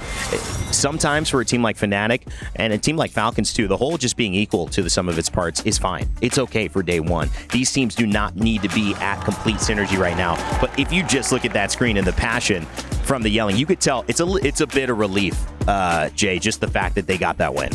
Absolutely, and for Fnatic, it was definitely a project because Yuka said, I want to pick up 2 younger players, and that's sort of similar to what Ninjas in Pajamas did. Sure, maybe they're not young, but it's a project because McLovin, he's not necessarily a player that we know for having a lot of success on LAN previously like Vayne does, and so, like I said, on paper, this team doesn't quite make sense as one of the best teams in the world, and yet here they are. Ninjas in Pajamas, you can see their tally overall, 24 points, 20 kills plus in these last 2 games, and you add the 7 at the end, but another man matching him.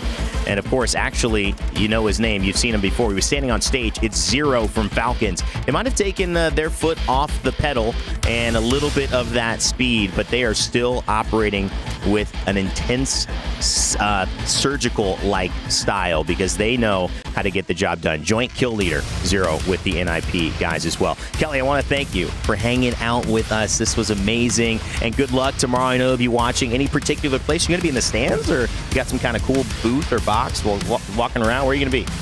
Yeah, we have 30 fans from all around the world that came with us. That's right. I'm going to be in the stands yelling at you guys, yelling at the stage. So make sure to tune in to watch the best games in Apex. One of the coolest things about that story, man, flew in 30 fans to Riyadh. Big shout out to Alliance. We got to see all our orgs doing that as well. It's time to get these games going for our last setup before we come back for one more final halftime break. So let's send it over to our casters to kick it off. Thank you so much, Rain Day. We've already seen the action breakdown here on Storm Point. Vicky Kitty here alongside Jamerson, and it's crazy to see how things have been shaping up, but even better to see how many teams right now have been soaking up that KP, because the competition is tight if you want to feel comfortable in the top 7 to sit in the finals lobby. And the 2 teams, of course, that are standing up top are extremely comfortable, but they have been trading blows back and forth between Falcons and NIP. 1 point between the two of them. We'll see who stands out on top of the day. But for now, as we continue on in Storm Point, we got to see Fnatic with their history here on this map, being able to secure themselves that north side of the map, getting trident even though it was a third pick, and this is one of the 3 map sets. So just the simple fact that they come in with that kind of history, teams give them that freedom, or could end up 4th picking that, gives Fnatic a lot more freedom in how they want to move down to the south here. It's great. You get the quick rotate too with the Trident obviously as well while we take a look at where this next zone is going to be taking us. And again, just to remind everybody, it is a top 7 that make it into that final lobby on Sunday. And I emphasize this constantly because looking at how tight in terms of points the overall standings stay, it's Mouse with 33 points in 8th place with Kinotrope with 34 points. And then going down from Mouse, you have AGAL with 31, Enterforce 36 with 30, Navi with 30, and that's with Navi popping off too on E-District at some points. So it's crazy to see how close it is. Yeah, that is extremely tight there on the bubble. But here, as we take a look at the ring poll, our first map ring, it does seem like, well, we're going back to Jurassic, and what a time, of course, to go back to Jurassic of all places here. But also want to note that with the bans that came in, particularly with that fuse getting taken out in match number 6, we have our picks of a few console legends. I want to say ring console legends, not controllers, ring console legends. That's going to be the Pathfinder, a huge pickup from a lot of our squads. We did also have a smattering of the Ramparts there, particularly Navi and Kinotrope along with Mouse and Z10. It's so funny that no matter what, right? Like if it's the Wraith off the table out here, you talk about Fuse, no Ash, no Alter. Let's bring in Pathy. 14 Pathies right now in this lobby, 70% pick rate with Crypto following right behind with 11 Cryptos in this lobby to get that information. I know you saw that side by side with Sparrow at some points to be able to remotely get the scan on those survey beacons here while we get set up on Team Falcons, who are holding first place by a 1 point difference. Yeah, it's kind of interesting, especially with today's ban so far, how as soon as a legend like pricks their heads up, well, you're banned, right? So the Fuse picking up a lot of traction there in game number 6, going immediately down, but it's Mouse now.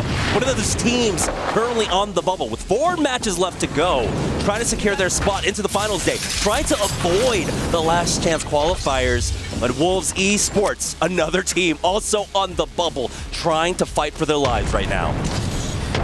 Very important fight right here. No Name taking a nice off angle, putting pressure onto Lufko, having to back away just for right now. You see Donut, you see Crazy Kong, who manages to jump all the way up with a Newcastle wall too. They're trying to go for some of these follows, but Donut is the first to get knocked. It's a trade-off from both sides. Yeah, Crazy Kong biding his time for now, having someone hold the angle, but No Name will get knocked out. 0-0 with the Mozambiques. We'll be able to finish them off.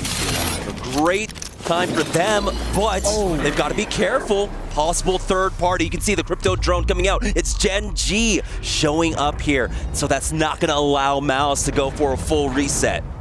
Gen G wanted in on that fight. I mean, I don't blame them, right? Look at them. They're in 18th. They're at risk of getting eliminated. We are already on game 7. Only 3 more games to go to really turn things around for them, so they need this KP, preventing the reset onto Mouse.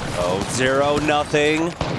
Trying his best to get away here, but Gen G, like you had mentioned, are on the hunt. Mouse will go down. 2 big competitors for Gen G out of the way. This is a huge opportunity now for Gen G to try and just barrel their way up the leaderboards.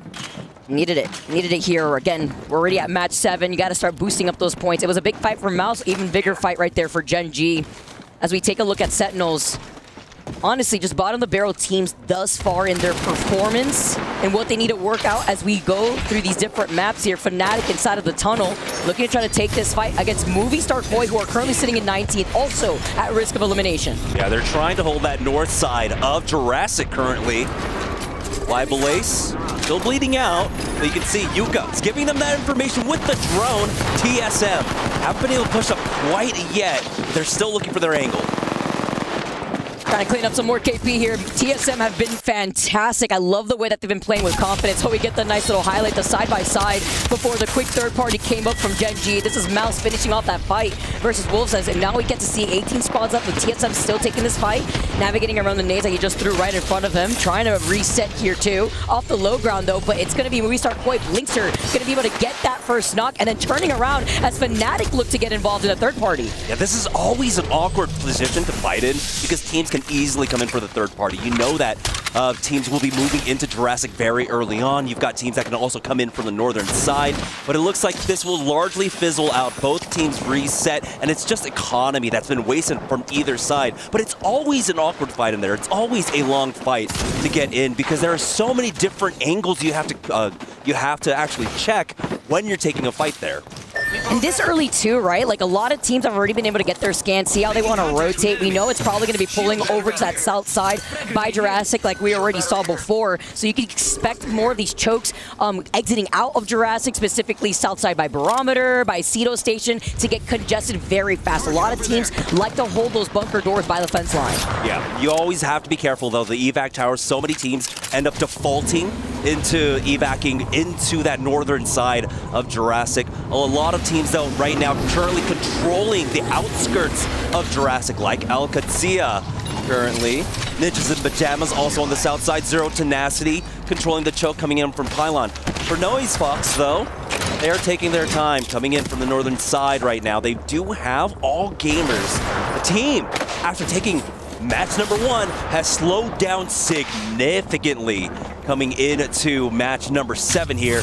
This is an opportunity for them to try and gain some of that back. Yeah, right? Like, they had game number 1, they won with like 14 KP. It's crazy to see that momentum dwindle away from them, but this is the opportunity. Still sitting within top 9 thus far. Zap holding the high ground with the bow check in hand. He's got some great loot too. The R9 with the gold light mag.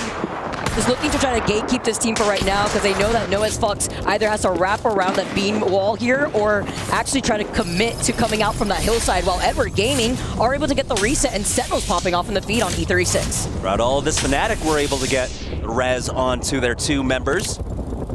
Ninjas in Pajamas, we were talking about them controlling the south side here. It's the southwest side, so that does actually make a pretty big difference. Not too many teams coming out from that Barometer side. We might have a crash there, but currently it's a lot of teams focusing on the Pylon rotate, but it's still early on. Teams are still kind of rotating through that south side, and we have plenty of opportunities for them to show up and challenge Ninjas in Pajamas for that position. For Falcons though, this is one of the teams moving in from the Pylon area. We've got Zero Tenacity and Furia holding this down though.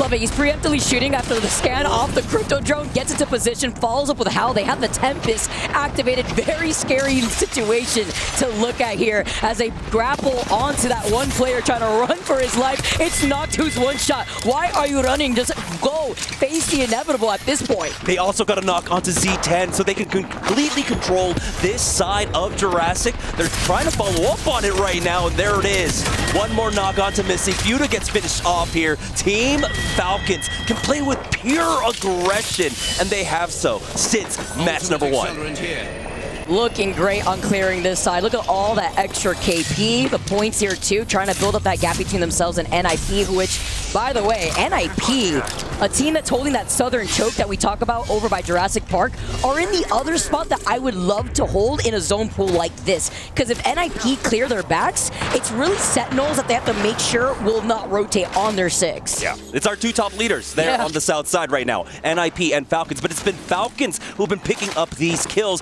and maybe get more. Nemesis coming in from there, but it's Orchid right now that we're on board with, coming through from Cascade Falls. And again, not much in the way of friction because a lot of teams have moved to the western side of the map. We do see ahead of them Movie Star Koi still inside that tunnel, but Orchid all purpled up will have a better fighting chance at this one than Movie Star Koi. Trying to get some poke pressure down while they are trying to shoot at them from afar. It's Fnatic that have now wrapped up behind Falcons. So it wasn't just Team Nemesis. It's the fact that Fnatic are now here still in between Falcons and Nemesis this time around. So you talk about some cleaning up some KP when they're trying to gatekeep these teams. Falcons now looking at these two teams with hungry eyes, hearing them down below. Yeah, Fnatic were forced to go for that reset, right? And behind them all, that entire time, Nemesis were coming up behind. So now, this is Falcons with another possible 6 KP right in front of them. So both of these squads, Nemesis and Fnatic, have to be careful about how they approach this. They still have, of course, plenty of time to maybe revert and go around the mountain and challenge Ninjas in Pajamas, but really it comes down to what Team Nemesis do here, right? They're going to be the ones that could force that sandwich onto Fnatic, but they will also have that priority to try and rotate around from the south side. Alcatia were able to get that Mythic bin too.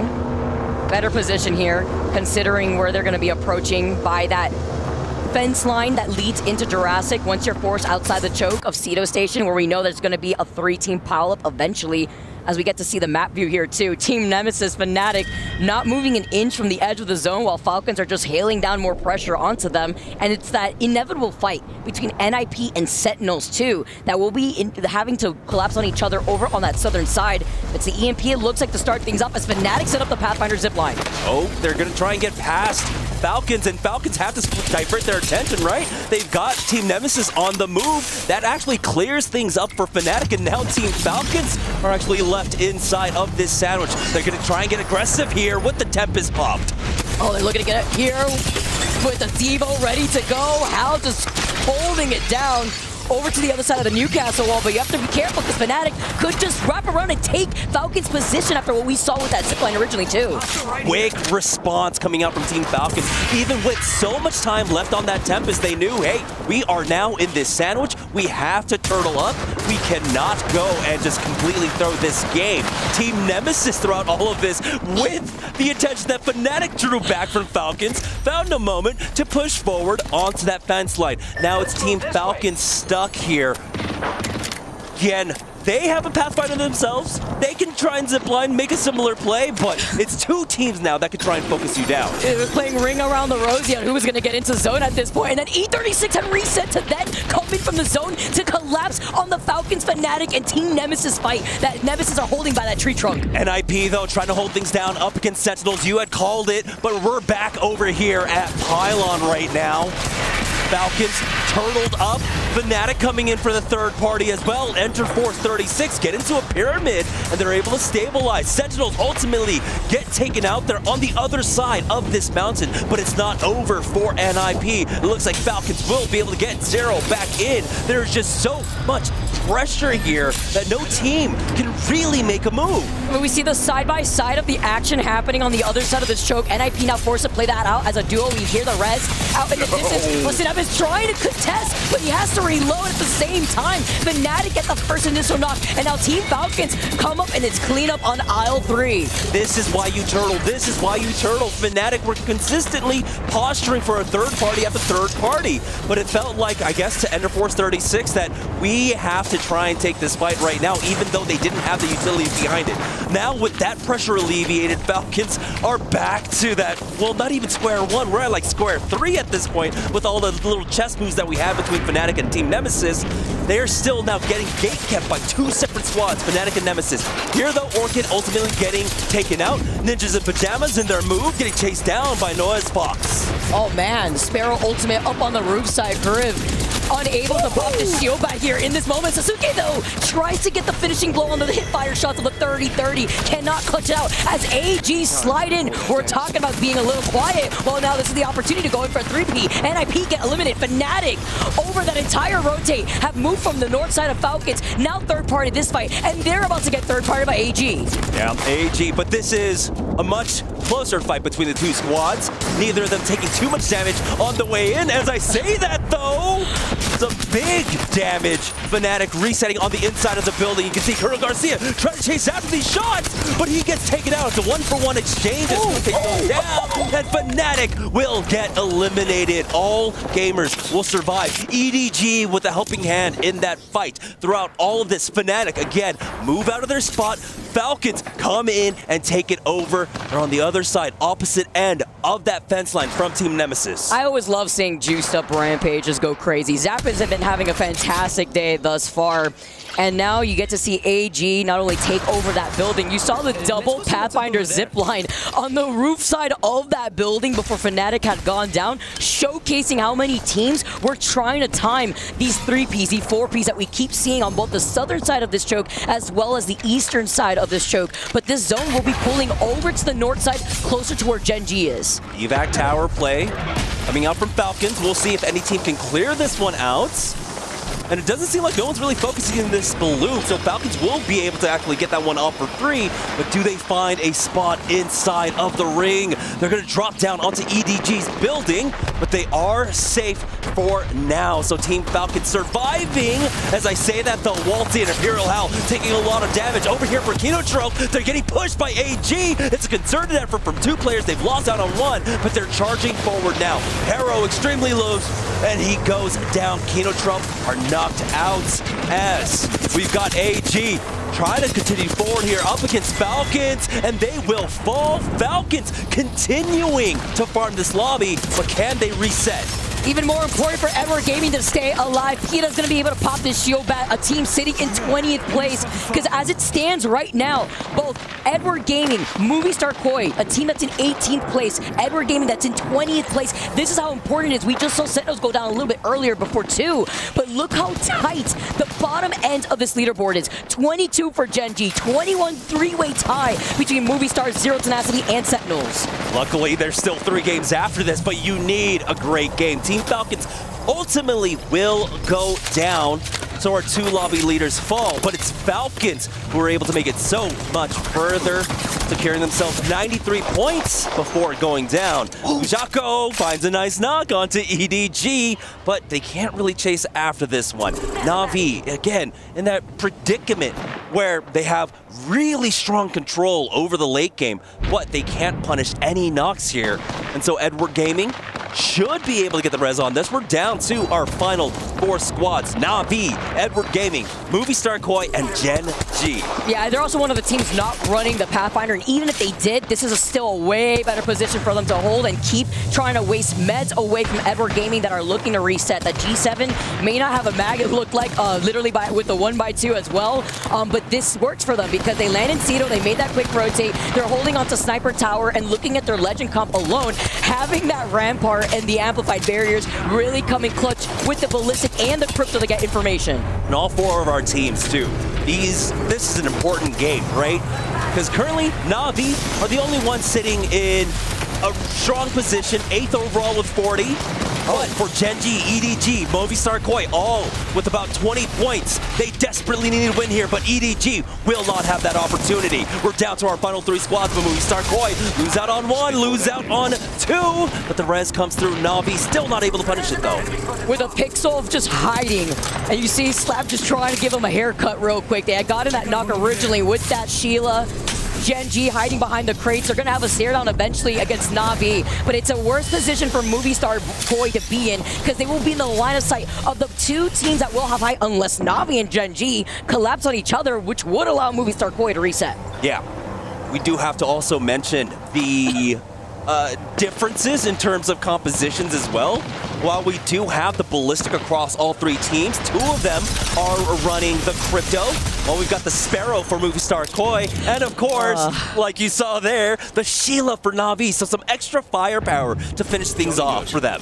Dude, I swear, Rampart is my sleep paralysis demon. That Sheila, man, it's crazy. It feels like it's so extra personal, too. You're so close to getting into cover, you only have a blue knockdown, and then Sheila's just enough to be a nail in the coffin. But very smart move, too, because Na'Vi understand there could be a chance that Gen G try to take advantage and push before Movie Star Koi could even reset. As you can see right here, they try to move in, try to close on the distance, but Slab with his Devo, who has activated the Tempest originally here, too, is going to be able to actually try to control this fight. Huge huge timing push coming out from them. They utilize that EMP extremely well. Slab is in position at the right time for Na'Vi to clear out Gen.G. Now it's just Movie Star Koi on the other side of this one, and Slab will slide down, take out one. It's a 1-for-1 exchange, but it's easy going for Na'Vi, securing a much-needed victory. That propelled them from 8th place to 3rd now, and they will sit pretty for the next 3 games. Comfy, pretty. Say hello to my little friend. You saw the pop-off right there, too. Na'Vi feeling themselves. We love to see that momentum right in. And, of course, I just feel like it's so gross. The Ballistic Tempest into the Sheila, too, on top of it. You're controlling so much space. The matching skins as well. Oh, yeah. Pretty fresh. Na'Vi knew. Na'Vi knew this was their game, and it certainly was, right? They ended up drafting, of course, from Sito Station, had one of the highest priorities for where this zone pulled. It pulled towards them out of Jurassic. So they had everything to work with. They had full control over that northern side. A lot of teams playing the very edges of the zone, trying to come in. We saw so many teams rotating to the south side, creating a huge pileup of squads on the south end of Jurassic Park. And importantly, our two teams at the top of Falcons and NIP. Of course, facing that traffic, go down. They don't have an opportunity to try and go for that late game once again. Great job by Na'Vi, really executing upon their usual playstyle. And look how important this was. 15 points in favor for Movie Star Koi. Like, look at the amount of KP they were able to secure. Gen.G too. Yes, they get the 9 points in total, but these are 2 teams that were on the bottom end of the overall scoreboard, and we're running out of time, Jamerson. Yeah, they were sitting at about like 20 some odd points before this game, so it was desperation time for a lot of these squads. But now they can play a little bit more relaxed. The pressure is alleviated just a bit, but they are still not safe. As we take a look at the overall, it's EDG, Zero Tenacity, and Sentinels currently there in the bottom 3 on the verge of getting knocked out. But they still have 3 chances left here. Exactly, but it's so tight here, not only with the teams that are at risk of elimination, but even the teams that are looking to find their spot in the finals. Literally a point difference separates themselves or having to compete in the last chance qualifier. Yeah, and again, importantly, with this 10-match set and with how much of the points have been kind of monopolized at the top by Falcons and by NIP, Na'Vi were able to jump 5 points throughout all that. But we got more Apex for you. We're going to take a short break, and we'll be right back after this.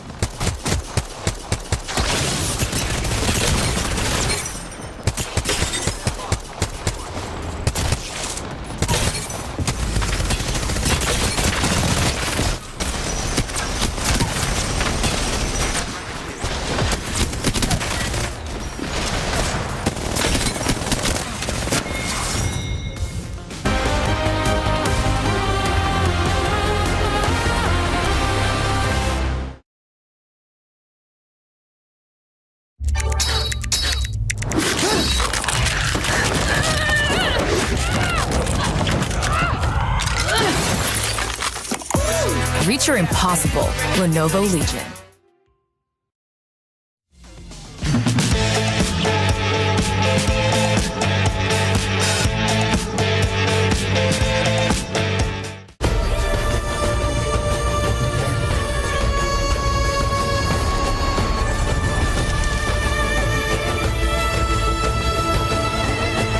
This land is calling.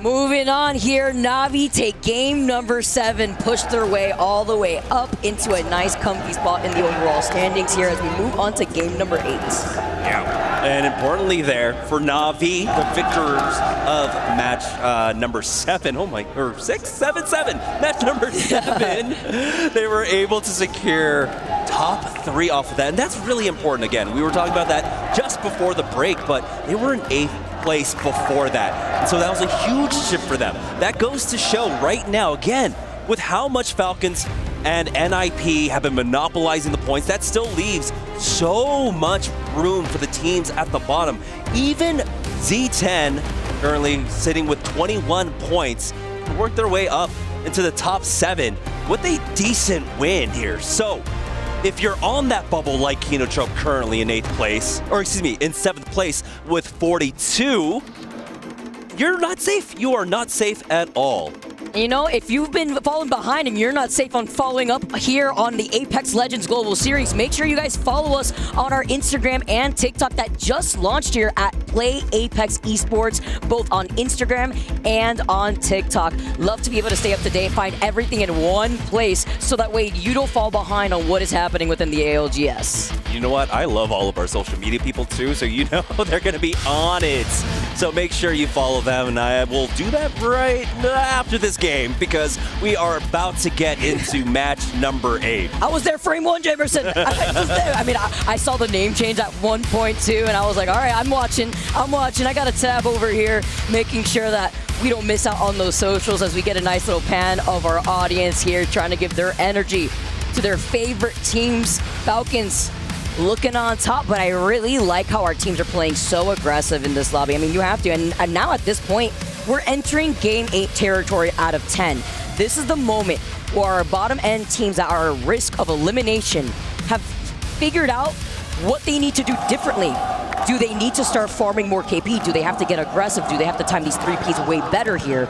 Maybe try to change some things up here, because at this point, if you haven't found that momentum, man, it's been already 7 games done and dusted. We get another Legend ban, and it's time to adapt because Pathfinder will not be available to play for game number 8. We just got him. Yeah, oh we just got him. But yeah, it seems like for every single ban, it's just as soon as one gets banned, you know, it's a new Legend that we really weren't seeing picked up that much, right? So it's just slotting in after slotting in, but we did get to see an uptick of the Ballistic over time here, the Crypto as well. And honestly, when we hit, we don't really get to see this deep into the pool often, right? Only for regional finals so far.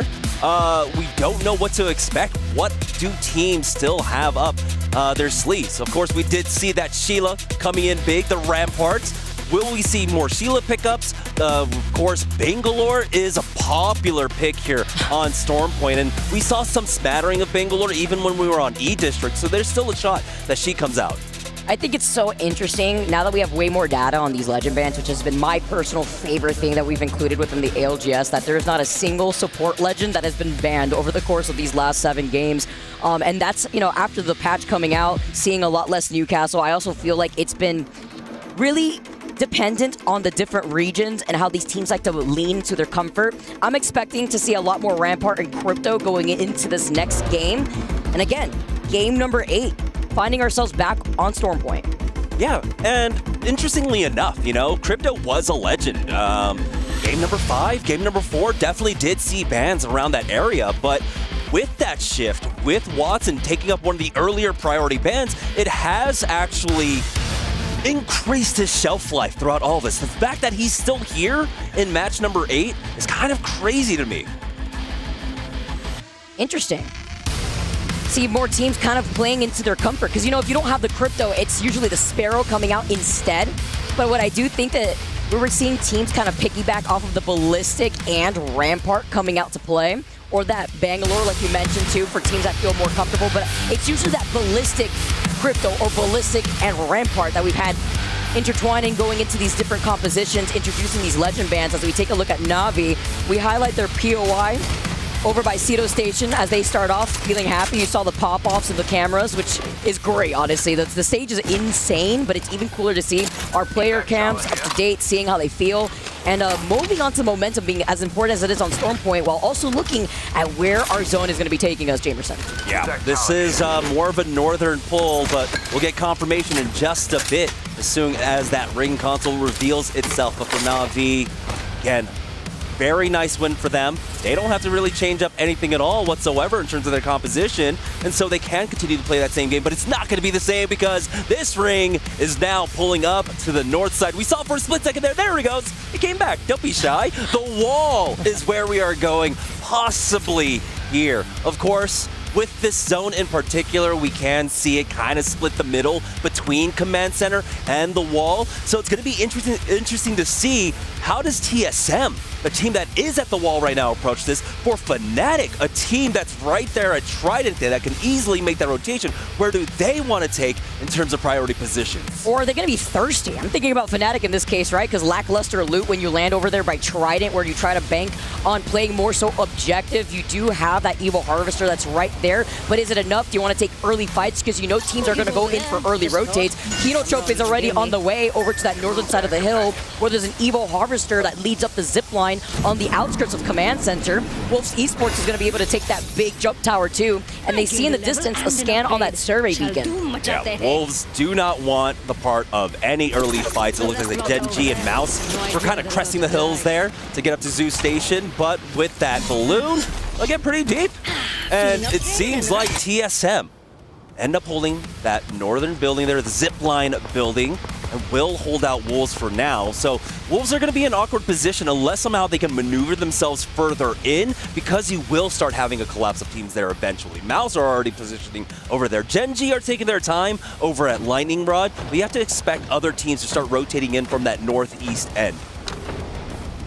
Trying to theorycraft here the composition for TSM. They were banking. They're literally the only team, because we don't ever see this played out as often, but they were the team banking on rotates because they actually came out with a Valkyrie composition. The only Valkyrie in this lobby just for the zone to pull on top of them instead. So now they have to prevent other teams from just getting information on their survey beacon on top of their building and still hold height to have the ring console also in their line of sight, because this is their POI, which means that they can really only boost up their own Evo shields with poke pressure looking at their weapon composition. Yeah, and I mean, it makes sense, right? You're at the most northern part of the map. This map goes downhill from north to south. The Valkyrie gets a lot of value with that skyward dive. Yeah. But it's kind of unfortunate that it does end up pulling towards them. So it is going to be a bit more difficult for them to try to hold things down. We're already getting some early movement from that further northern side. Movistar Koi are actually wrapping around. They came from checkpoint, went all the way up north. Fnatic gave them the space because Fnatic ended up rotating from the south there, from the chokes instead. Now here on the scramble, Furia versus Z10. Not gets that knock on to Phoenix. We'll see if they can follow up and get that third. Keon's gonna try. Get over here. Everyone's thirsty to try to get this extra KP, but it's a great fight for Furia to take right now. They're just making sure they're not going to get 3-peat, but they won't. No other team in the vicinity other than Na'Vi who are looking to make an appearance. But 0-10 have already left at this point. They're going to try to reset probably in Stormcatcher, where there is a Replicator and a Moby and an Evil Harvester, so it'd be great. Yeah, I mean, so it literally split, scattered though. so quick. Ninja, scatter. Please, we have to. We need to stay alive. Team Nemesis, though. I think this is Falcons. Oh, no, this is Edward Gaming. Excuse me. Just trying to hold things down. Do have eyes on a squad, and like we had mentioned, right, with all the bans that we've gotten so far, and the fact that we're still here on Storm Point, you can see the strength of those smokes with the Bangalore picks from some of our teams. And even though it doesn't provide you actual cover, the visual cover is enough sometimes to be able to get through situations like that when a Sheila is just staring you down. It would have been quite a shame if the crypto drones would have just revealed where you're positioned around these smokes. Interesting to see that a lot of the counter picks coming out too, with teams trying to run this very similar compositions here, but it's going to be Noise who are going to now rotate on their own, Trident taking their time. One of the teams to play objective, of course, too. Yeah. And play on the edge of the zone. They're going to try to get at least the survey beacon, the ring console over by North Pad, take their time, get into this next zone, probably with purples as well. So you can see Team Orchid playing inside the bunkers this time around. Just have to make sure that their backs are cleared, because really if Noise wants to commit to this rotate and coming in from specifically the western side, they would probably either want to see if they could take a fight by that bunker side if they hear a fight going down already there, or by the southern choke that you had mentioned we saw Fnatic take originally. Yeah. For Team Orchid here, though, again, it's just about surviving. They are on the bubble, right? Quote unquote. 17th place, 24 points. If it ended here, they would be moving on to the last chance qualifiers, but they have so many teams, or excuse me, like very little space with the teams behind them. So they cannot misstep. They cannot afford a 0-point game here whatsoever. We've got neither. We saw how close it was on the bottom end of those leaderboards. 18th through 20th are axed already in this first day as Sentinels, another team who desperately needed those points, have now cleaned up NIP. That was huge here for Sentinels, and they're going to be able to reset too. This is also another opportunity now for Falcons to continue to grow their lead. Remember, in that last game, it was 1 point between them, but now Falcons have a very comfortable lead to come out the lobby leaders here. And like you had mentioned, for Sentinels on the other side of the leaderboard, just trying to get into the top 17. But there's still a lot of room for movement. They can easily get into the top 17. Currently, it's Kino Trupp with 42 points. So an 18-point game here for Sentinels can easily get them up into that 7th place position. But with the KP that they already have, this is already looking great. Makes it a little scary for Team Orchid, who are tied with those 24 points right there side by side. It's just Team Orchid just in a better position in terms of where they stand in this next zone, as long as they can make sure they can clear their backs, because there are 2 different entryways into that next zone, right? It's that south side and the bunker side too. You could technically take a little bit of that ring damage, is completely fine to rotate from the north side, which is actually what Noah's did, because there's an Evil Harvester on that pathing. So Team Orchid probably heard that Trident looking behind them to make sure it's cleared, while AG now, over by the Prowler side of things, are going to be able to hold this hilltop here with that 30-30 right behind these rampart walls. Yeah, this is really one of the few options that all gamers had, rotating in behind the priority teams, right? TSM, Movistar, all of them were able to get that north side of the wall, so they couldn't get any deeper into the zone. But this isn't bad at all whatsoever. But there is a small chance that maybe it continues to pull up to this hill. It's very unlikely, but if it does, AG, a team, again, that lost so much momentum, can get that back. Currently, they're sitting in 8th place with 40 points. Just 1 point, a few points off from that 7th place position. Good spot to hold, at least for right now, but I wouldn't be surprised. It's probably going to keep pulling over by the wall side, where a lot of these buildings we saw get taken really early on, while E36 trying to put in some pressure onto Team Nemesis. E36, they've been on the hunt. They've slow rotated throughout all of this, and really, again, with a pull like that, you can't really expect to get in deep into this zone. And so trying to find the fights on the edges is going to be extremely important for them. They will be able to try and cut off Team Nemesis. I mean, Team Nemesis already showed that we're running into zone. The only natural movement for them is to continue their way on up from that eastern side to get to Lightning Rod. So Ender Force are just going to cut them off.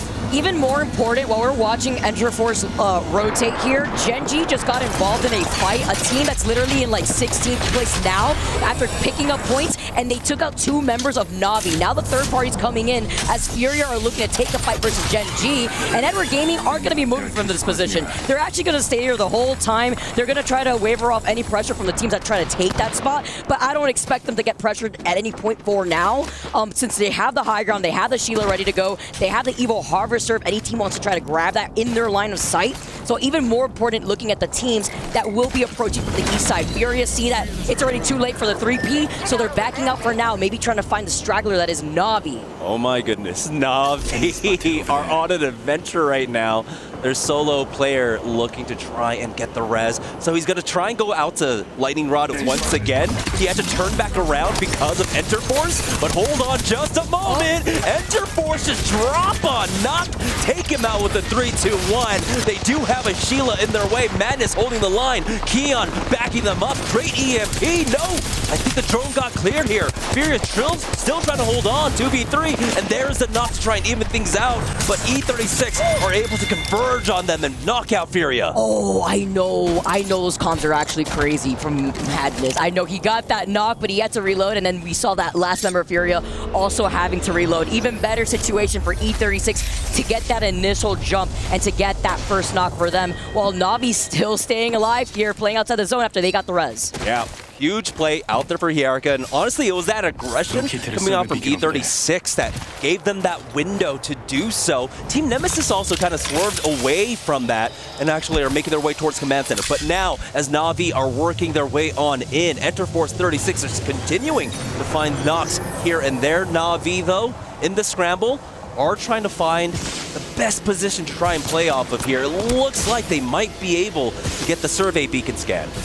Look at him dipping and dodging, shimmy-shading his way on the drone to get that information on their survey beacon. It's not for that Evo shield. They're maxed out with the purple, but even better to look at the teams waiting for them. Yeah, they got it just in time. Gen G spotted that drone out, tried to take it out, but now Na'Vi, with crucial information here, know that they're going to have to avoid Ender Force 36. You can see now Hierarca is making his way on back. They're going to move over towards Command Center. They know that Team Nemesis have just made their way on in, but they're starting to double back actually off of this. Coming in from that bunker side, Mythic been out and about right next to Edward Gaming. Will they be able to get it, or will they feel the pressure away from Falcons who are off that low ground? Okay, charge rifle in the distance, finding the crack onto Hal's shield as AG staying in their position, looking at Genji, looking to try to actually contest him for right bound down below. Yeah, we didn't expect the ring to pull all the way up towards them, and so they were forced to move. Does seem like they find a moment here.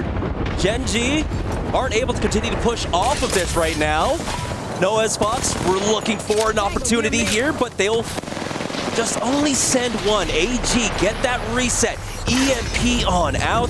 Will stop the aggression from Genji, but Zap goes down to that nade, will crawl back to his squad, and now more nades come in. It's raining nades, hallelujah. It's the way that they're just falling at their feet there too, because it's the third party, make it the fourth party. Noah's, who had made the rotate with the Trident, are looking to get involved over to the north side. Now they see Na'Vi going in for a 3P, but they still have the high ground advantage. Simultaneously though, there's a huge pile up over to the south side. We see Hao getting a double knock onto Z10, who are also trying to see if they can wrap up behind them, even looking at that Mythic bin. Sentinels also jumped on top of Edward Gaming and have now taken that exact building high ground away from them.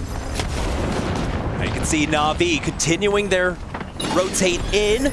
They were looking for that third party, but Noah's Fox played this one much safer, pulling back away. And take a look.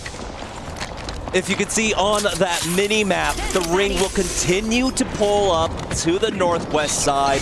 TSM, of course, the team that dropped that wall, will be able to rotate in for that. EDG throughout all this end up getting knocked out here. And Na'Vi somehow are in one of the strongest positions here in the lobby. It's all up to Noah's Fox, though, to try and stop them from advancing further into the zone. And Na'Vi hoping a little bit that Noah's could try to take some shots at them, but Gen G are in such a good position out of the line of sight of Noah's Fox. As you can see, Sheila out to play, shooting at the crypto drone right above them. It looks like Gen G wanted to try to approach, maybe with the opportunity of a crypto drone EMP, as Noah's Fox are trying to also get into a different angle. They want to stop this fight from happening, but they can't overcommit. They have to stay in their position, as Gen G are also looking behind them. Yeah, you can hear all the 30-30 shots coming out from above them right now, as Gen G will get the knock on the Utako and finish off Na'Vi. Valiant effort there, but here's the third party from Enter Force 36. Asia on the slide in, just commits to this fight. Dexter the only one up for Gen G as an EMP comes in for the third party. Enter Force 36 will be able to get this reset. Never mind, possible third party once again. Back to back. Look at the graveyard at their feet right now. E36 also trying to reset, taking a good amount of that damage. Oh, we're shooting ghosts out here too, I guess. Trying to make sure they can find the crypto drone flying around them, who's invisible too, by the way. They heard it flying around them originally. You see the knock here. Sasuke in some trouble. Malika has the high ground, but takes so much damage. And Noah's Fox played this one way too safe, keeping their anchor in the back instead of sending the full 3 to commit onto E36. So now it's a 2v2. Excuse me, a 2v3 in favor of Enter Force 36. Now here on the south side, Kinotrope trying to make their way on in, but it's Wolves Esports currently playing the gatekeepers. Looking down at Kino Trope with some help from Fnatic on the other side of the wall. They slide down. They get the damage done. Miss out some PK shots, but the ring does the rest of the damage. It's a nail in the coffin. And we're seeing some pop-off moments right here as Wolves Esports still with 2 blue Evo shields are playing on the edge of the zone. The fact that E36 were also able to reset after the Mirage we saw go invisible to pop that medkit, to pop that bag here. And then Noah's Fox had to back away now, instead having to play this out as a duo after they were here in that final zone from the beginning. Yeah, we'll see if they do have mobile respawn beacon for themselves. The crypto drone is out right now to try and secure that death box, but you can see Enterforce 36, their only eyes are on Noah's Fox right now, and it does seem like they will be able to get that res. But throughout all of this, Mouse note that and try to advance on their position. They know that one person is playing anchor back here. They've got the fight. Now they're pulling back with their third to try and go for this, but I think enough damage was done. Someone got knocked to the ring. Yeah, that was the third. Noah's Fox now have the advantage.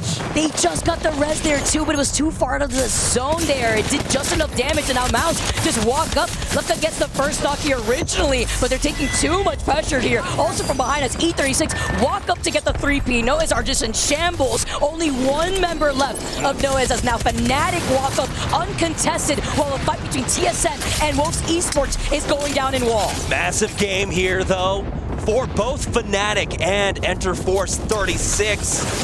Fnatic, a win here basically secures them into the top 7. For Enterforce 36, that puts them on the bubble. Right now at 45 points, though, as Fnatic push forward, Wolves will get eliminated. E36 on the other side of this fight.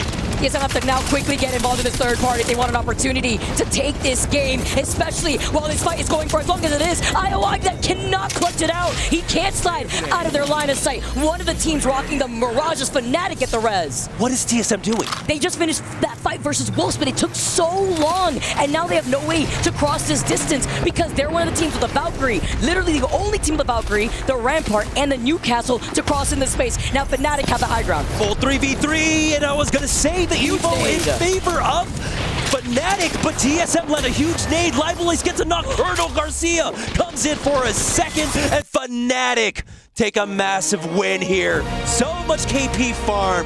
They were able to move in early once again. Fnatic, are they just Storm Point demons? Looks like it. It definitely looks like it. And great timing on when they had to rotate to 3P that fight. The unfortunate res that we saw from Noahs. We also saw the contention from E36 right behind them. It was Fnatic that nobody was blocking Fnatic from just walking outside a wall. Why? Because TSM and that fight versus Wolves Esports took forever. It took, by the time the third party came around, by the time that original fight finished, by the time Fnatic healed and then repositioned themselves, TSM was still not there. But nonetheless, they got the KP that they needed in terms of the placement as well. And also, just the comfort. Going into the final 2 games of the day, Fnatic with a back-to-back victory there on Storm Point. Another plus 25 for them. Really does kind of cement themselves in the top 7. I don't want to curse anything, right? But 2 bad games in a row here to finish things off, and they still might be able to secure it. But, you know, Fnatic can't let off the steam, I guess. The steam whatsoever. Yeah. Man, that is fantastic for them. That will move them up into the 3rd position. Very comfortable. And that's saying a lot, especially considering the teams above you right now in NIP and Falcons. So, some of our top dogs from our regions, from our different regions, really starting to show their hand. And Fnatic did pretty good on E-District too. The only game that they kind of faltered on E-District was Game 5. So, you know, carrying that forward and seeing the most of that success on Storm Point as we take a look at our top 7 teams that are feeling pretty comfy. But if you're Nemesis, if you're Kino Trope, you can't let off just yet. Look at this. E36 are right on their tails with 47 points. And then even worse though, more at risk, is the 18th through 20th spot team right now. Alcatia at 27 points. Tied that with Furia, by the way. Like, we are running out of time. There's only 2 more games left, and that was our last game on Storm Point. Still there, in the top 7. If you're not in the top 4, you are not comfortable, right? I think there was a 9-point shift between the 4th and 5th place squad.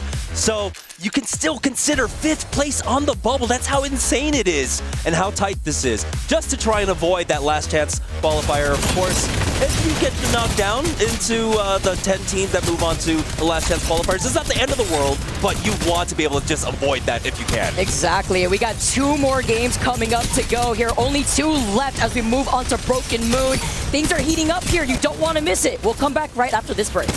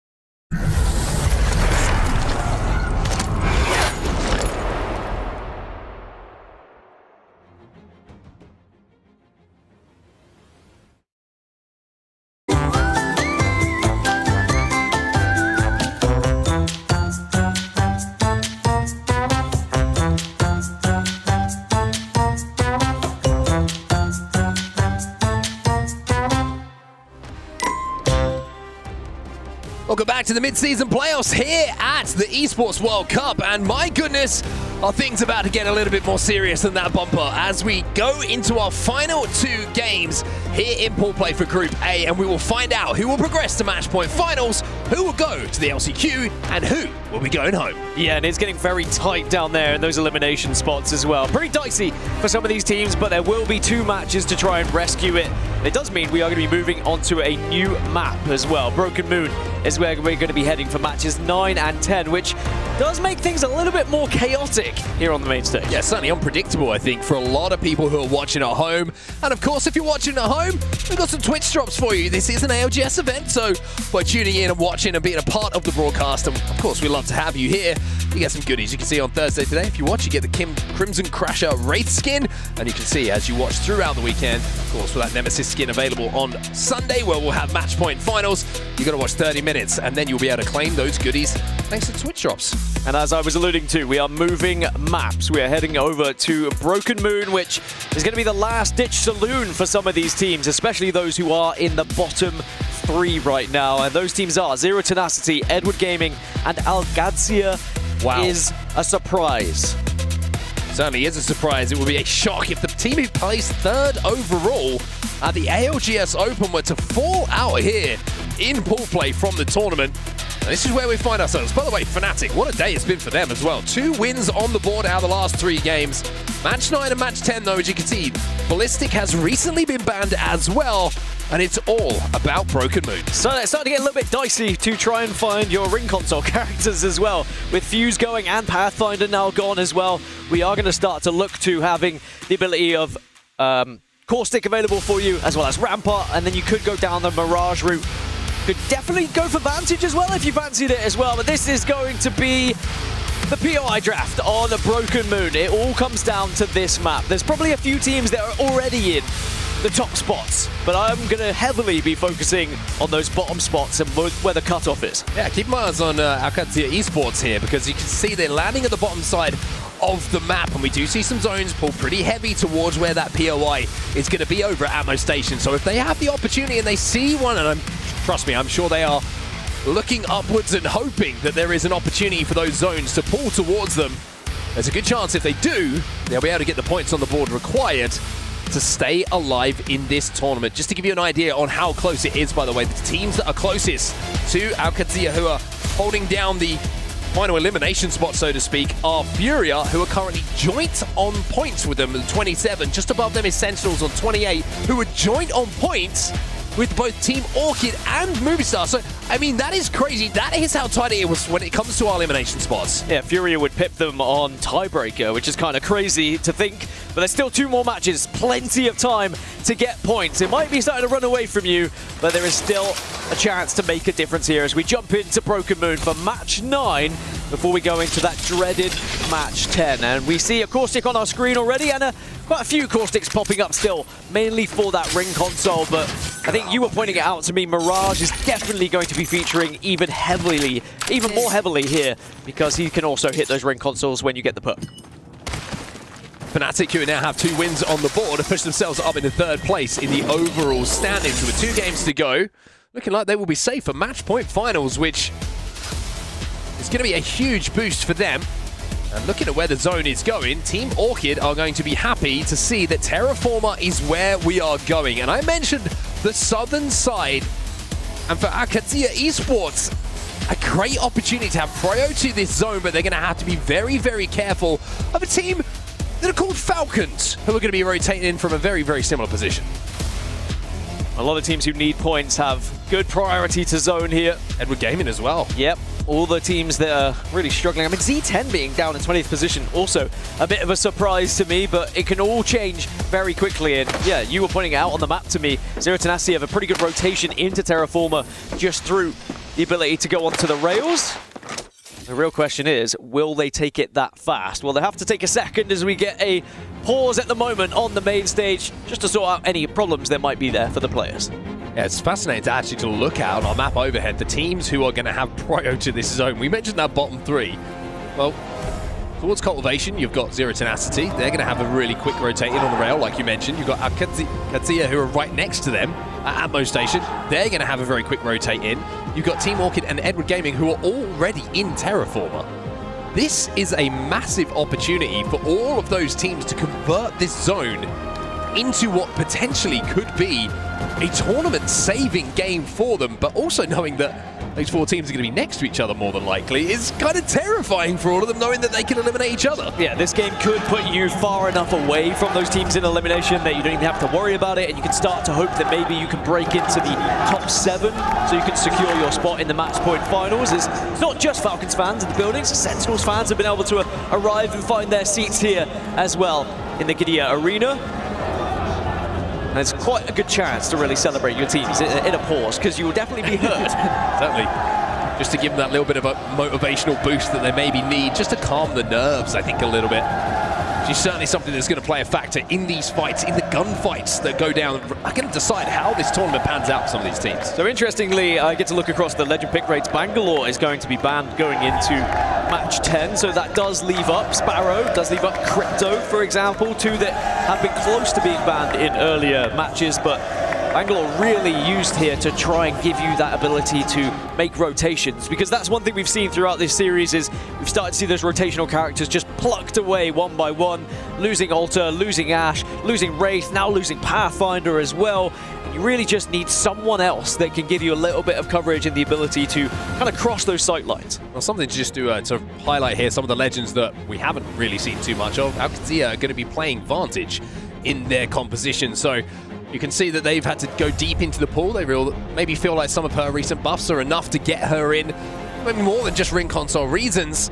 And if one thing that's going to be great is, you know, having that ultimate available, the sniping that she does have available. If you have early prio to some of these zones, being able to pick off damage, stop teams and zone them out with that ultimate is going to be really, really important for them. And look at Zia as well. They have ring console.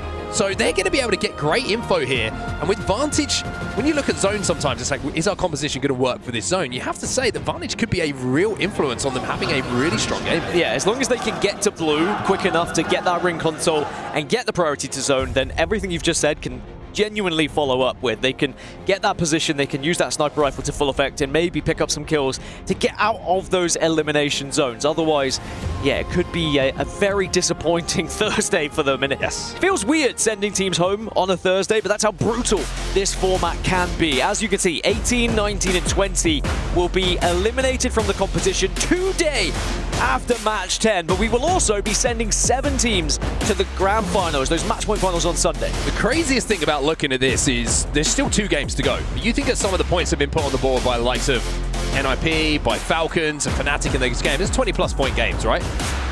You look at Alcatia at the moment, 18th spot. They will be the first team, if we were to finish right now, that would be going home, right? Look at Enter Force 36 with 47.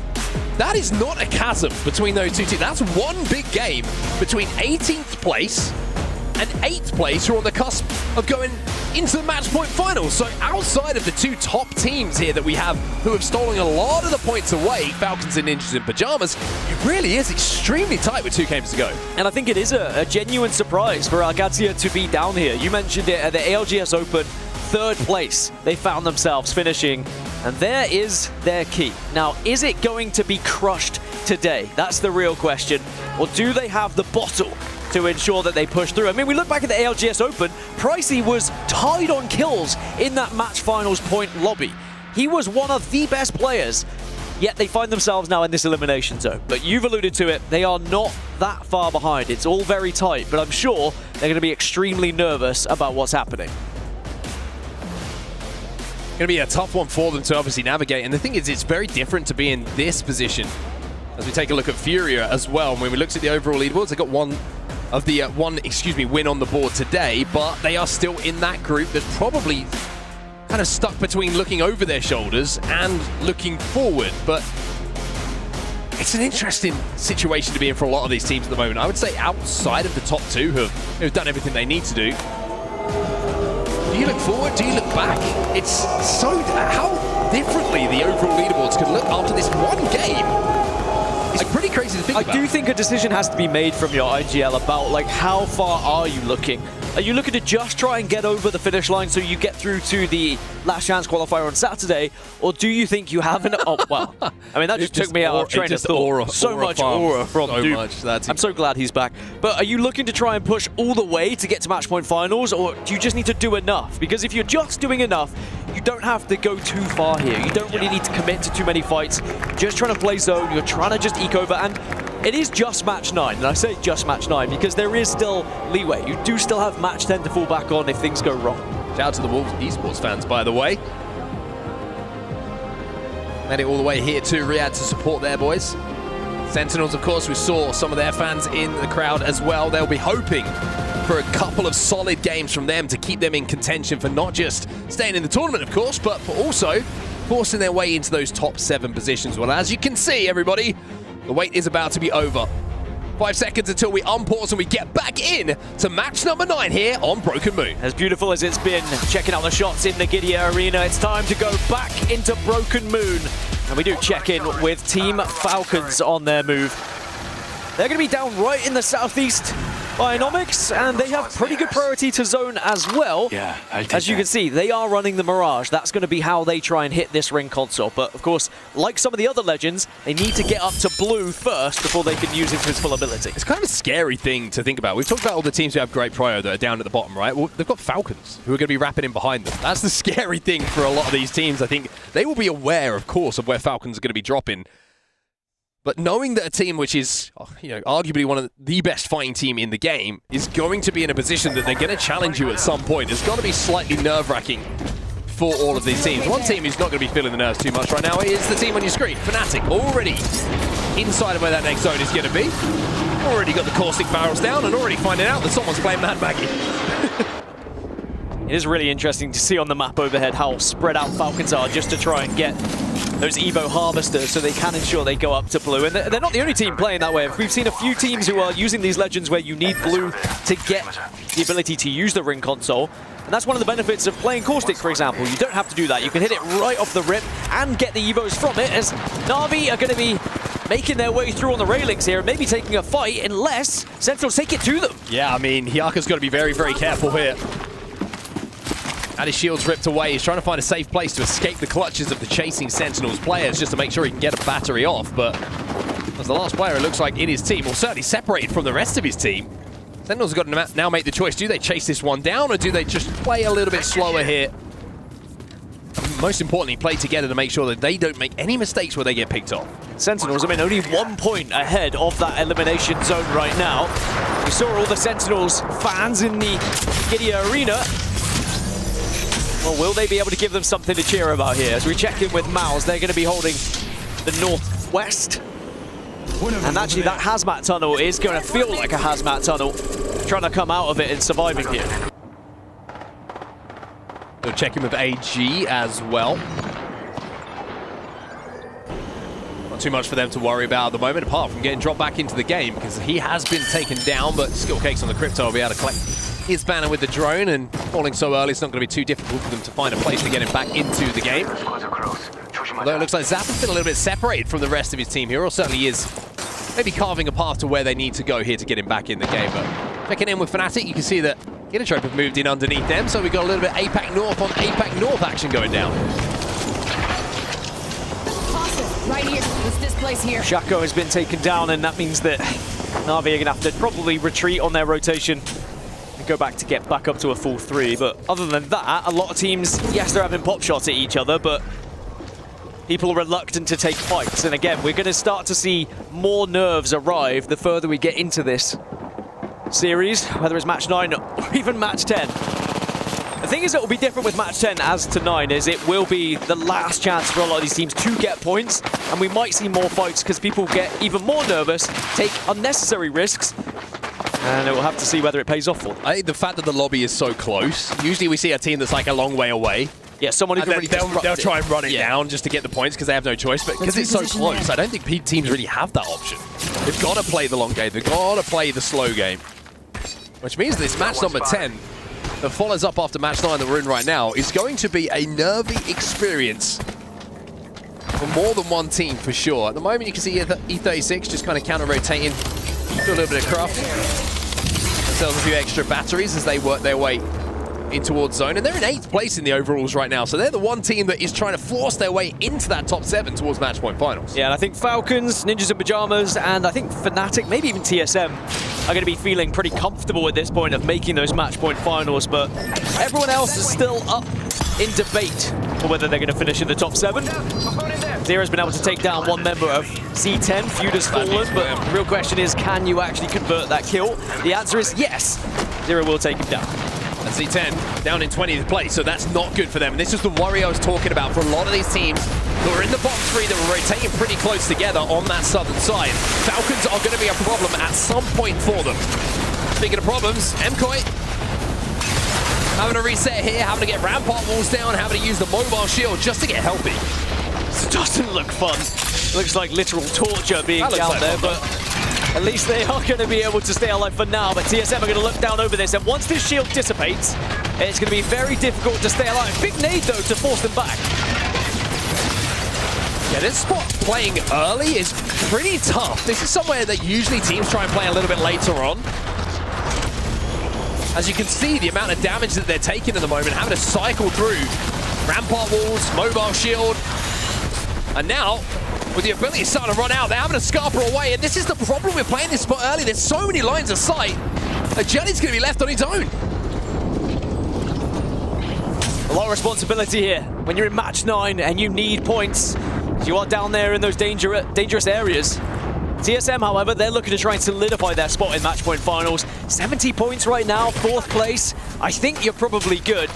You could very much cement it, as Movistar will be taken down in 20th position. That's rough. Yeah, and when you're coming into the game in 14th overall, knowing how close it is, going out early is gonna hurt, as is that shot onto Cersei from Panic, and that's Orchid again, another team who are down at the bottom of the leaderboard, so they're gonna have to work very hard to get Cersei back into this game. And Orchid, who had great prio and a great spot in this zone, Spotted. I retract that. have to play this one as a 2, and no Crypto to go and collect that banner. It's all going to have to be done manually here. The zone does shift a little bit further north, just outside of Terraformer here, which is really good news for some of those teams that were rotating a little bit late from that northern side. There were a few that committed on the south, likes of Wolves. They've kind of held down a position. They're going to have a little bit further to go, as now Falcons, with that information, begin to make their journey as Nemesis take on E36. Nemesis trying to force their way into match point finals with 2 big games. Have to deal with E36 at the moment. E36 was a good chance, but CNAP has gone down, but Yuzna evens up the numbers, but Remix Powers won't be able to do enough to keep his team alive. It will be Illy who comes through for Enforce 36, who wins that fight, which was isolated enough on the northern side of the map for them to get a full reset. Down at Atma Station, by the way, Genji and Zero Tenacity are currently looking at each other. Potential big fight that could happen, but Noah's Fox also taking an engagement here. Na'Vi are going to be above them. A couple of Skynades to go out here. You can see Waltzy's also been taken down in the kill feed, so a lot of kerfuffles happening here. I can't even say it. Well, players being picked off as teams get desperate for points or maybe get nervy about taking fights. Louise Fox. Jacko, good damage, but they just can't get that first knock. Bihiaka will get it. But Jacko has no idea that NIP are looking to 3rd hit. Slap on the flank. He'll find one, but he's got to pull off something superhuman to keep Na'Vi alive here. Yeah, maybe just trying to get a little bit of KP potentially. Runs right into the last remaining, remember though, and NIP will clean up Nose Fox. By the looks of it, they will. So Nose Fox eliminated in 17th. There's Na'Vi going 18th, but there's more! Here comes Falcons! Even without Waltzy, they want a piece of NIP. But Waltzy is back to his feet. Howl goes down as well, and now Waltzy, having got back into this game, has got decisions to make. Do I escape? Do I take this fight? And I think the smart thing for Dupes for him is just to run. And by doing so, might be able to keep Falcons alive in this game 9. I mean, the team in 1st place, pushing the team in 2nd place, but NIP holding strong. I think they were way healthier than Falcons thought they were going to be, as AG now taking the fight against Sentinels here. I want to be Sentinels, who are eliminated. Genji also go. And this is the pace that Broken Moon can give you. And drop now, last player alive inside the zone. Does he have the timing on the syringe? It doesn't matter because E36 will win that fight inside of the zone and make AG sweat a little bit longer. Have a breather, because you're right. Just like that, we've seen 7 teams now eliminated. We did see a care package get picked up by Alcatia. So we were saying it was, you know, doom and gloom. They needed to have a game here. Well, they're into the top 13 so far, so they've got at least 1 placement point. There's 1 point out of the elimination zone, though, so the real question is, can they go further than that? With a care package, I mean, maybe, just maybe, can give them all the goodness that they need, as Furia just trying to keep Madness alive here. And there is Bangalore coming into full effect, but remember, she'll be banned. As you can see on the right-hand side of your screen, this is how it stands and how the team's live scores currently will find themselves. Zero Tenacity out of the lobby. Sentinels out of the lobby. Alcatia still in the lobby though and have moved out of that bottom 3. Remember, bottom 3 will be eliminated from the tournament at the end of pool play today. Never mind. Now, Falcons looked like they were down and out, but Waltzy was able to escape, and Waltzy is getting the rest of the team back up here. My question would be, is anyone going to be looking over it to potentially take them out when they land? Edward Gaming are right next to where Falcons are just exiting this dropship, but checking with Alcatia, there is a lot of pressure on their shoulders here. Nicely popping this battery at the moment. Maggie Drill's going down. Alcatia trying to stay alive here. And they're actually going to decide to hit a risky evac, but they're not taking to the skies here. They just jump into the other side of this wall, where they can then look out at the position of Wolves Esports. By the way, Z10's still alive actually in this game. I thought they'd been eliminated, but one player did manage to escape, keep themselves in this game. Now Alcatia might be thinking, can we survive? Ult goes down. The Stinger bot is trying to hold out Wolves here, but so much damage is being done by both teams to each other. The Z10 have actually managed to get back in this game. The respawn comes in. The respawn for Falcons, though, not as effective. They will be eliminated. So many teams here on this southern side as Alcatia go down, as do Zero Tenacity. 2 teams who are down in the danger zone. 10 squads now remain. Team Orchid looking over Wolves here, and they kind of want to push. They do have the ability to. They have Mad Maggie. They also got Cersei back into the game. Remember, they were a duo when he went down a little bit earlier on. So Orchid back up to 3, commanding a good position to where this zone is going to be going. But they've got to deal with Wolves here. They want to clear their backs before they think about moving forward. And you can see why they're hesitant to push in, because, oh no, Luxford goes down from elsewhere. I was going to say, there are teams in the area, but now Rambo and Cersei have to go and try and help Luxford here, make sure he's getting back up. Trope Gaming have been eliminated in the meantime, so they will be the next team to fall out of the lobby as we're into single digits now. 9 squads remaining. And Wolves have just been playing the survival game at the moment, dipping and diving and dodging and doing everything they can around the geometry of Terraformer. I've seen a few teams be eliminated while they have just been surviving. The riot drill goes in, which is going to pick away at Fnatic and not only get a little bit of damage down, but also gives them the indication of where Fnatic find themselves. By the way, no one is in the next zone. And no one is in the final zone. It's certainly going to be a dicey one. I think Team Orchid, the only one who are hovering around that area right now. You can see it on your screens in the top left. Everyone's kind of in the surrounding areas. There's going to be plenty of fights as this zone closes. And there's some big, important decisions to be made by some of these IGLs who are having to enter now. Mouse are trying to force their way through Furia. Edward Gaming going to be trying to hold out anyone arriving from the southeast. You've still got NIP arriving from the northeast as well. Noct has just gone down. Team Orchid going to overlook, potentially, Wolves' position. But you can see the nerves and the decisions that are being made by Team Orchid right now. They know they're going to have to move. It isn't too far. They will be safe inside the next zone, but they want to make sure that nobody gets the jump on them. Furia, though, 15th place overall at the moment. Having to survive and will be safe to do so, but can they stick the res? Is anyone going to look down on this? Mouse is the closest team to them, and they're going to stick the res onto Noct. I think Enter 436 are looking at Mouse, so Furia able to just avoid all of that gunfire, get back up, and it looks like Noct is going to have a chance to fully heal here as a care package is going to be looted by Dupe as well. So TSM in a really good spot on that eastern side. Just NIP their biggest worry at the moment, but Furia back on their feet and back with a chance. Remember, Furia were down in those bottom places, but are going to look to try and saw their way up the leaderboard. Now into 15th in the overalls. Keon shaking his hands, getting a little bit of blood flowing here. He's rocking backwards and forwards. If you needed an indication of the nerves and the pressure these players are under on this main stage right now, just Keon's body language tells you everything that you need to know. Now's look pretty relaxed. And Aku, who for me in the EMEA Pro League was certainly a standout when it came to a player on controller who was hitting those big R9 sprays when it really mattered. But playing at home is a different ball game altogether to playing here on that main stage.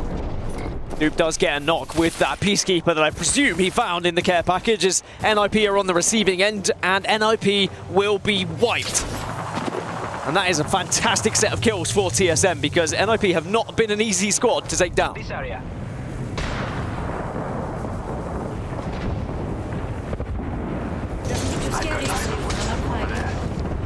Olivka and Miles now moving forward themselves. 8 squads remaining. So we're going to have a little bit of a pause here as we're going to take care of one of our players on the stage right now and just make sure that everything's okay with them. But in the meantime, Dan, you're looking at our final teams that are alive in this lobby. You look at the overall standings. My goodness, man.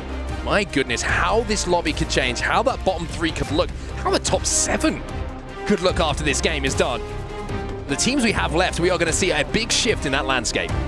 A big shift indeed. I mean, just through this game alone, we're seeing teams kind of bounce up and down when it comes to the points that they'll be able to achieve, not just through placement, but every kill seems to be changing how these live leaderboards are looking. TSM are vibing. Well, Panic's vibing. Just the one. He gets the look. Yeah. From Dupe's just like, guys, come on. Focus, lock in. And for good reason. You have to try and stay locked here. TSM in a really good position. And if they can continue to fight as they just did against NIP, maybe TSM can put even more points on the board here. Maybe they can even find a victory. Right now they're in 4th place. They are just short of Fnatic, who are in 3rd. And as I've alluded to, I think all the top 4 are going to be going to match point finals by this point. You can see it on your screens there. Falcons, they've got up to 100, NIP 95, and Fnatic and TSM on 76. We'll be seeing them Sunday. I'm 99.9% sure of that.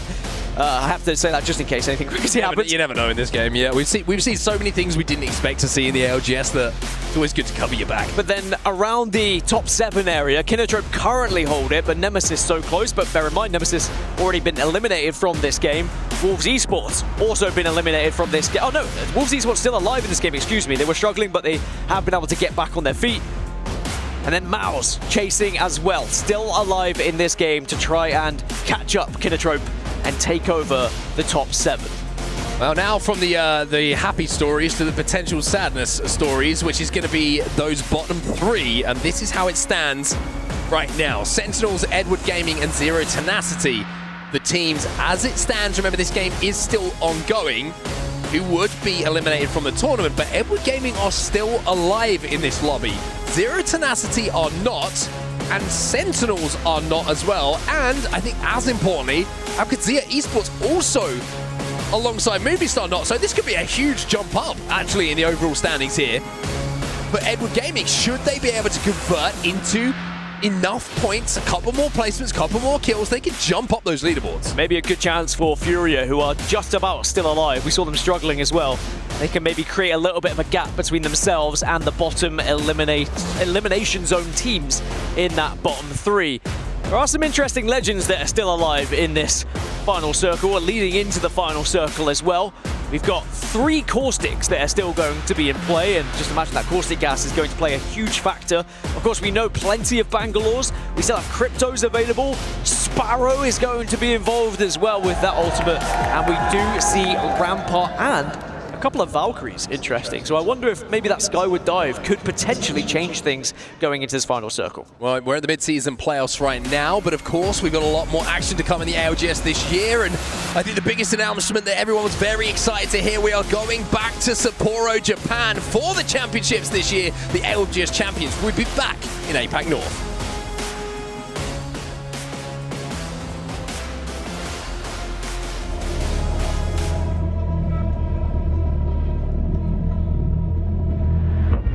Championships are not given, they are earned. This moment, you cannot let it slip by. It's moments like this that you spend years waiting for, sometimes lifetimes. This moment does not go unnoticed. This is something special. That feeling of winning is no better feeling in the world. It just feels unreal. It's just a great feeling that I will never forget.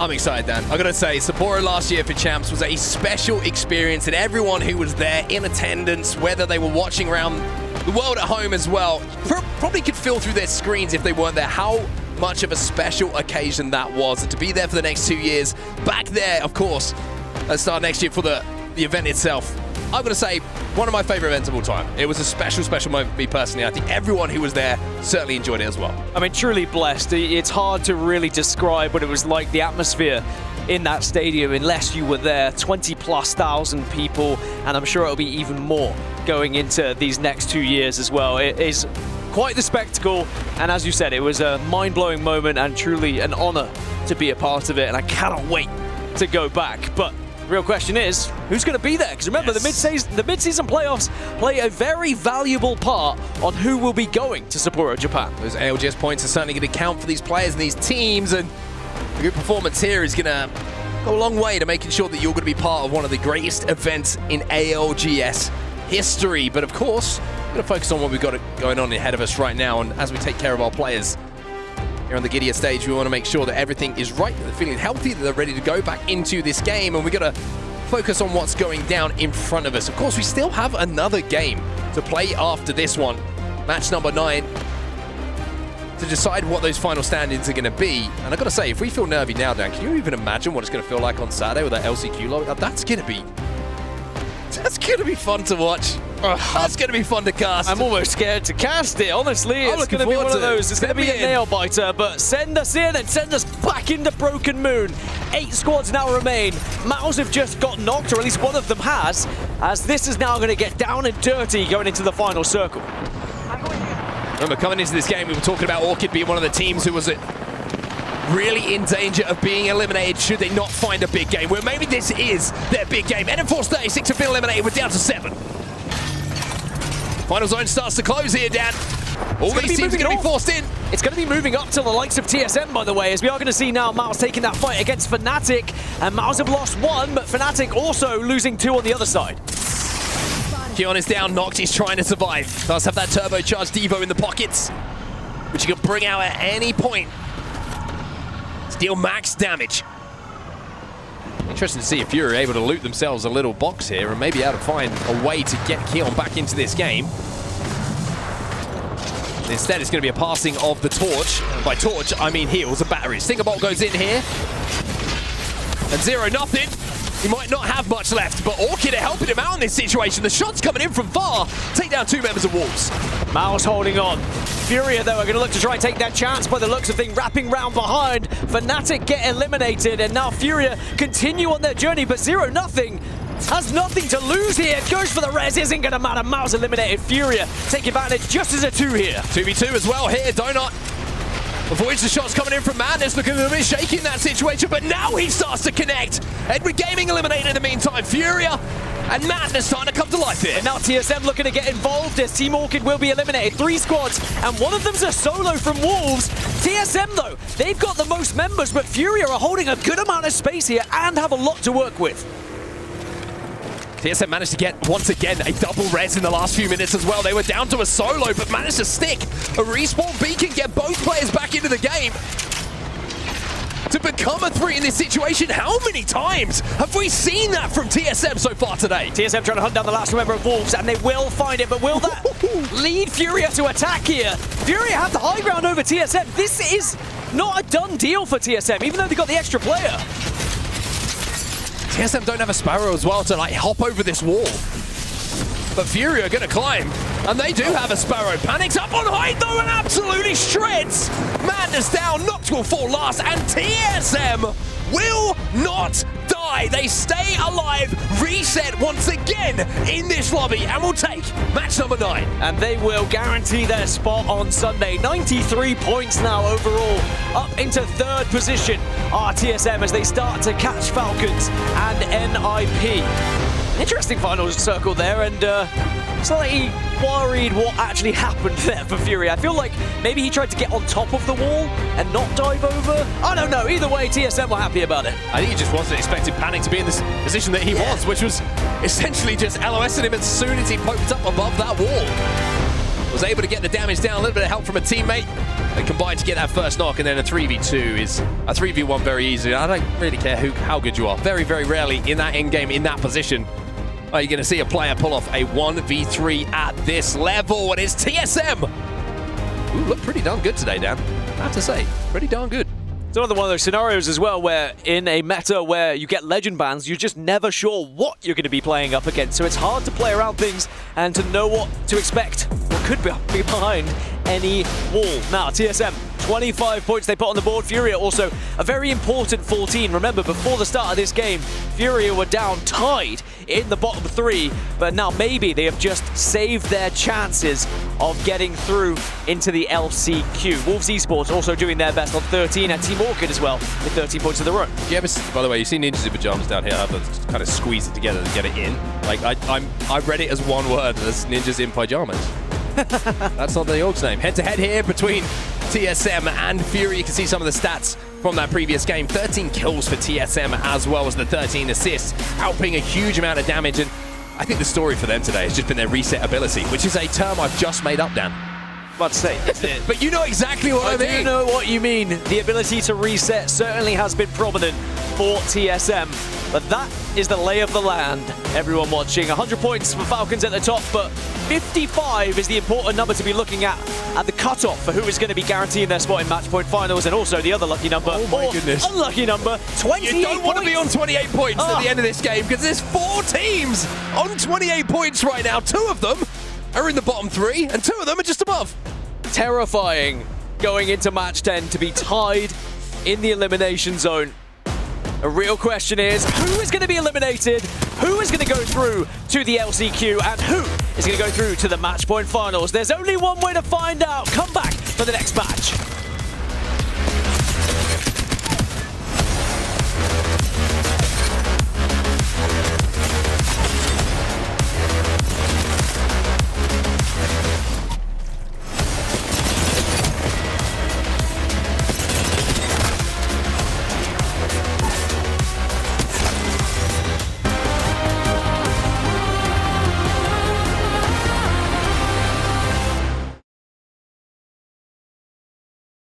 The human body was built to move.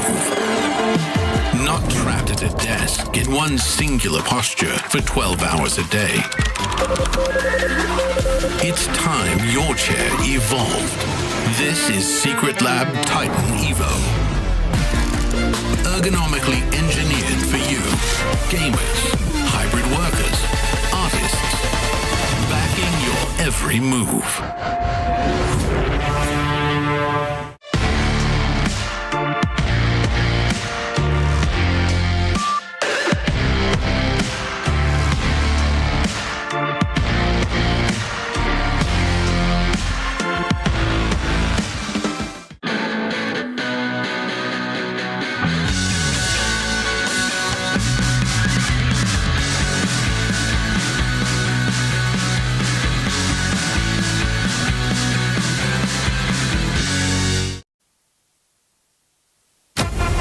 Dear Papa, my studies have been very rewarding. They have introduced a new game to practice our skills. No abilities, no healing, just you against another. Electric.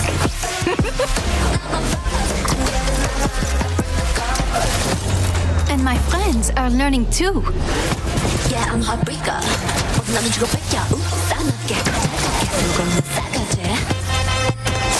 Now we know where you fit in the food chain. But you know me, Papa. I take my education seriously.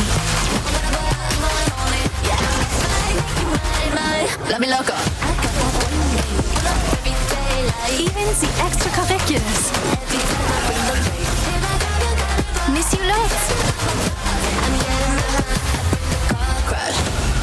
Je t'embrasse.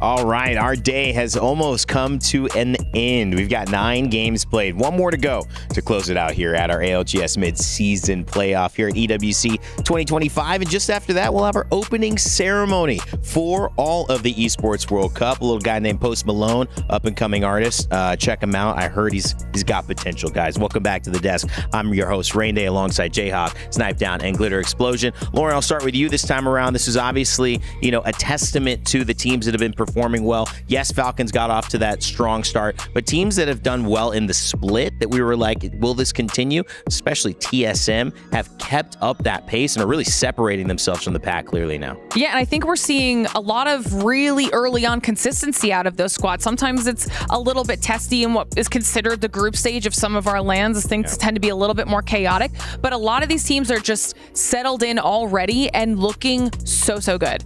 Yeah, I mean, Jay, are you surprised by any of the numbers that we're seeing on the top of this leaderboard? The top, no. The bottom, yes. I mean, seeing Furia all the way down there and then Alcatia as well. These are teams that we were not expecting to be down at the bottom. Another team that was a little bit buried on the leaderboard, Na'Vi here in this Game 7. They needed a game to have their sort of ascension moment to compete with the giants of this lobby, being Falcons and NIP. And in this Game 7, they get a great start. They're landing at Cedo Station and it pulls to Jurassic. So a very simple macro game. One of the first spots available, they can take it. They're able to hold the height ultimately when we get towards this late game. As you can see here, just raining down fire on all the teams from below, picking up so much KP. And also notably, with all the bands we're seeing, they were playing Rampart, and that Sheila was in fact singing. They got a good early push here onto Dexter and Gen G, and then from that point, they already knew that MKOI was a duo, and so it was an easy win. And Nadas Vincere obviously showing the passion. You can tell they know there's a little chip on their shoulder to try to recreate the memories in Sapporo, which we'll be going back to as well. But Game 2, talk to me. Now, I'm excited to talk about this one. We're mentioning squads coming out of these other regions. Fnatic here in this one specifically. And this was fun because Fnatic landing over at Troid and had absolutely zero zone information. So they decide to hang out in their area. And this ends up paying off in dividends for Fnatic. You can see a bunch of these other teams going through, getting these fights down on the board. You've got Falcons up here on the screen. But another team that's doing those fights was the Fnatic. They were waiting for all those squads coming through the wall area, getting lots of KP on the board. Able to wait long enough so that they can rotate a little bit later on towards the north side of that wall. And in the end, this is what set them up here for success. And that combined with the PK in the hands of Libelace just was absolute destruction. No one could come anywhere near the Fnatic squad, and they were able to use that height at the end to clean it up. Rocking a Mirage as well. Second game I think we've seen won by a team playing Mirage today, at least that I paid attention to. Could have even been more. Fnatic happy with that one in game 8. And of course, game 9, which we just saw tonight.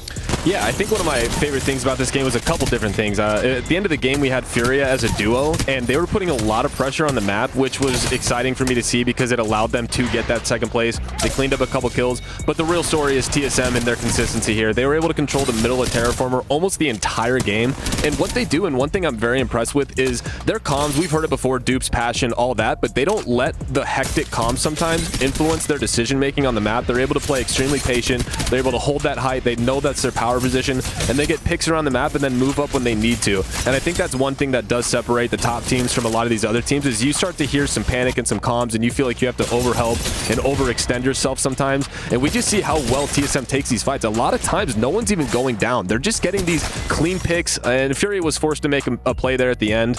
And, you know, TSM has just had that consistency, and it's exciting to see. It is exciting to see all that starting to come together. A team certainly creating a new version of TSM that the fans who have supported the black and white will be happy to see here. As you can see, the overall series standings, Team Falcons with a clean triple-digit 100. Ninjas in Pajamas close by with 95. TSM rounding that third place with 93, and then it drops a little bit, 14-point difference between them and fourth place Fnatic, who have had a good showing. We told you, they're top 5 LAN team, and now they're doing it yet again. Na'Vi right behind them at 57, but again, it's a big 22-point drop from there. So the top 4 playing out of their mind, but you gotta say there is a big difference, and more importantly, like you had mentioned, what is needing to happen here for teams like Alcatia, Esports, Strafing Flame? We focus on him.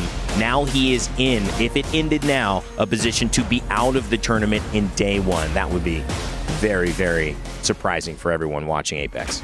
Absolutely, and at this point, they're pretty unlikely to get into that top 7, so you're just trying to survive. You're not worried about any potential cutoffs. You're not even worrying about winning the game. It's what can I do to just get in front of the 1 or 2 teams that are only a few points away. It's not impossible. No. That cutoff is not going to be majorly high. Those teams are right next to you, so you're just trying to keep track. It's kind of like match point. We're keeping track of the match point teams. Instead, you're just trying to keep track of the teams that are right near you on those standings so that you don't fall. For those teams down in the bottom, it's going to be a really exciting, intense match coming up for Game 10. But for the coach of a team sitting pretty right now, of course, that's Ninjas in Pajamas and Raven. They should be feeling good. We have Lace standing by with them. Thank you so much, guys. I do have Raven, the coach of Ninjas in Pajamas, and of course this team is having an absolute stellar performance so far. Don't know if you know this, Raven, but tied with Falcons for points from Game 8 at 51, and I think your team has the most damage, beating over 8K, probably very close to 10 at the moment. Now, obviously, we want to sort of have a chat about your coaching style. What kind of philosophy do you take when you coach your team? Are you kind of like hands-on, or do you just sit back and like let the IGL do the work? I'm generally a hands-on type of coach. You know, I love getting in there and influencing, but I have 3 extremely talented players, so I do get to sit back a little bit. I've been really here mostly to give them like direction and structure and discipline and make sure that we're like sticking to our play style and not drifting from it. But otherwise, yeah, you'll find me talking even in scrims and practice. I do like to actively coach. Yeah, and I think a lot of teams sort of need that. And, you know, if they get a little bit lippy, you're probably there to, like, simmer it down a little bit as well. Now, how far did your team follow the prep and VOD reviews that you would have done? Or was there a bit more improvisation going into these extremely well-played matches? There's always going to be an element of improvisation because it's a battle royale and there's so many variables, but honestly, we've been sticking to our playstyle throughout this entire series. Some of the zones, we've played them the exact same way we've played them in practice and scrims, down to a T, so today is just like quintessential Ninjas in Pajamas, honestly. Yeah, and it's honestly, we're seeing that through the screen. Now, obviously, you guys are in second place at the moment, so of course you're going through to that match point format. What's next on the checklist? Like, what are we going to do right after these set of matches? Right, well, we really want to come for that first seed. However, this last game might be a little inty from a few teams. You know, there's teams that are at the bottom that want to shoot up the leaderboard, and there's also teams that, yeah, need a lot of points. And then there are some teams that really need to make sure they don't die. They're just in the qual range, but we do expect there to be a lot of fighting. So we're gonna play a smooth early game, not die, let everyone else fight. We'll come into 3P. Yeah, and then get that extra KP right at the end there. Raven, absolute pleasure chatting to you and beautiful words. And of course, Ninjas in Pajamas doing a great job. But look, we've got one more game to go, so we're going to throw it back to you guys at the casting desk. Thank you so much, Lace. Always good to hear from the coaches. Good day for Raven and Ninjas in Pajamas, of course, but they want to take that first seed. You heard it from Raven's mouth. Wanted to take that one away from Falcons, which will, of course, be a nice little boost for them when it comes to POI draft a little bit later in the tournament. Yeah, a big boost indeed. They have really switched it on when it comes to this event. I think there was a lot of worry about, you know, how they might perform, a few ups and downs leading up to it, but I think everything can be put behind them now and they can start to look forward. One thing just to highlight, a couple of people I just saw online, just don't worry about Keon. He's good. He's going to be playing this next game here. He'll be nice and healthy, ready to get back, help Furia to qualify. Hopefully, they will hope for that match point finals, but now we really are into the pressure game. This is the pressure game. Match number 10, the final one of the day here for Pool Play and Group A. This is where the final leaderboards will be final. We will be sending 3 teams home. We will be sending 7 teams through to match point finals. Everyone else in between will be going to the LCQ on Saturday. And it is going to be Broken Moon to follow up here on match 10. So anyone who's been struggling on this map, well, bad news for you. But there are a few who have been succeeding when it comes to Broken Moon, especially on those scrims. I mean, actually, surprisingly, Falcons were, or unsurprisingly, Falcons have been one of the best teams when it comes to performing on Broken Moon. But they've already got their job done. They're already #1. But after hearing Raven's words, maybe they want to just make sure that they stay #1 to hold that first seed going into match point finals. Well, the difference in points they'll have to overcome to overtake Falcons is 5 in this game. So if they get 5 more points than Falcons currently have, they will be that #1 seed. Potentially. Of course, we've still got Group B to come tomorrow. It's a good points total, though. Going into that POI draft and into that match point finals. But who is going to join them, going directly through? Who is going to that LCQ on Saturday? And who will be going home? Well, match number 10 is almost ready to go here. Broken Moon is going to decide it all.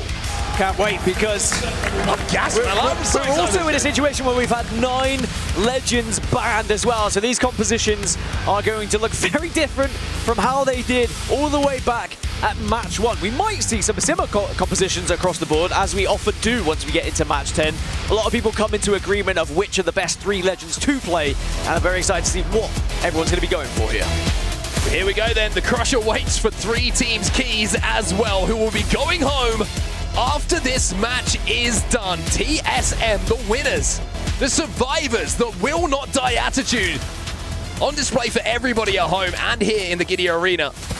Once again, in that previous match, number 9, they got the win, and they now find themselves in the 3rd place spot in the overall standings. Just to give you an idea on these legend selections, you can see, of course, TSM's competition of Newcastle, and we've got Rampart as well featuring for them, but most people have gone for Sparrow. We've got 11 Sparrows, Mad Maggie, 11 of those as well, 7 Valkyries, including the one on TSM. 7 Ramparts, 7 Caustics, 7 Cryptos, before we go to 5 Newcastles, 4 Mirages, and 1 Vantage. So not too many legends featuring. Sometimes when we get to match 10, there can be a great, vast difference, but across the board, pretty similar compositions here. I stopped listening after you said 7 so many times. I zoned out, but it gives a good indication of how much of a spread there is when it comes to legend composition and different legends that are going to be available and can have an influence on how this game goes. Now, we went down to Terraformer in Game 9. Well, this time we are going up north, and it looks like we're going towards Alpha Base, and that is good news for Na'Vi. But fantastic news for Na'Vi. But maybe that's all they need, just a good zone to secure their spot in match point final, because at the moment they are in 5th position. As you can see on your screen right now, the numbers to the left of each logo is going to be where they currently reside in those overall leaderboards. Bad news if you're a Z10 fan, 20th position right now, but they are only 4 points behind Movistar, who are on 28. And there are a lot of teams on 28 points right now. Yeah, it's going to be pretty dicey, and we will, of course, keep you updated as best as we can on how those leaderboards are looking as we get further into this game.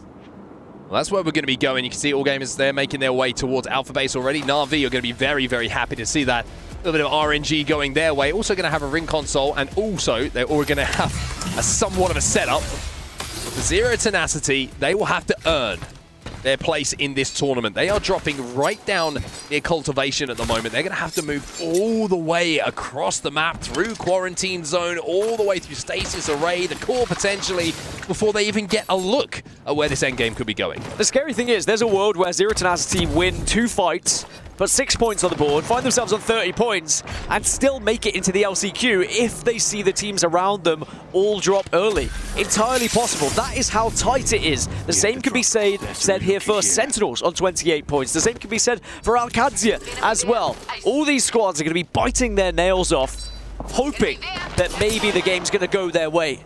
And for example here, Sentinels, they see a team running across, they see they've got the damage, and I'm sure in the back of their minds, they're thinking, we could push this, we could get kills on the board, but at the same time, they have to think bigger picture.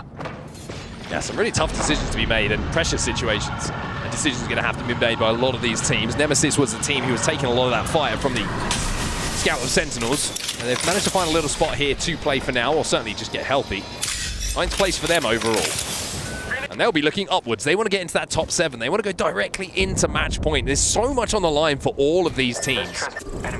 Even when, like we mentioned, you look at the top of the table, Ninjas in Pajamas, who have great access to this zone, landed over at Breaker Wharf. They want to oust Falcons, who are at the top of the leaderboards after this game is done. And Falcons are over by Bionomics dropping, so they have a huge rotate to make as well. I'm really worried for the teams around the top 7 as well. I mean, we keep talking about the elimination zone, but it's equally as tight around 5 through 9. Na'Vi, Enterforce 36, Wolves Esports, Kinotrope Gaming, and Team Nemesis are all within 7 points of each other. That could flip-flop very quickly throughout just a few placement differences and kills. Checking with Furia, 41 points as well. It's not out of the realms of possibility that they could get into the top 7 with a victory here in match 10. You heard it from Raven. He was expecting this to be a little bit of an inty game. Listen to how silent it is. Now, this is Furia sat at the core at the moment, and don't get me wrong, this isn't where the end game is going to be. Knowing that Nemesis are close by, not a lot of fire being exchanged between the two teams. We'll take a look at where the zone is going to be going, though, over towards Alpha Base. So you can see a lot of teams starting to find little cubbies to play. This is a nerve-wracking position for Edward Gaming. A team that's currently in one of these bottom 3 places. Oh no. Have tried to build a base. But sadly, there's a Mad Maggie on the other side, and Team Orchid trying to capitalize on the initial damage. Yeah, they've had to leave that spot as well, just due to Legend composition, right? They weren't expecting a Mad Maggie to be inside that building. If there's not a Mad Maggie inside that building, this spot's probably a lot more comfortable for them, but that is what Legend bans do. That is how composition can affect how you have to play, and Cersei pops another riot drill through the wall, and certainly heats them up. If not, puts them to a nice medium rare. Yeah, this one they're able to avoid, which is surprising considering they had eyes on them through this window. I mean, this reminds me of 5 seconds, by the way. This is like what's happening. This is like Duel of the Fates of Star Wars Episode 1, and it's literally Obi-Wan watching Qui-Gon and Darth Maul right now taking a fight. Yeah, I kind of feel for them. This is tough for Edward Gaming. And now, having had to retreat from the wall, they're taking fire from a distance as well, and they are going to be burning through their meds so quickly here. I'm not sure my anxiety could take this as a player. I'd be begging my IGL, please, can we find somewhere else? Lux was trying to throw a few barrels their way. 3MZ has to jump out for the battery as well. Oh, what do you do in this situation, Edward Gaming? If you manage to make this work, all the power in the world to you, because this is looking rough. How much damage are you going to farm here if you're Cersei as well, just through Riot Drill? Drops a 4K. I mean, you might be able to get up to purple just through Riot Drill damage. But no, EDG have left, but now out of the frying pan and into the fire. Maybe just into the fryer here, as Donut is the player who's firing down on them at the moment from Wolves.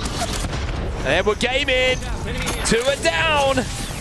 I want to look like a very uncomfortable preheated spot thanks to the riot drill a few moments ago. might be the end of their game, but the one player and the one legend that's still alive for them is going to be Newcastle, so maybe they can get him back up, but Edward Gaming will be eliminated. And not just from this game, that will, unfortunately for them, be the end of their mid-season playoffs. A tough one to watch. I'm kind of glad it's over just because I was uncomfortable being a part of it. But I'm very sad, and commiserations, of course, to Edward Gaming. But yeah, we won't be seeing them anymore. There is no chance of them overtaking anyone where they are literally out of the game. That is good news, though, for the likes of Movistar, the likes of Sentinels, who are trying to stay ahead of that chafing pack. Well, something to highlight there, while all of that kerfuffle was going down, Nemesis have been eliminated. And they were in 9th position, so they will not be going directly into the match point finals. And they had a really good start to this game. Will Esports now trying to put more pressure, and Mouse will also be eliminated here. And they were in 18th, so that's 2 teams already eliminated, not just from the game, but from the mid-season playoffs. That is a tough, tough one for them. Excuse me, Mouse, still alive. Excuse me, still alive. Yeah, Mouse are in 10th. They were playing for top 7, but sadly will not be able to achieve that going out. They were one of those teams who were just behind kind of the chasing pack for that top 7. Again, that's great news for the likes of Enterforce 36, Na'Vi, who are trying to hold on to those positions. Movistar up to 31 points into 16th position. And they're just going to be hoping that they see the likes of Alcatia and Zero Tenacity on their leaderboards, and then they can very calmly think about how they want to progress into these next zones. Yeah, that was on me. I glanced across and saw eliminated in 18th, and it actually said at 18th, which I should have read a lot better, Dan. So apologies to Mouse fans, you're still Lack alive. of glasses All again. Good. I've actually got my glasses on this time round. Yeah, makes it even worse. Go and take them on off! Camera, no one would have known. Movistar still alive though, still trying to force their way into LCQ. As we take a look at the map overhead right now, we see all the teams that have moved up towards Alpha Base on that north side. Fnatic in a really interesting spot as well on that northern side, just outside of where the zone is going to be going, but potentially in a place to pick off any teams that do try and rotate into the space in front of them. Force 36 over at Quarantine Zone. Furia also there. As Sentinels move up onto Movistar Koi, and you can see that could be a really big fight as to where qualification and elimination takes place. Yeah, 2 teams on either side of the leaderboard with equally as big a fight if it happens. There's a few teams like that as well. Either you're down in the bottom and you're just hoping to fight for your life, or you're fighting to just go that one step further and not have to play on Saturday in the LCQ. And whilst I could see there being some advantages to playing in the LCQ and getting extra games, extra reps here on LAN and in this tournament, of course the POI draft seeding is going to be a big thing to consider, because if you come out of that LCQ, you are only going to be 15th or below when it comes to your POI draft. There will be 14 teams ahead of you. Maneuver that area. And Force 36 have managed to make their way through Cliffside a little bit closer to where this zone is going to be going. Just looking across to see if there's a ring console close to them that they could hit on their way in, but I don't think there is. They had a survey beacon that they just got some info from, which will probably give them a good indication of where the zone's going, but as to where the zone afterwards is going to be taking place, a little bit tougher for them to get that info. Still fascinated, by the way. Zero Tenacity on our screen, still alive. 20th place overall. It will be a heroic effort from them in this final game. Movistar Koi, by the way, escape the clutches of elimination. Excuse me for jumping over you, but Movistar Koi looks like they're about to get a mythic bin. You talk about chances, you talk about RNG, you talk about an opportunity to keep your tournament hopes alive. A mythic bin is certainly going to add to all of that. Sentinels did not take the fight in the end. They went north, so Movistar will be free to get that mythic bin as we check in with Furia. And they're going for a long rotation round on this southern side here. Yeah, they'll be pretty safe on that rotate as well. I don't think there's going to be anyone holding them out. Gen G, the closest team to them, who are actually in zone, but they're on the ring console right now, and the timing should work out in their favor. Sentinels making their play in towards next zone. They will be safe. In the kill feed, you can see Panic has just picked up a knock onto Libel Ace from Fnatic, but that's happening all the way to the northern side of this zone. And the pullback that we've just seen on our screen means the teams that are deep into zone, deep in to the northern side of where this zone's going to be going, are going to have to go the other side. Fnatic, in the meantime, have been eliminated. It was TSM who managed to take advantage of that initial knock and pick up a few KP. Eliminated, but their job's done. We'll be seeing them in the match point finals on Sunday. They're in 4th place, 80 points. Not a worry for them. They're not going to be caught up by enough teams to take them out of the top 7. Falcons, though, they want to go into those match point finals as the number 1. 101 points is already very impressive, by the way. So many of these points have been sponged up by these lobby leaders. And I'm wondering how Group B is going to go tomorrow. Will we see as much dominance from a few teams, or will it be a bit more shared, as NIP have just seen Vayne knocked down to the ground? Can they get him back up? I was about to say, I would love to stay on the POV of Falcons there as the zone pops and they see the pullback that's going to be occurring, because I think they were expecting a zone that we saw in Pro League where they were very easily and comfortably able to win from that exact position on that fence line. But this is a massive fight here as the EMP will go down. Sentinels versus Movistar Koi. And it's going to be Sentinels who get the first knock on the Blinkster. This is 16th versus 17th. Whoever loses this, very much at risk of being eliminated from the tournament, especially with Alcatia and Zero Tenacity still being alive. But it looks like Sentinels have been able to get the upper hand here, but Movistar not out of it yet. They've got to be careful here, because you saw Alcatia, they're very, very close to this fight and might be thinking about third party. Stinger Bolt goes down. And so does a member of Sentinels as well. MQuit try and swing off the back of this. Car's a little bit separated. But Lota with those classic R9 sprays that have made him somewhat of a household name in recent times will make sure that Movistar Koi will be eliminated. But here now comes Alcatia. And if Alcatia win this fight, they would essentially be knocking Movistar out of the tournament. However, if they lose the fight, it gives Movistar still a chance to stay alive and get to that LCQ. Remember, it's just Alcatia and Zero Tenacity. They can overtake Movistar now. Sentinels are holding on. The Caustic doing the job right now. Multiple Stinger Bolts going in though. Shields have been ripped away, but look at Lota! It's not the R9 this time around. It's a Thermite that somehow disposes of Pricey. 15 squads remain, but the 2 squads fighting for their tournament life are alone here for now on this western side. And this is how it looks, because Sentinels on 32, Alcatia on 29.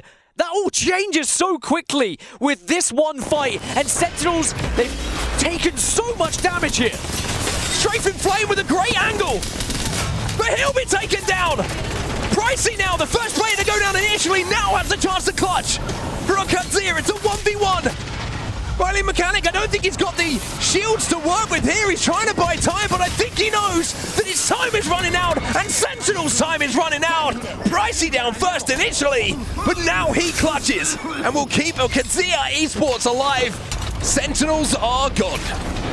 Movistar will be the team in that elimination spot. Sentinels, at the moment, still survive for LCQ. Enterforce 36 eliminated, by the way. Remember, they were in 7th place. It's happening on both sides of the leaderboard. Movistar down into the bottom 3. They're eliminated. The only team, though, left in it in those bottom 3, Zero Tenacity, with a chance to maybe send Sentinels out of this tournament. Oh, this is nervy times. This is so nervy for the like of Sentinels, who now have to watch from the lobby. Gen G with a vintage Valko into the middle of zone. Something we saw a lot of the ALGS Open, much to the chagrin of a lot of teams that were around them. Z10 though, they're under pressure. You can see that in the kill feed. Ninjas in Pajamas eliminated as well, so that means that Falcons should solidify number 1 here. Those Fox have also gone down. A lot of kerfuffle happening in every single side of this map, it would seem. Furia being able to take down Zero.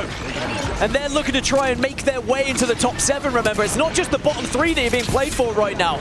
A big game from Furia. They could still find themselves in those match point finals as Dexter takes down Panic.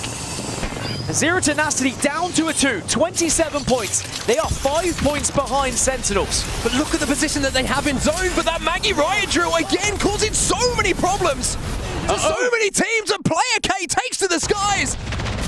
And now Alcatia flood in to deal with Missy Phoenix. The last surviving hope here for Z10. But look at the shots from multiple angles. Zero Tenacity eliminated. That will be the end for them. And that secures our 3 teams eliminated. Sentinels will survive, but Movistar, Edward Gaming and Zero Tenacity all out of the tournament here on Thursday. They'll be going home and we will not be seeing them any longer in this tournament. But now we can turn our attention to the top 7. Who's going to make it to those match point finals on Sunday? Remember, everyone else who does not make top 7 goes to an LCQ on Saturday. And Furia at the moment outside looking in. 12th place overall as it stands. Need to get into that top 7. Same can be said about all games that you see in front of you right now. Triple take in the hands of Dropped. Has a chance to do damage, but they have to leave this building. Imperial Howl will be eliminated. Falcons, their day is done, but their job is also done. Orchid go down. AG looking to maybe be the next, but no, Zap holds on strong with his R99. 6 squads now remain, and maybe, just maybe, All Gamers, who won the first game today, if they could find a victory here in match 10, they could find themselves in the match point final. Now it's Furia who just fell, so they will be into the LCQ. They won't go directly into match point finals. The mobile shield was good for the cross, but maybe not good enough to deal with TSM. Zap is down. Panic and Jet, the last alive. Dropped is eliminated. They cannot force their way into that top 7. All Gamers will have to go through the LCQ. Well, suddenly this top 7's looking pretty secure. Na'Vi currently hold the 7th position, but there is still a chance, maybe for Alcatia, but TSM are shredding right now. Gen.G have been eliminated in the meantime as Gen does so much damage, outputs so many bullets with that Sheila.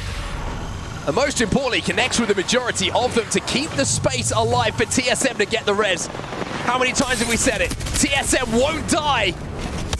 And now Alcatia are looking to do something very similar themselves. I don't think there's enough points available for Alcatia to get into the top 7, but they can certainly go into the LCQ with a bang. But it might not matter, because TSM are just on a roll right now. Player K, last alive here, but he's being chased down by all 3 members of TSM. Alcatia are eliminated as the top 2 now stand. It's Kinotrope versus TSM to see who will be the champion of Game 10. And it might just be TSM with how they've been playing. Duplex will go in, but doesn't even need to fire a bullet because his 2 teammates have done the work for them. TSM cap a fantastic day for them with a win in game number 10 as we close out pool play here for Group A. And not only a win in game 10, but a win in the series. They overtake Team Falcons. They put down 117 points for the day.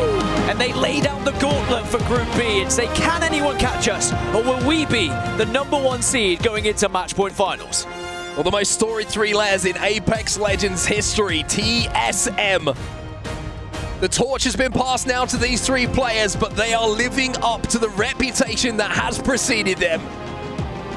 They are top of the group. After 10 games today and pool play concludes, Group A is dominated by TSM. So we know our 3 teams that are going home early. Zero Tenacity, Edward Gaming, and Movistar Koi. Commiserations to each player on that team who will not be able to compete for the rest of the tournament. Those who were from 8 to 17 will go into an LCQ, and of course we will give you all of those results right about now. This was match 10 results, and you can see how hard TSM worked to take first place away from Team Falcons. 24 points on the board, but we have to give respect to Alcatia, who were down in the bottom 3 when we came in at match 8, but now they find themselves in that LCQ, and especially from that performance there. Time to think about Saturday for Alcatia. Just an opportunity for them to keep that tournament going, an opportunity to keep fighting and see if they can make their way through to match point finals. Elsewhere, you can see Falcons will be disappointed with how their day ended, having been top of the leaderboards for the majority of the day. And the same probably could be said for Ninjas in Pajamas. To have it stolen away in match number 10, it's going to be tough. Got to be tough indeed. I think there's going to be a lot of heartbreak here on both sides, because if you are so close to those match point finals and it does get ripped away from you, we'll get confirmation of that shortly as well, because it was so tight actually. I mean, we always knew the cutoff was going to be tight. In the end, Na'Vi takes 7th position. Wolves Esports, Kinotrope Gaming, Fnatic, Ninjas in Pajamas, Team Falcons and TSM will be guaranteed a spot in those match point finals on Sunday. And at the other end of the table, unfortunately, it's a single point that separates it. Sentinels stay alive, and it is at the expense of Movistar Koi. Heartbreak for them. They will be eliminated from the tournament alongside Edward Gaming and Zero Tenacity. But look how close it was between everybody. Between elimination and survival, 5 points. That's all it is. 5 points the difference. It's tough to take. It's going to be a very difficult pill to swallow for the bottom 3 teams, but for everyone else, from 8 to 17, they live to fight another day. They get their entry into the last chance qualifier, where of course they will meet the 10 other teams who get to the LCQ from Group B. The real question is, can they go one step further and get to Sunday through that LCQ? Of course, we've just seen 3 teams eliminated from the tournament, which unfortunately for them means that their dreams are about to be crushed, and I can't think of anyone better to do exactly that. Barney, take it away. What an absolute blast. Day 1 has been right here, but it's about to get even better. Welcome back to the main stage where I've got your first place finishers standing alongside me. It is, of course, TSM. Congratulations, guys. What a performance today. Panic, I've just got to ask you, has that given you, a little bit of extra boost of confidence going into Grand Finals Day on Sunday? I mean, it's definitely given me a boost of confidence. I mean, playing with and against people I looked up to, it's a surreal feeling. I'm super impressed to see the way that you guys performed, especially right till the very end and clutching it up. What a great way to do it on day 1, right? Now, as first place finishers today, not only do you get guaranteed a spot in that Grand Finals Day on Sunday, but you also have the privilege of crushing the keys of the bottom 3 teams from today's group stage. So I'm going to walk you guys through this because we're going to do something each. You're all going to contribute to the crushing of the keys. You can see the keys right in front of you there. It's Edward Gaming, it is Movistar Koi, and Zero Tenacity. Right, Panic. I'm going to get you to flick the key, or turn the key, in fact. Do it right now. Okay, you're going to feel the engines are going to start underneath here. You're going to feel it. You can probably feel it in the floor right now. Why don't you flick up and switch that switch. There you go. And now we're going to open up the iris. You're going to see the teeth that are going to open up. Look how menacing that is. And Gent, I want you to send them down and out. Here we go. Press that button, Gent.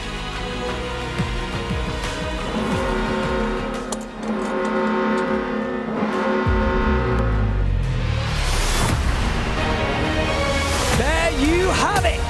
A dramatic way to end a dramatic day. 3 teams have been eliminated. 10 are going to go and fight for survival in the last chance qualifier, and 7 have made it through to the grand finals on Sunday. And so, with that being said, we are just getting started, so we'll be right back after this.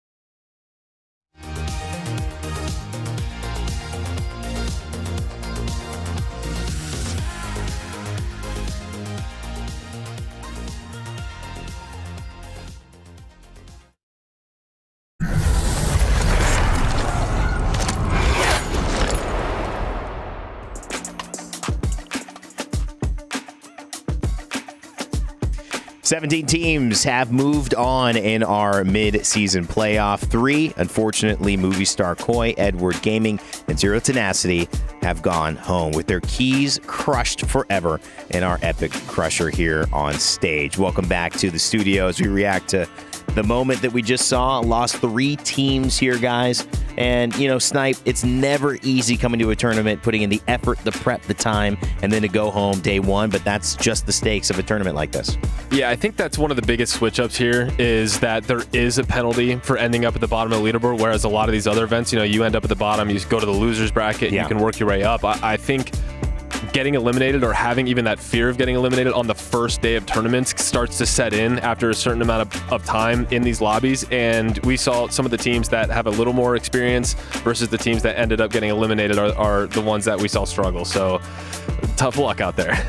Lauren, I mean, it was really, a story on both sides. Yes, we saw teams almost make it out. Sentinels barely were able to nudge themselves. Alcatia were able to get a big game in game 10 to just make it. They were one of the favorites, one of the ones on my power rankings. Maybe I got to adjust that. Who knows? But TSM certainly kept it with expectations and rose above. They're looking like truly a team that now is I don't know. I mean, you got to say they're living up to an org that's had an incredible reputation.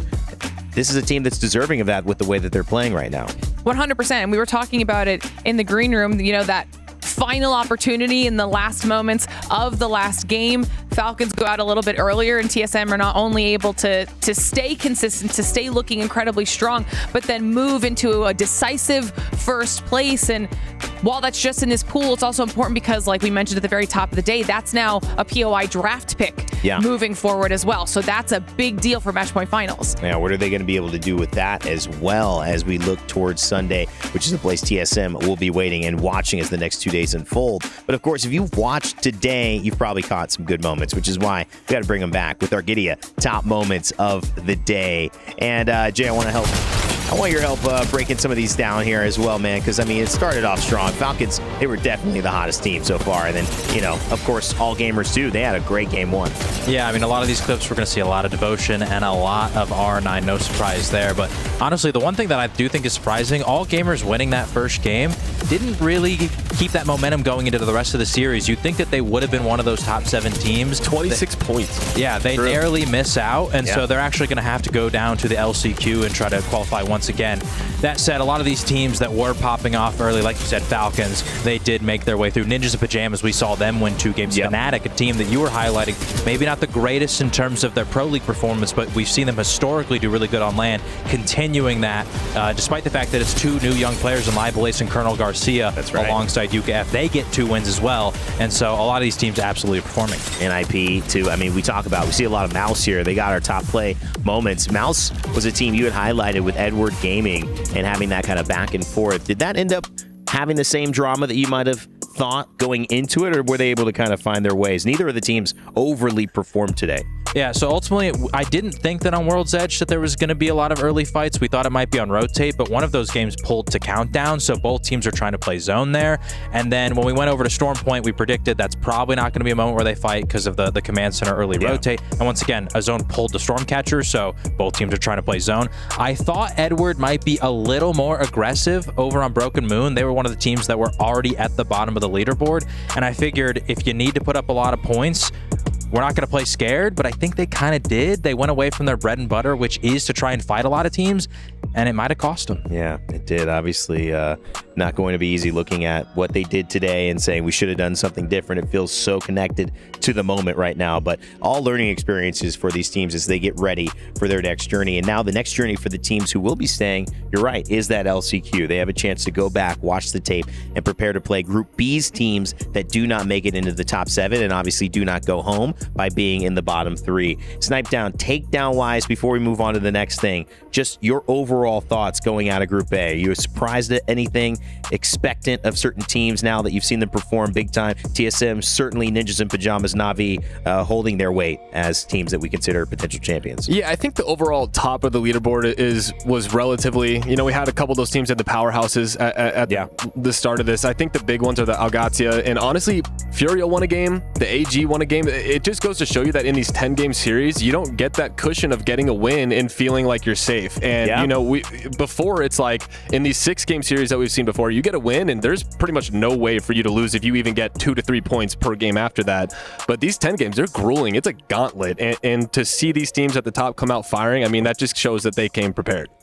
I think that is a great reminder of the differences that we're coming across here in this format, Lauren. Just the 10-game span. It's a different thing mentally. We saw a long pause. We saw, you know, the dynamic. You just have to get clear on how you're going to manage it. And sometimes 10 games, you don't get enough practice with that, especially in scrims. We go to 8 when we're going into championships, but 10, that is a lot to deal with. Not only that, but they're playing through all of the maps in one series. So it's going to impact not only what we're seeing out of the teams, but out of individuals as well. And we get to kind of see a little bit of a glimpse of that. You guys talked about how much damage, how many kills we were getting out of the R9 and the Devo, but we've got Gent at the top of our leaderboard for TSM as well. Not surprised that it's somebody from TSM, but that it's only one person from TSM up here. I mean, no panic Apex. We would have expected. Wow. Yeah, I mean, Gent's flying to the top here. I was going to say, Snipe in the green room earlier brought up the fact that TSM, their average placement across all 10 games, 4.4. Yeah. They were averaging a top 5. That's incredible. And that just goes to show they weren't having to rely on KP, even though Gent was putting up huge numbers. They were getting it through consistent placement. Yeah, and after that last game, it's gone up even higher. Amazing stuff from TSM. And of course, we have a chance to be able to talk with them. Lace is standing by, so let's hear what she has to say with one of our winning players on the winning team today. Yeah, thank you so much, guys. I have Panic here from TSM. We were having a little conversation during the day, and I was sort of asking him how he was feeling being at EWC 2025. And now I guess we can sort of ask him, how does it feel to be at EWC 2025 and to win the first day? I mean, it's insane. I never thought that I would, because like 6 months ago, I was in CC.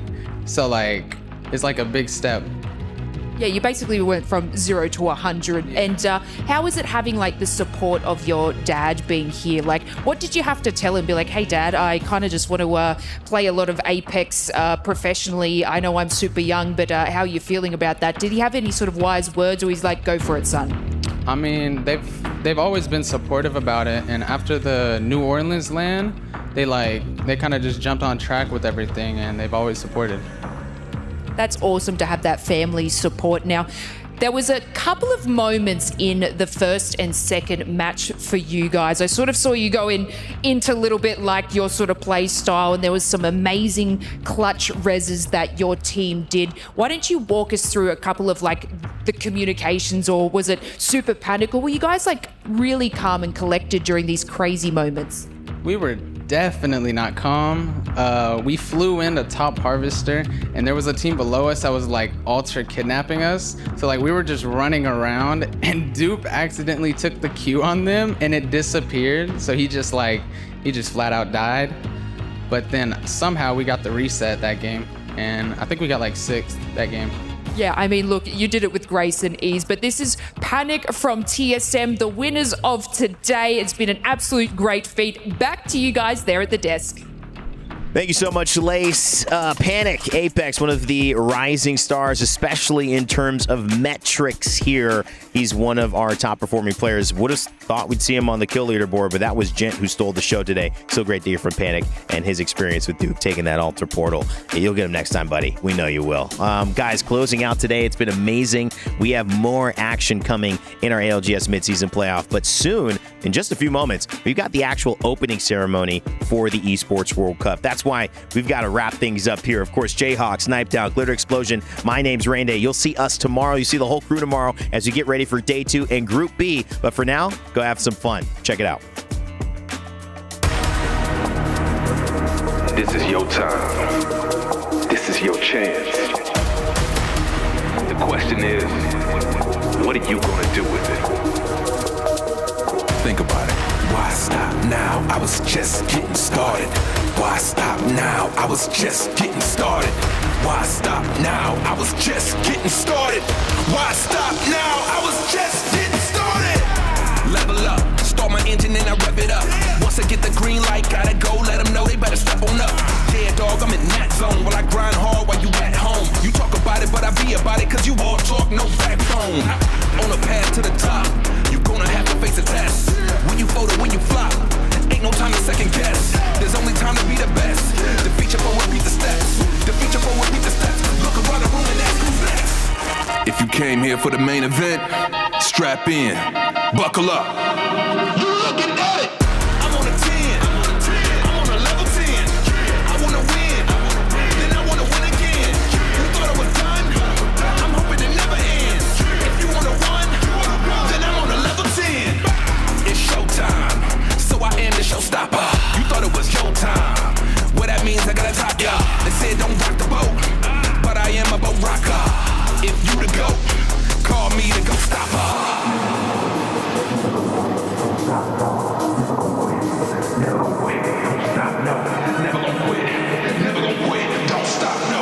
Never gonna quit, never gonna quit, don't stop, no.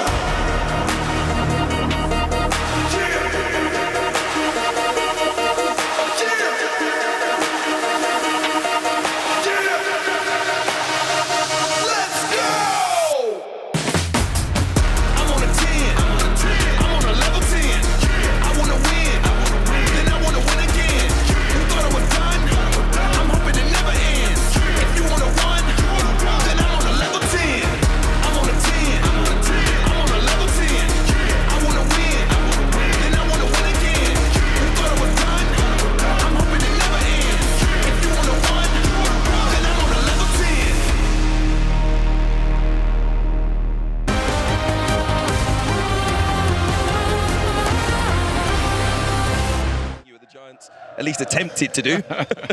Never actually built a dynasty, but what we did was we were able to build a consistent team over a long period of time. You have to have the teammates, you have to have the people who believe in the vision, who believe in the mission, who believe in what the coach is trying to preach. And if you do that, you have the ability to win consistently. You don't want any little fracturing, you don't want people gathering in little groups, talking amongst themselves, trying to destroy the chemistry of the team. That chemistry is absolutely critical. One of the things they did last year was get out in front early. A bit like the NFL season, you want to get those wins on the board nice and early. It made a big difference, but also, of course, the pressure is then on your opponents in the later stages of the competition. Exactly. Everything moves to the opponent now. In the beginning, you want to win. In the NFL, we like to break it down into 4 quarters. So the first 4 games, you want to get out to a 3-1 start. Second, 4-1, and keep on going that way. And then at the end of the season, you're actually in the driver's seat. Tyler, it was an incredible showing, as we can see from Team Falcons last year on the podium in no less than 10 competitions. How do they set the standard even higher? I mean, I'm going to tell you this. First of all, there is absolutely home field advantage here. These Falcon fans are screaming every single game. It doesn't matter if you're playing Fatal Fury to League of Legends or anything like that. They are out there supporting them. So I think as long as they keep that up and the fans keep showing out for these guys, I think they're probably going to be the favorites. How do they, though? How do they build on it? Because everyone else is trying to chase. They'll be making recruitment during the interim 12 months of trying to get better players onto their team. Obviously, Falcons look like they got the pick of the players out there, but everyone's trying to incrementally close that gap. How do the others do it? So they're going to have to find a way to find better players than the Falcons. I guess that's just what it boils down to. Truly, it's that simple, right? You got to find players in every single game that are better than the opposites of the Falcons. Because the Falcons do have weak points. It's not like they're strong in every single game. Some people, I don't believe they have a league team. The league, so that's a free points for T1 or Team Liquid's. Team Liquid has an extremely strong chess team. So maybe you got to give the Falcons Call of Duty, give them all these games that they're really good at, and focus on other esports. The other thing, of course, is that they want to win a competition. You know, the more of those first place finishes you get, it puts you higher up that leaderboard as well. You get out nice and early, you get those victories. Maybe you can manage your way to the top of the leaderboard in the closing stages. It's going to be really interesting to see how the players deal with individual pressure. Yeah, you know what my favorite part is? When they're breaking each other's trophies. When they're smashing them down, and you look at your opponent that you've beat, and you take their trophy, and you absolutely smash it. But I think that will actually add a new dynamic. We'll come on to it in more detail a little bit later on, but essentially, you get to send a message to one of the other teams by crushing their player piece. That's crazy. If you can do that, actually, a little bit later on in the competition, maybe people are out for revenge, and maybe that changes how they play. Yeah, exactly. Yeah, what do you think? Well, if my piece was broken last year, I'd be coming back here with vengeance. Generally, I'd be looking at the exact guy and I'd be trying to do it to him. Okay, So, all right, we'll that's the see if game it plan I does would have. happen. Gentlemen, thank you for being with us. You're going to go off to the red carpet very, very shortly. Like I said, you're one of the celebrities. Are you putting on a tux to do so, or are you going? I'm just going to go straight like this. I'm a bit underdressed, but I apologise. Gentlemen, thank you very much. It's been really entertaining to have you with us, and hopefully you enjoy the Esports World Cup. Thank you very much indeed. Now, each week on our Spotlight Show, we're going to bring you the best of all of the action from around the Esports World Cup. One of the returning games this year is Apex Legends Global Series. Here's a little explainer on how the game works. Apex Legends is a first-person shooter, or FPS for short, and is a team-based battle royale. This game is all about fast movement, teamwork, and gunplay. What sets this game apart? It's all about the legends. Unique characters with their own special abilities. There are 4 distinctive abilities. Attackers, who are built for aggressive play. You all talk, no backbone. Defenders, who set traps or block enemy movement. Healers, who can revive teammates and restore health. And finally, scouts, who gather intel to help the team outsmart their opponents. Each team comprises 3 players, and all players are dropped into a massive map to begin the match. The aim? Scavenge for weapons, gear up, and survive. Keeping to the Battle Royale theme, there's a ring that slowly closes in, squeezing everyone together. So no hiding and no waiting out. It's all about timing, tactics, and smart positioning. It's fast and it's chaotic. The goal is to be the last team standing. The game is on. You are the Apex champion. So the gentleman beside me just getting reacquainted. Ian's come back in to join us. Apex Legends, absolutely huge game in the community. Tyler, how would you describe the game itself? Okay, Apex Legends is like a youngin' game, in my opinion. The movement you need on that game is crazy. These kids are hyped up on caffeine and like just going crazy on there. That's what I say. It's not your average slow shooter, not at all. It's a game of strategy a little bit as well.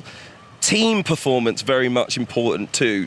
OC, of course, you've been on 2 very successful teams. Communication, decision making, relationships. How important is it? The most important thing. A lot of people don't understand that about football. The communication between the players, the communication between the teammates is what actually allows teams to excel. If you can't do that, if you can't talk amongst yourselves, the defensive line is giving calls to the linebackers are giving calls to the DBs. The quarterback, which has to communicate everything with his receivers. Everybody has to be on the same page. I just need to take a moment here because we are relating esports to a Super Bowl champions experience. Yeah. This is a big moment for me. This feels good. You two, you were just literally chatting just off camera a second ago. Are you a big fan, or did he break your heart a couple of times? Okay, I'm a huge Dallas Cowboys fan, a huge Tony Romo fan. Yeah, he's my favorite player of all time. Dallas Cowboys quarterback. He played a lot of D-line against Tony Romo, chased him a lot, beat the Cowboys a lot, and won 2 Super Bowls in the same division as the Cowboys. So it's kind of like, a little bit of beef between us. But I didn't fight for the team. But if the Cowboys were to win, I'd be like, well, we won. Yeah. So, you know what I mean? So they haven't won in a long time. It's been a long time. You don't got to tell me. I already know this, man, okay? 30 years. Tyler's brought the guns as well to this as well, so a little bit intimidating right now. Yeah, I need to go to the gym. But I will say this, though, Ian. Since I've been here, I have noticed those similarities. Yeah. It's not really as different as most people think. The things that are necessary to win in the E-games are the exact same things that are necessary to win on the football field. Amazing. Absolutely fantastic. And just very quickly on Apex, talked about that communication, that OC had encountered during his sporting career, but on this game in particular. Yeah, there's like the shot callers on Apex Legends, I think, are the absolute premium. And so yes, there's a team, but whoever's calling the shots, they have to be precise. And I think that is whichever team has the better shot caller is the better team that is going to win. It's split decisions as well, isn't it? Exactly. Vital. Exactly. And the shot caller is the one that is saying that out loud. Yep. We're going here right now. And if they're not there right then, I mean, they're going home. So communication's key, Hugh. Yep. All right, we'll have our eyes closely on it. Gentlemen, thank you very much. We'll be back to the red carpet very shortly as well. We're going to tell you why the winner's trophy would be like a dagger to the heart for the losers. That's next.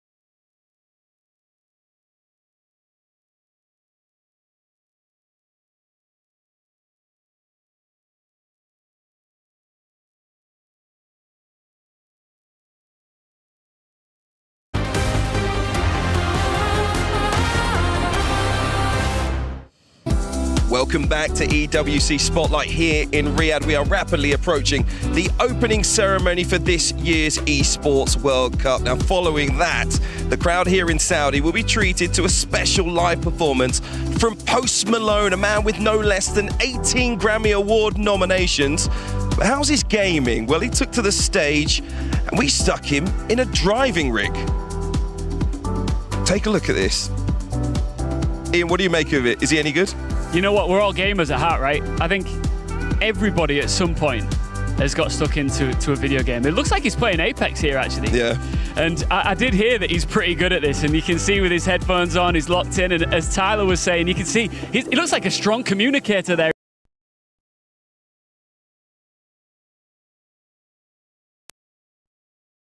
Huge gaming and in other careers, exactly, a musical superstar, global star, but using it just to relax, to chill as a hobby. You'll be surprised how many people all over the world use gaming as that release. Yeah, I mean, footballers and soccer players and everybody all over the world who plays competitively. For some people, it's a way to take that competitive edge off and relax, but here it's the opposite. This is where people are competing in video games at the highest level. Well, if he was any good, there's going to be a few big figures looking out for some new talent. Let's head back to the red carpet to speak to Betty, who may well have one of them alongside her. MS Dasari, thank you so much for joining me. How are you feeling? Are you excited? Yeah, I mean, it's a new EWC. We're really excited. We've been working for the last months, probably. So excited that it's finally came, and we're looking forward to have the same success as we did. Yeah, I bet you are. Look, it is the second edition. It is bigger, it is better this year. What do you think's changed? I think the arenas is now better, the capacity, everyone knowing how the format is, a lot of tougher teams as well who've done their best. New games, which is people love to see as well, big games, chess, Valorant. So I think everyone here is looking for more and more, and everyone will compete for the title. Look, you are the chairman of the Falcons as well. We know they are incredibly successful. Of course, you're hoping to win it again, but what makes the Falcons so good? I think just my team, who have been able to manage, secure players, dealing with players. That what makes us so good, and as well the philosophy and the DNA of Falcons, which is driven to win, and that's the main reason why we are operating and being in different more titles. In terms of sort of the mentality in esports and gaming, how important is that? Because you're going into these arenas and it's so intense, isn't it? It's a huge factor, and I think even the model of EWC and how it is, it's new for everyone. So it's a pressure even more for the players, because they've never been into helping their organizations more and more. And that's why we have a team of whole psychologists, which is around 6-7 people who would be around here to help and support the players. And this is obviously what we care about the most, which is our players to be in their best shape, to make sure they look good as themselves, because I'm sure everyone in Falcons as a player wants to win. How do you get yourself prepared, get yourself ready to go in there and win? What do you do? Seeing my fans always give me more fuel to enjoy my day, to be honest. Spreading smiles everywhere and seeing people who enjoy, laugh and enjoy the emotions. This is what gets me going, and we're doing this for everyone. And just finally, very quickly, the other teams have been working very hard to get up to your level. Does that scare you a little bit? Not scary. I think it raises our intentions more, and it makes us want to win more. I think that's the beauty of esports, and always it's a healthy competition. But I'm sure they want to win, and we want to win, and let's hope the better teams and players win. I love it. Good luck. Thank you so much. Thank you. Well, great to see one of the big figures in esports here in Riyadh, the Team Falcons psychologist for his players. That's why I love to call these guys athletes, because so much goes into making them successful. Yeah, it's just amazing to hear about everything that they need to do, the training, the psychology, all the games that they have to play to get themselves prepared for that upper echelon of play. It really is the exact same thing that we had to do. And I think to be able to operate at the highest level, you have to do those things. Well, exactly. It's an incredible event, of course. This is the pinnacle of gaming, and that's why so much is going into it. It's where all established and aspiring pros want to end up. The big lights, the big arenas, of course, and the chance to call themselves a champion. No competition is as ruthless as the Esports World Cup. Its trophy system is no exception. The Club Championship trophy, awarded to the one club that rose above the rest and reigned supreme across all EWC games. The game trophy, when a competitor closes their eyes, it's all they see, and it's not complete until it's sealed with a champion's key. Every participant earns a key engraved with their name. That's their right to compete. This year, returning champions hold a key unlike any other. Only one can place their key into the game trophy and become an EWC champion.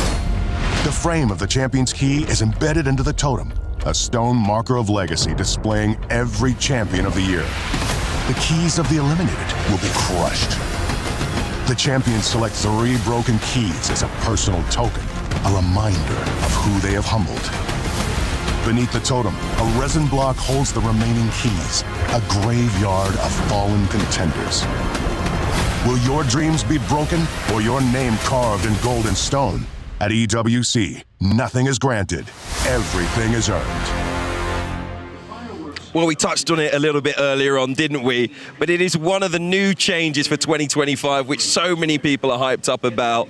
crushing your opponents, not just out there in gameplay, but you take their player piece, you put it possibly in your trophy to take home. That's going to build rivalries. That's what we want. Well, it was an element last year as well, but there is a difference this time around, and it's more about the crushing itself. So I've been working on the Valorant stage up until today, and I've already seen, I think, 3-4 keys crushed right in front of me, like a couple of feet away, right? And it's almost a beautiful, brutal element that I'm really enjoying. So the winning team get to take the team's key that they just knocked out of the tournament, destroyed their dreams. They put their key under a hydraulic compression machine that not only contorts it, like last year it was like a bend in the key. This year, it actually shatters it into different pieces. It's like just scatters all over the floor.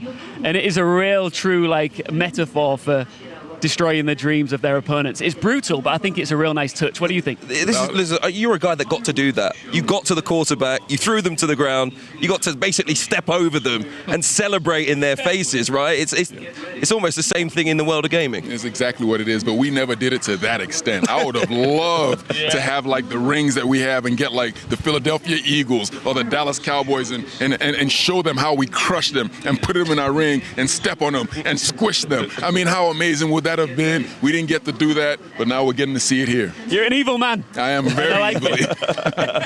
It's one of the great dynamics here, isn't it? And like I say, building those rivalries is going to be really, really important moving forward. But I guess it's the element of the team as well. You don't just take that player piece. The team get to go up, add their name to the totem, get to leave their mark on this competition forever. You've witnessed those moments of joy. What is it like? Oh, it's almost like securing a legacy, isn't it? Or the start of one, because that totem is there for the following year for the participants to see as they make their way into each arena. So you know who you want to knock off that top pedestal. Because if you're going to win this year, trust me, next year you'll have a big target on your back. That's for sure. It's the same in the Super Bowl, right? And what I find so amazing, honestly, is the fact that on the level that we played at and the level that we are, these guys here are on the exact same level. And so the way some people would look up to athletes, we athletes would look up to them. It's really amazing to see. You still got those Super Bowl rings? Get them out, show them off? I don't have them on me, but I do have them. Yeah? I'll bring them next time. You never just go out to the club flexing? Interesting thing. You know Deion Sanders? Deion Sanders said you never see Olympic gold medalists walking around with their gold medals on. So don't walk around with your rings on. And I just took that to heart. Living in the UK, I think you can flex a Super Bowl ring now and again. Not many people have them, so there you go. Gentlemen, we'll be back with you very shortly. Up next, the wait will be over. We're going to bring you the spectacular official opening ceremony and a live performance from US superstar Post Malone.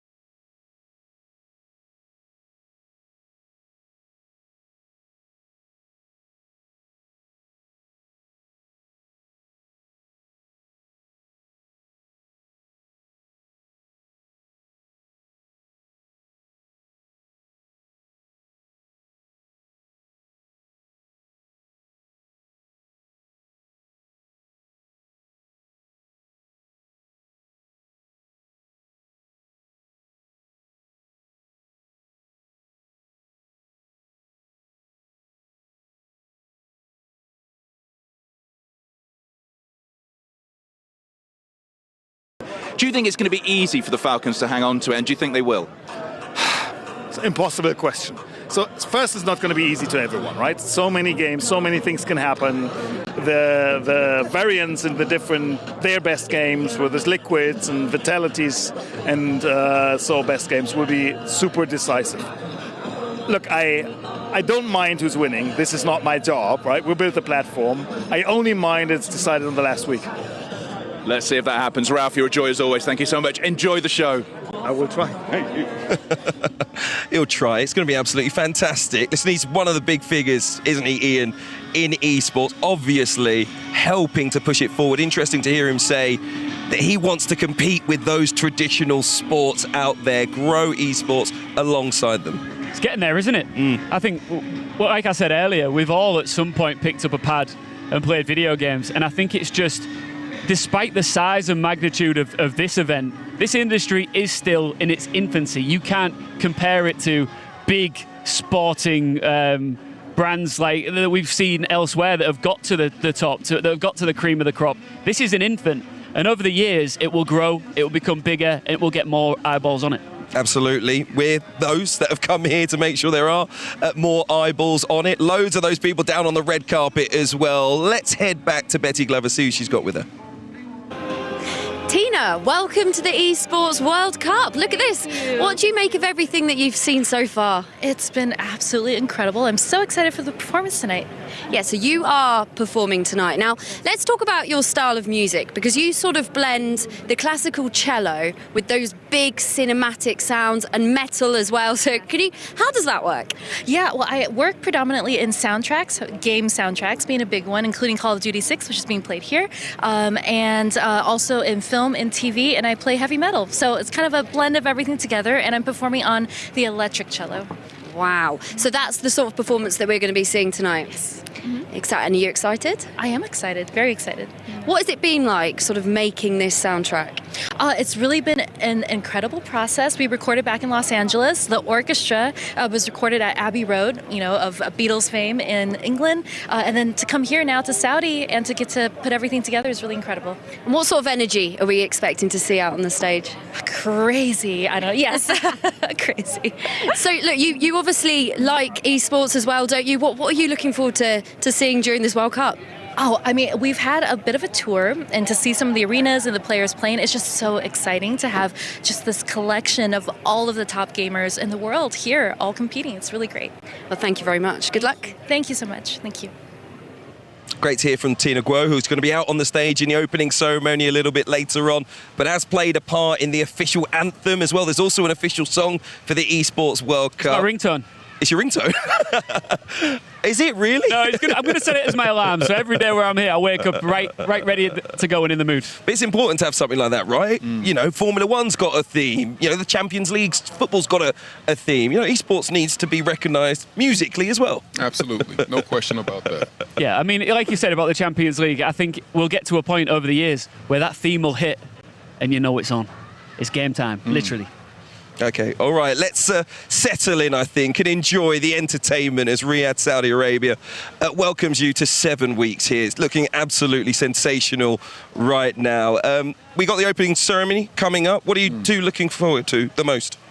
I'm looking forward to the games, to be honest, not even the opening ceremony. I mean, when I think about everything that's going on, when I think about me, 6'4", 200 and something pounds, only a very few people can play what we play, but everybody can play the games out here. And so to be at the elite level, you have to be fantastic. And I'm excited to see those players. When you were playing in the Super Bowls, was there a halftime show? Yes, there was a halftime. A big hour-long halftime show. It was about 45 minutes. Did you watch it? I didn't watch it. No, I didn't pay attention. As a matter of fact, I don't even know who was playing in our halftime show. I was so focused in on the games. You know what I mean? You were locked in. I was locked in. I'm locked in on the opening ceremony. What are you expecting to see? Have you had any secrets about what we might be able to see?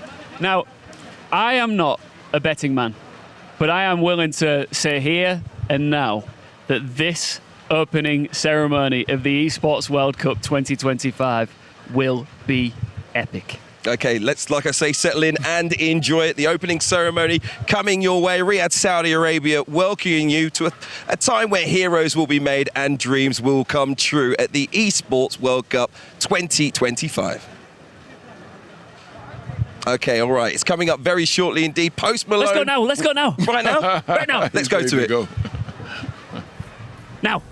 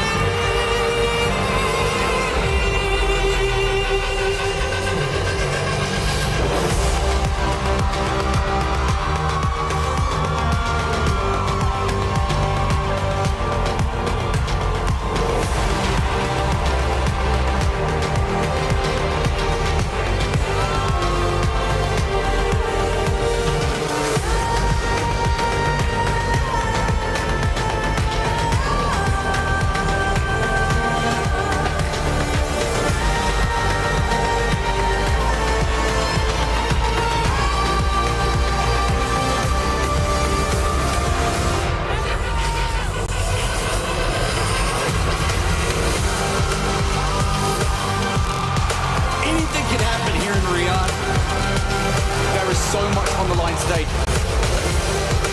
One trophy, one title. It all comes down to this. The stakes are so high. This is going to be special. That's it, ladies and gentlemen. Oh my God! And forever live as Esports World Cup champions.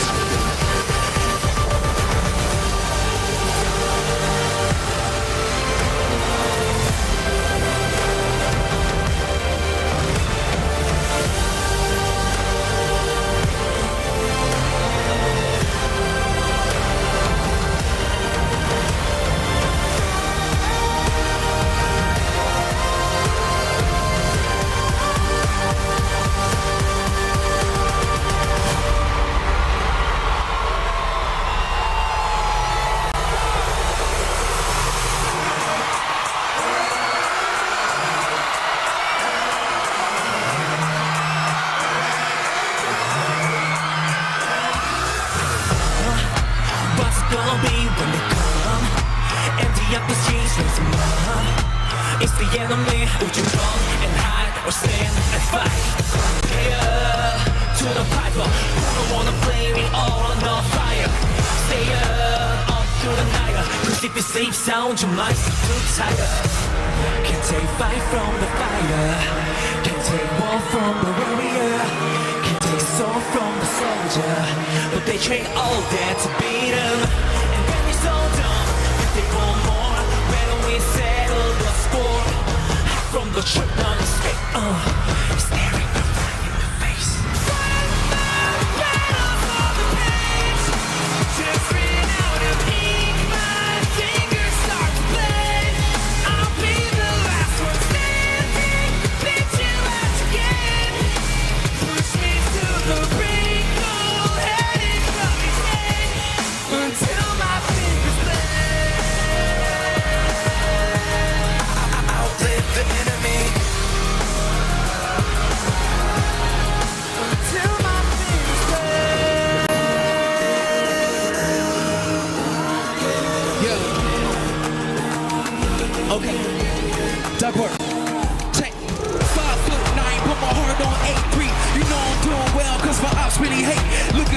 understand. He a fraud, she a fan. You ain't gotta drop bands, get these fits in demand. Checkmate, homie, when the king advances. You was done tryna throw a right hook on catches. I bobbed and I weaved and I jab for crack. He gon' fall the fastest, catches Z's like mattress. He's out. Can't take fight from the fighter. Can't take war from the warrior. Can't take sword from the soldier. But they trade all that to beat him. And when it's all done, people go all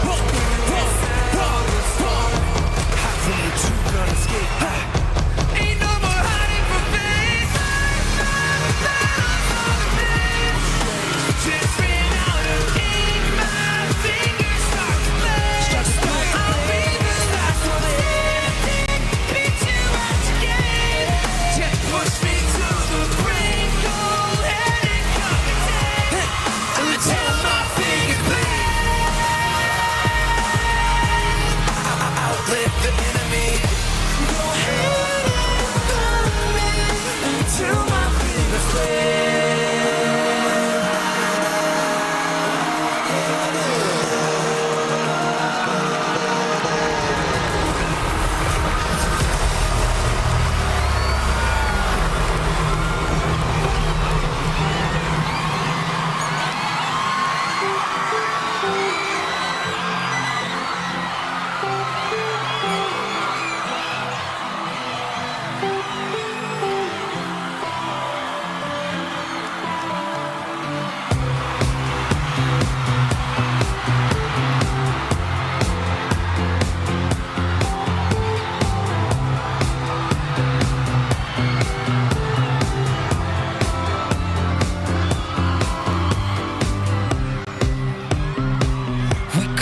Turn around till we were upside down. I'll be the bad guy now, but no, I ain't too proud. I couldn't beat it, even when I tried. You don't believe it. We do this every time. Seasons change and I love it cold. Feed the flame cause you can't let it go. Run away but we're running in circles. Run away, I dare you to do something. I'm waiting on you again so I don't take the blame. Run away but we're running in circles. Run away, run away.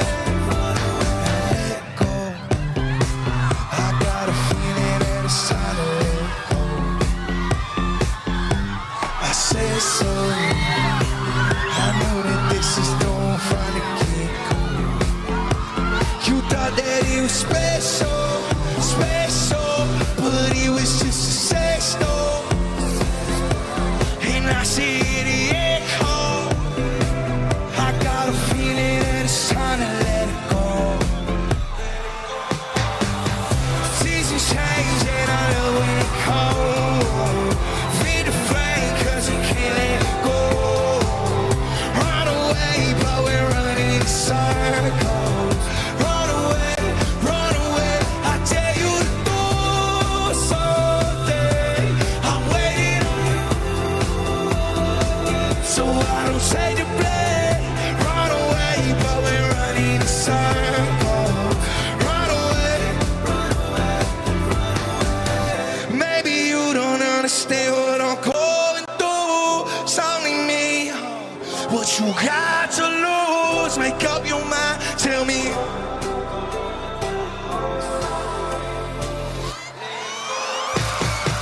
Seasons change and I love it cold. Feed the flame cause you can't let it go. Run away but we're running in circles.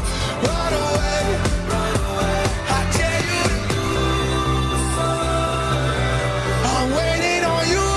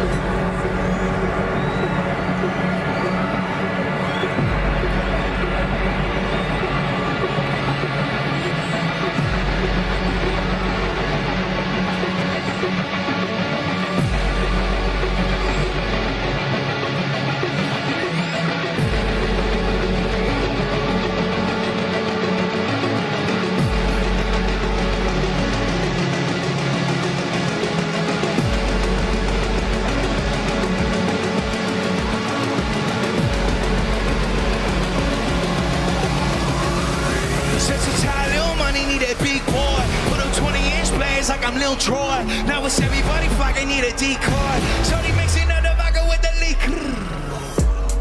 G-Wagon, G-Wagon, G-Wagon, G-Wagon. All the high spots pulling up. Oh, I got a lot of toy. 720S puppy Fallout Boy. You was talking shit in the beginning.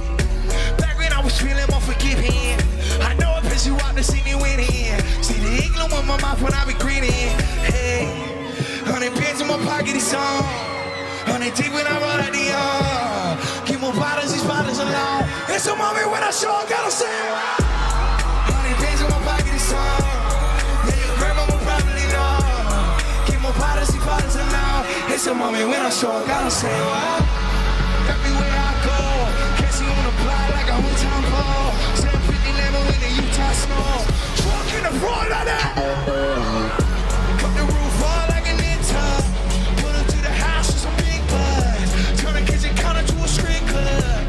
Me and Drake can't put up. When I got quiet, by the y'all disappear. Before I drop Stoney, none of y'all really care. Now they always say congratulations to the kid. This is not a 40, but you say I'm a lot, but I got one now. Made another hit, cause I got one now. Always going for it, never put fall down. Last call, Hail Mary, first got touchdown, eh? 100 pins in my pocket, it's on. 100 T when I roll at the yard. Keep my bottles alone. It's a moment when I show I got them. Yeah, your grandma will probably know. Keep my bottles alone. It's a moment when I show I got them. Say,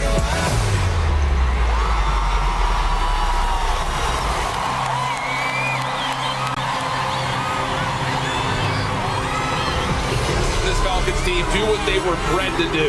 Come through and dominate. This is the Falcons dynasty. We are living in it. They are incredible. They have made history over and over and over again. Ladies and gentlemen, make some noise for Team Falcons!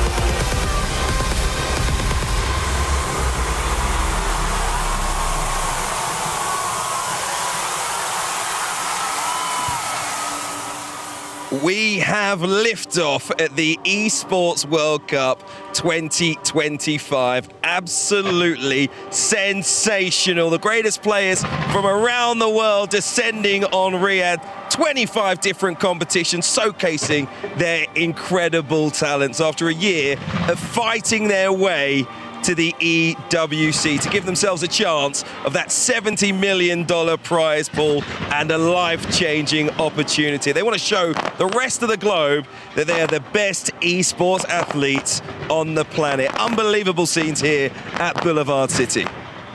I don't even know what to say. That was, from start to finish, unforgettable, magnificent.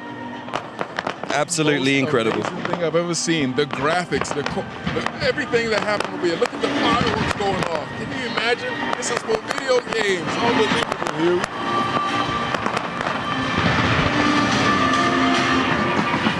Absolutely fantastic. Look at it. I mean, if Post Malone wasn't enough, and by the way, he was outstanding, wasn't he? Yeah. And we've still got another Post Malone concert to come tonight. That was just like his hors d'oeuvres. And what we're witnessing now is the culmination of that initial part of the ceremony. And you know what's really cool? You had all of that incredible performance going on, but then the spotlight to close everything out was what it's all about. The players that are competing here for glory. We got thousands of fans, by the way, on the ground here in Boulevard City watching these fireworks. We've had that incredible opening ceremony, which is going to continue as well. And it's going to be a special 7 weeks, of course. You get the sense that there's going to be a real community locally and globally tuning in for this. I have never experienced anything quite like this before. The magnitude, the scale of it all. Speaking of Post Malone, I used to like him when he was a little chubbier, to be honest. Yeah. This is the Post Malone, huh? I got to say, same with you as well, OC. You know what I mean? You used to like me when I was chubbier? Well, the food out here is great, so I'm sure he'll be fine at the end of it all. But yeah, you're right about the sheer magnitude. You've never seen anything like this, and it's quite poetic, really, because it's a big celebration to start things off. But not all of the teams that are involved here will get the opportunity to celebrate. Those that win will go on to be legends. Those that lose will have their keys and dreams shattered for the world to see. I can't wait for it. But it was amazing to see Team Falcons up there, you know, reveling in the moment in front of that incredible sold-out crowd. You mentioned some of the players from the rival teams as well getting to take part, but you get the sense, you know, it's a little carrot if you can win this year that you'll be involved in something so incredible next year. Yeah. I guess for you, it's like watching a previous champion in American football and looking at him going, you know what, I was already working hard, I was already determined, I already had the dedication, but I want what you've got. Exactly. Fortunately for me, I'm 2-0 in Super Bowls. I never lost. So nobody, you know what I mean? You don't like to talk about it. I don't know, you know. But did you see the look in their eyes when they were looking up at the team that had won? Like all that, the emotion, the raw passion that you could see. This is incredible. I loved it. I'm a big Post Malone fan. Two of my favorite songs of his. Love the moment while he was performing, signing an autograph as well for those fans. Yeah, and even before that, there was the performance, the rap performance, and some of the choreography was awesome. I don't know if you saw that POV of the singer that sort of did the motion, and then a firework went off in the background, and it was just all the nice little tips of the hat that I alluded to earlier to the gaming fans that are watching along at home. Some great acts as well. We saw Alesso up there, DJing Tina Guo. She mentioned a little bit earlier on her electric cello. We saw a little bit of that as well. You know what they need? Have you seen the Aura Farmer, the boat kid? Have you seen that? I've seen it. That's what they need. They need to have him up here doing that thing, Next year, he'll just fly out at the end, just doing his thing. So special to have a moment like this as well. And I wonder, you know, some might say a little distraction for Team Falcon as well. You know, getting up there, the Falcons, and taking part in this and all the build-up and emotional energy that goes into it before some of their players are going to have to be out there tomorrow. Possibly, it could be an advantage to their rivals, a little distraction possibly. Absolutely, and the thing is that some of their rivals had a bit of a leg up as well because I told you earlier that I've been hosting the Valorant stage this week, and Falcons don't have a team participating. So the teams that are up against them have an opportunity to get a bit of a head start when it comes to the club championship points, and they are absolutely aware of that, and I know that Falcons will be aware of that too. Interesting to not field a team, if you like, in one of the competitions. Why? Well, a lot of it comes down to whether or not you make the cut as well, don't forget. Now, I can't give you the exact reason that Falcons aren't involved, but I'll tell you this, I bet there will be next year. Yes, they will. Going to be absolutely brilliant. As I said, the opening ceremony going to continue. We're going to get a little bit more of Post Malone as well. More Post Malone? Yeah, more Post Malone. Is he going to gain a little bit of weight back? I wish he would. I love chubby Post Malone. I mean, I loved you when you were on that line, you know, chasing down quarterbacks, but you probably weighed, what, 100 pounds more? Yeah, I did weigh a lot more. I did. You're right. Should we head back then to see the second part of the opening ceremony? What do you think? Do you know what? I want to know what you think, Hugh. But before we go, just briefly, what do you think of EWC first impression before we go across? Absolutely incredible. You get the sense, a huge global event. Absolutely delighted to be here and take just a little bit more of this special opening ceremony in. Let's tune in for some more sensational action.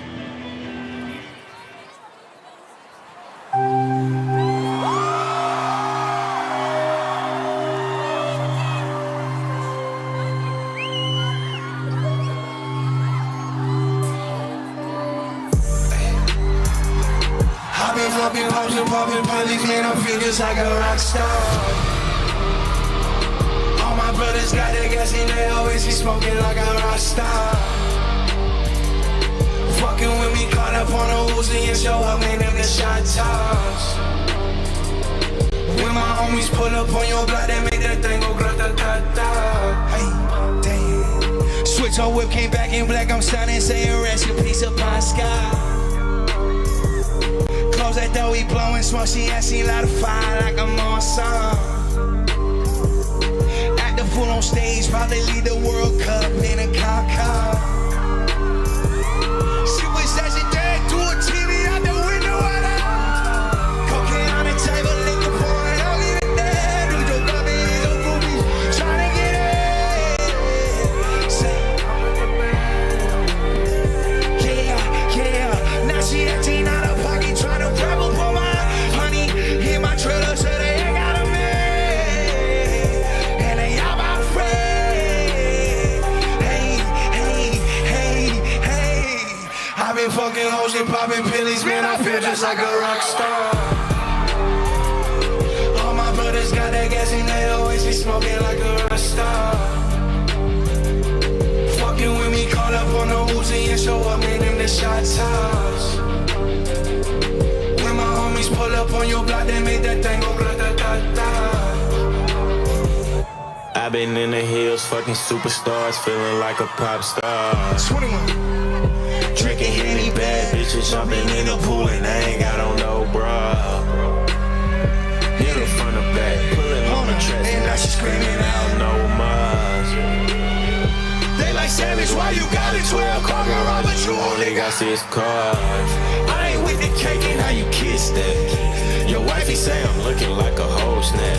Green honey's in my safe, I got old racks. LA bitches always asking where the coke at. Living like a rock star, smash out on the cop car, sweeter than a Pop Tart. You know you are not hard, I done made the hot chart. Remember I used to trap hard, living like a rock star. I'm living like a rock star.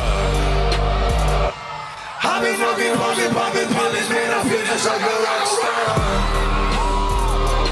All my brothers got that gas and they always be smoking like a rock star. Flexing with me, call up on the Uzi and show up, and in the shot toss. When my homies pull up on your block, they make that thing go grata-ta-ta.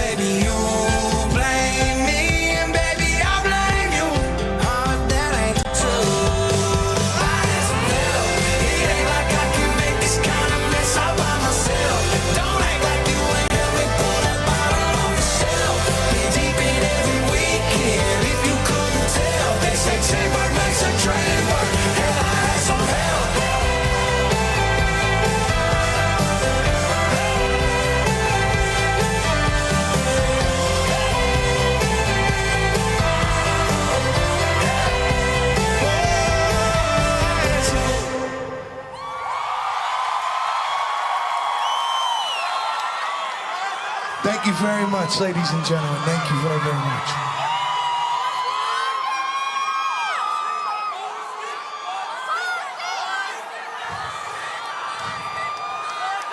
Ladies and gentlemen, I made this song with a very good friend of mine.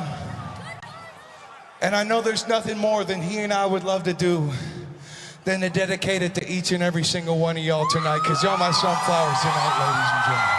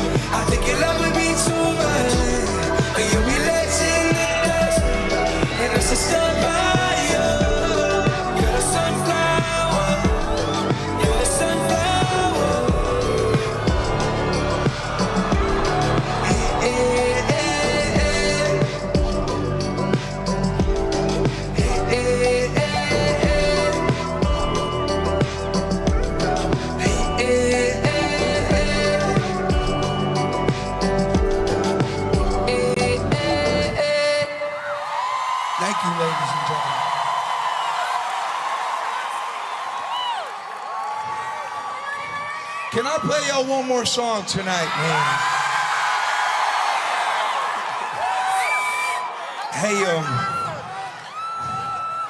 I haven't had much of an opportunity to talk this evening, but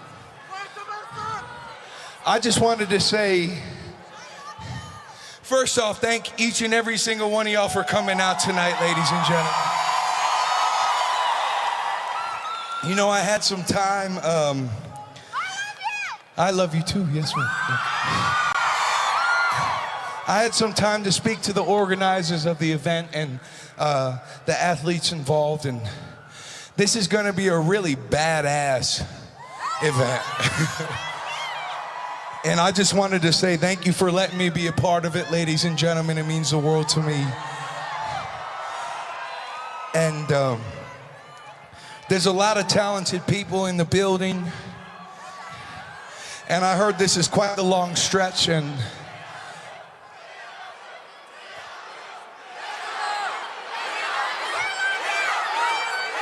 I love you too, ladies and gentlemen. Thank you. And you know, there's gonna be a lot of congratulations given out at the end of the night. And there's gonna be a lot of folks really busting their ass and doing the best they can. And let's give it up for these athletes tonight, ladies and gentlemen. And I just wanted to say thank you so very much for having us tonight. Ladies and gentlemen, this next song is called Congratulations, if you know the words.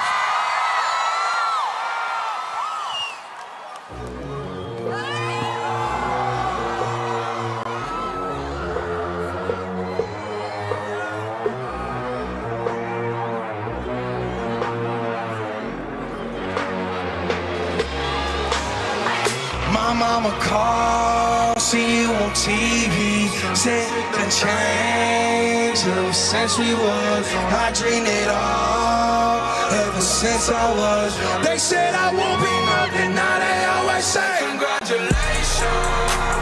Boy, so I forgot to vacation. They ain't never had the dedication. People hate and say we changed and look, we made it. They was never friendly, yeah. Now I'm jumping out of Bentley, yeah. And I know it's automatic, yeah. But I know how to add it, yeah. Put the money in my savings, yeah. I be itching like a addy, yeah. I'm surrounding 20 babies, yeah. But it didn't let me last it, yeah. Everyone wanna act like they important, but I don't mean nothing when I saw my door. Everyone counting on me, drop the ball, yeah. Everything costs them like I've been deported. If you fuck with it, push your lights. How could I make sense when I got millions on my mind? Coming with that bullshit, I just put it. Ballin' sense so baby, they can see it in my mama call, see you on TV. Sunset shit done changed. Ever since we was, I dreamed it all. Ever since I was young, they said I won't be nothing, now they always say congratulations. Why so I forgot to vacation? They ain't never had the dedication. People hate and say we changed and look, we made it.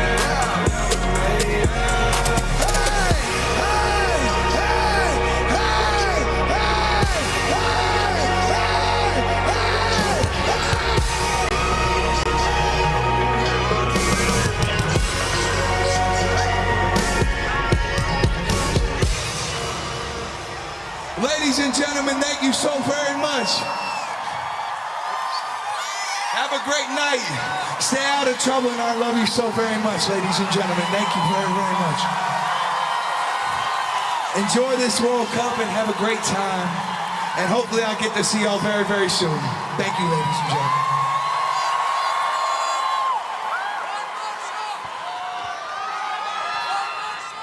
The one and only Post Malone, the unmistakable, delivering exactly what the Esports World Cup needs. A world star performance. Absolutely incredible. 5-star performance. That's it. I mean, I'm even disheveled because of it. I don't know what to say. We'll be back straight after this.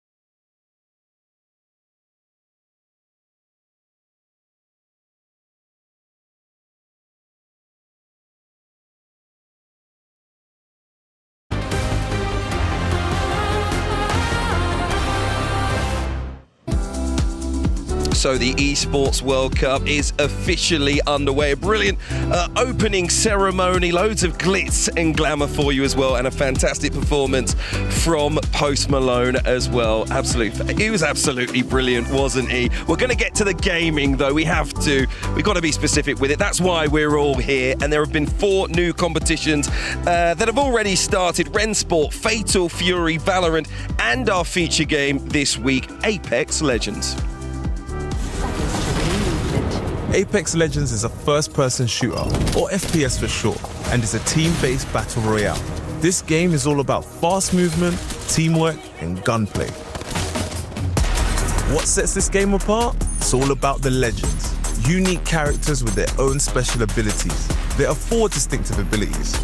Attackers, who are built for aggressive play. You all talk, no backbone. Defenders, who set traps or block enemy movement. Healers, who can revive teammates and restore health.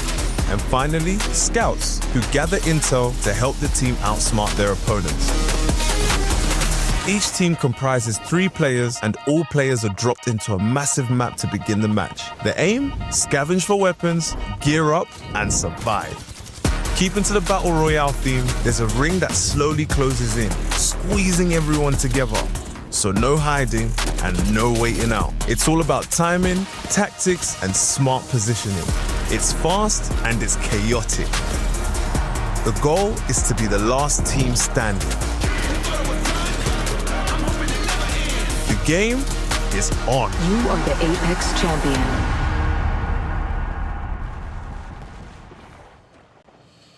Well, Apex just makes me feel tense. I've got to be perfectly honest with that ring closing in on you. Very quickly, Ian, just tell us about the tournament format. Yeah, I mean, look, if you are looking to get into esports and test the water, I guess, this is the perfect title to do it. It's exciting, it's explosive, it's unpredictable. We're starting off with 40 teams. They play in pools, right, of every single time they play, they finish at a certain level, right? So you want to finish as high as possible. So we'll start with the pools here before you move into LCQ and then on into the finals. But the key word here, really, is consistency. If you can consistently perform well as a team and finish high on that leaderboard, you've got a stronger chance of getting those club championship points, but also progressing towards claiming your trophy. But it is that age-old thing in any sport, Ursi. Consistency is the hardest thing to crack, isn't it? So difficult to do because heavy is the head that wears the crown. Everybody is looking to take your head off when you are the champion or when you're on top. So maintaining that consistency, maintaining that discipline. Once you get up there, you won a couple of games. People tend to start to slow down a little bit. People tend to relax a little bit, man. But the people who have the ability to maintain that focus, to maintain that hunger, to maintain that discipline over a long period of time is what keeps you at the top. Yeah. Go ahead.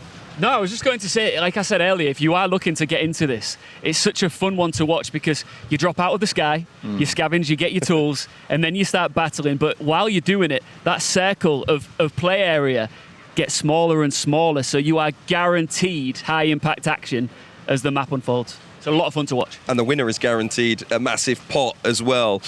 Although it only would have got you about 1 quarter during OC's playing days, of course. But the winner gets $600,000. The total prize pool is $2 million as well. OC, it's something for the wider competition, life-changing for some of these players. A tremendous amount of money, and people never would have expected this 15, 20 years ago, that you would have been able to play these games for these sums of money, and the competition is so intense. This is absolutely amazing. Imagine being one of the parents who maybe at some point during their children's time playing video games early on, they're saying, why are you doing this? Why are you playing so much video games? And you say, hey, have you seen the prize pool at the Esports World Cup that I'm competing in? I'll do you one better, Ian. Imagine being a Nigerian parent trying to explain to a Nigerian parent, I'm going to play video games. You're like, what? Get out of here. The game has changed completely, and let's change the game. Up next, let's get to grips with Rensport. Rensport, German for race sport. Let's go racing! It's a hyper-realistic car racing simulator that brings the skills and the thrills of racing into the virtual world. Players can choose from some of the most prestigious high-performance cars around, as well as race on some of the most iconic tracks from around the world, including the Circuit Spa, Monza, Fuji International, Daytona, and the mythical Nürburgring. precision is vital. Rennsport players race using a simulator, a cockpit with a steering wheel, racing seat and pedals, which is essential as the game requires players to use almost exactly the same skills and abilities as real-life racing drivers, whether that be the car setup, racing lines or mental focus. You have to be brave to make it stick down here. Before every race, players have a shootout qualification to determine the starting grid. After that, it's a sprint to the finish line. The aim is to finish as high as possible in multiple races to rack up the most points for a chance to become the Rennsport champion. Winning is everything. And remember, the goal is to be the fastest at the end. Oh, there's a lot of bumping here. To keep this competition going, it's just tensions boiling over. The game is on. Love Rennsport. Makes me feel claustrophobic. Tried out the driving simulator at the F1 exhibition in London. Couldn't get this big behind in the seat, right? It's a proper, it is a proper racing seat, and clearly I'm not built like a racing driver. Oh yeah. I'm two thick. C's. I'm thick. Yeah, it's okay. There's nothing wrong with that. Nothing wrong with that. Do you think like Lewis Hamilton and them? You think they'd be able to win a game like that or no? I think they would. It's they would. It feels so true to life, right? We've got players who've been driving the cars in real life, if you like, and also on Rennsport. Yeah, and again, you know, as we take a look at the format here, the reason why, again, I would recommend watching this if you do love your racing in real life, in inverted commas. There's so many correlations here, there's so many parallels as to why it's so engaging and watchable, because it's delivered even to the viewer with the commentary teams and the way it's all presented in a very similar fashion to that you would watch on TV. And also the skills are transferable. We've seen so many examples of esports players that have been involved in racing simulator games that go on to actually compete in real life racing. Oh wow, it's cool. What do you like behind the wheel? Because I've got to say, if someone was to cut me up in real life, yeah, it's going to come out. I get a little bit of road rage. I wouldn't be able, if someone took me off the course on one of these, I'd be aiming for them the next race. You know, to be honest with you, I haven't driven a car in about 12 chauffeur, years now. Yeah? You still got the chauffeur picking you up? We call it the tube. I'll tell you what though, right? When it comes to racing games, if either of you want to get involved in some Mario Kart at some point, I'll tell you now, you don't want this smoke. No? You don't want it. I used to be pretty good at it, though, oh, yeah? back in the day. The tournament prize pool in front of us, $500,000 for this one. Not quite as big. Not quite as big. I mean, still life-changing, right? Still life-changing money, obviously. Not quite as big. But one of the things I love about Rennsport is the involvement from the motorsport community in. That's really important for those people playing this game. Absolutely. And sorry, just briefly, I just want to touch on that money there for a second. Yeah. Another cool thing about the prizing is there's such a big jump. It's almost like Who Wants to Be a Millionaire, right? You get to that next question, there's such a reward for that. If you make it, for like the difference between third and second is such a huge amount of money. So it gives you that extra incentive to perform when it matters, right? 100%, 100%. Okay, let's jump into our next game. It's a fresh one for you, a classic beat 'em up. It's called Fatal Fury. Fatal Fury, City of the Wolves, is a new game to the esports game made its debut over 25 years ago. Players can choose from a host of characters, including returning characters from older games in the series, and new characters like Cristiano Ronaldo. It's a 1v1 2D fighting game that looks like many other fighting games from the 90s. Players use just 4 buttons for light or heavy punches and kicks. Like in many other fighting games, it's all about button combinations being used in the right place at the right time to draw your opponent and connect with a devastating combo. What sets this game apart from many other fighting games is the unique rev and guard system. The rev meter starts at 0% and it goes up by using special moves. However, if you hit 100% on the rev meter, you overheat and are left exposed. There's strategic choices to be made on how to use the character attributes while managing your rev meter. It's a fast, tactical, and intense old-school fighting game. The goal is to be the last fighter standing. The game is on. So clearly it's going to be fast and furious when it comes to Fatal Fury. But one last game to introduce you to this week. Brand new one for 2025, Valorant. Take a look. Valorant is a fast-paced and intense tactical first-person shooter, or FPS for short. This game is all about gunplay, and if you don't have enough speed, precision, and awareness, then you'll get left behind. 2 teams, each comprising 5 players. In each round, the teams are split between attack and defense. The attacking team's goal is to take an object called the spike and plant it in the opponent's area. The defending team's goal is to stop the attacking team planting the spike or defuse it if it's been planted. If the spike detonates, the attacking team wins. If time runs out before the detonation or the spike is defused, the defending team wins. Either team can win by wiping out all 5 players on the opposing team. At the start of every round, players enter a buy phase, where they get time to plan their strategy for the next round, as well as purchase gear and weapons. Your currency is dependent by your performance in the previous round. What sets Valorant apart from the other tactical shooters is the agents factor. Players choose one of these playable characters. Expect to see a different set of agents depending on if a team is attacking or defending. Finding a well-balanced team for the right game phase is crucial. The goal is to detonate the spike, defuse the spike, or wipe out your enemy. The game is on.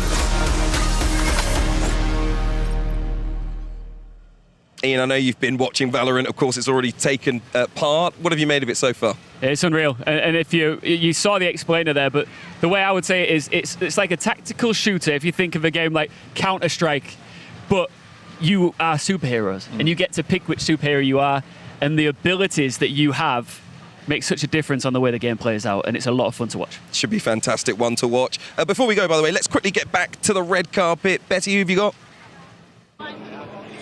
Thanks, Hugh. Everything is wrapping up here. You can see people milling about. They're leaving. I found Chunks. He was standing on the red carpet. Looked like you wanted to chat, Chunks. Yeah, I literally was begging for it. I was standing there thinking, can I get one? So, I managed to get interview. What have you made of that opening ceremony? Very cool. Epic. When you have Post Malone here, it's always going to be epic. Just the production in general, how incredible it looks like Boulevard City as well. So, shout out to Riyadh. They've done it very well. So, it's been an incredible experience. Yeah, it's been ridiculous, isn't it? Some of the dancers out there, insane. Mental. I couldn't try that in my imagination. So, well, I think you should give it a go. I'd back you. I don't back myself, so yeah, maybe not. Post Malone as well was also brilliant. How excited are you for everything to get started? Can't wait. It's going to be an incredible 7 weeks. Let's see if Falcons can do it again. Home territory, home turf.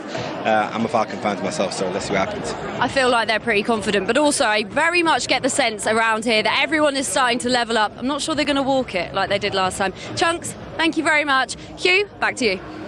Absolutely brilliant. Gentlemen, thank you very much indeed. Thank you all for watching. We'll be back same time tomorrow, 9 p.m. here in Riyadh for our first Spotlight show of the series. We'll see you then.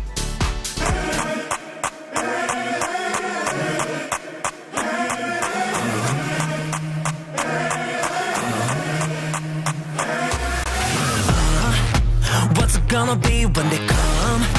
Empty up the streets, raise them up. It's the enemy. Would you run and hide or stand and fight? Pay up to the piper. Who don't wanna blame me all under fire? Stay up through the night. Cause if you sleep sound, you might sleep through tighter. Can't take fight from the fighter. Can't take war from the warrior. Can't take soul from the soldier. But they trade all that to beat him.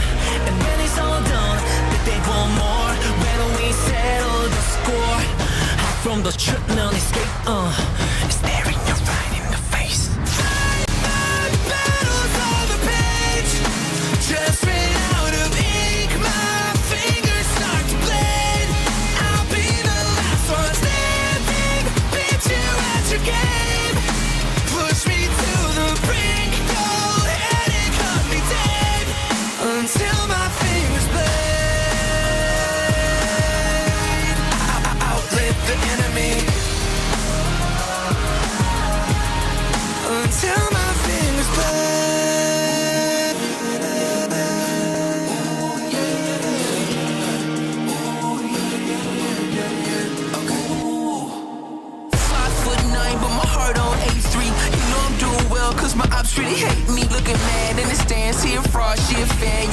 drop bands, get these fists in demand.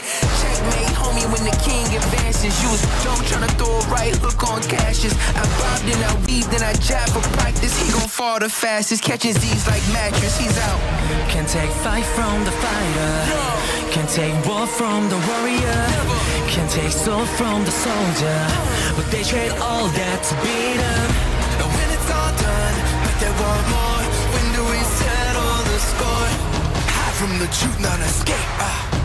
Ain't no more hiding for fame. Battle on the page. Just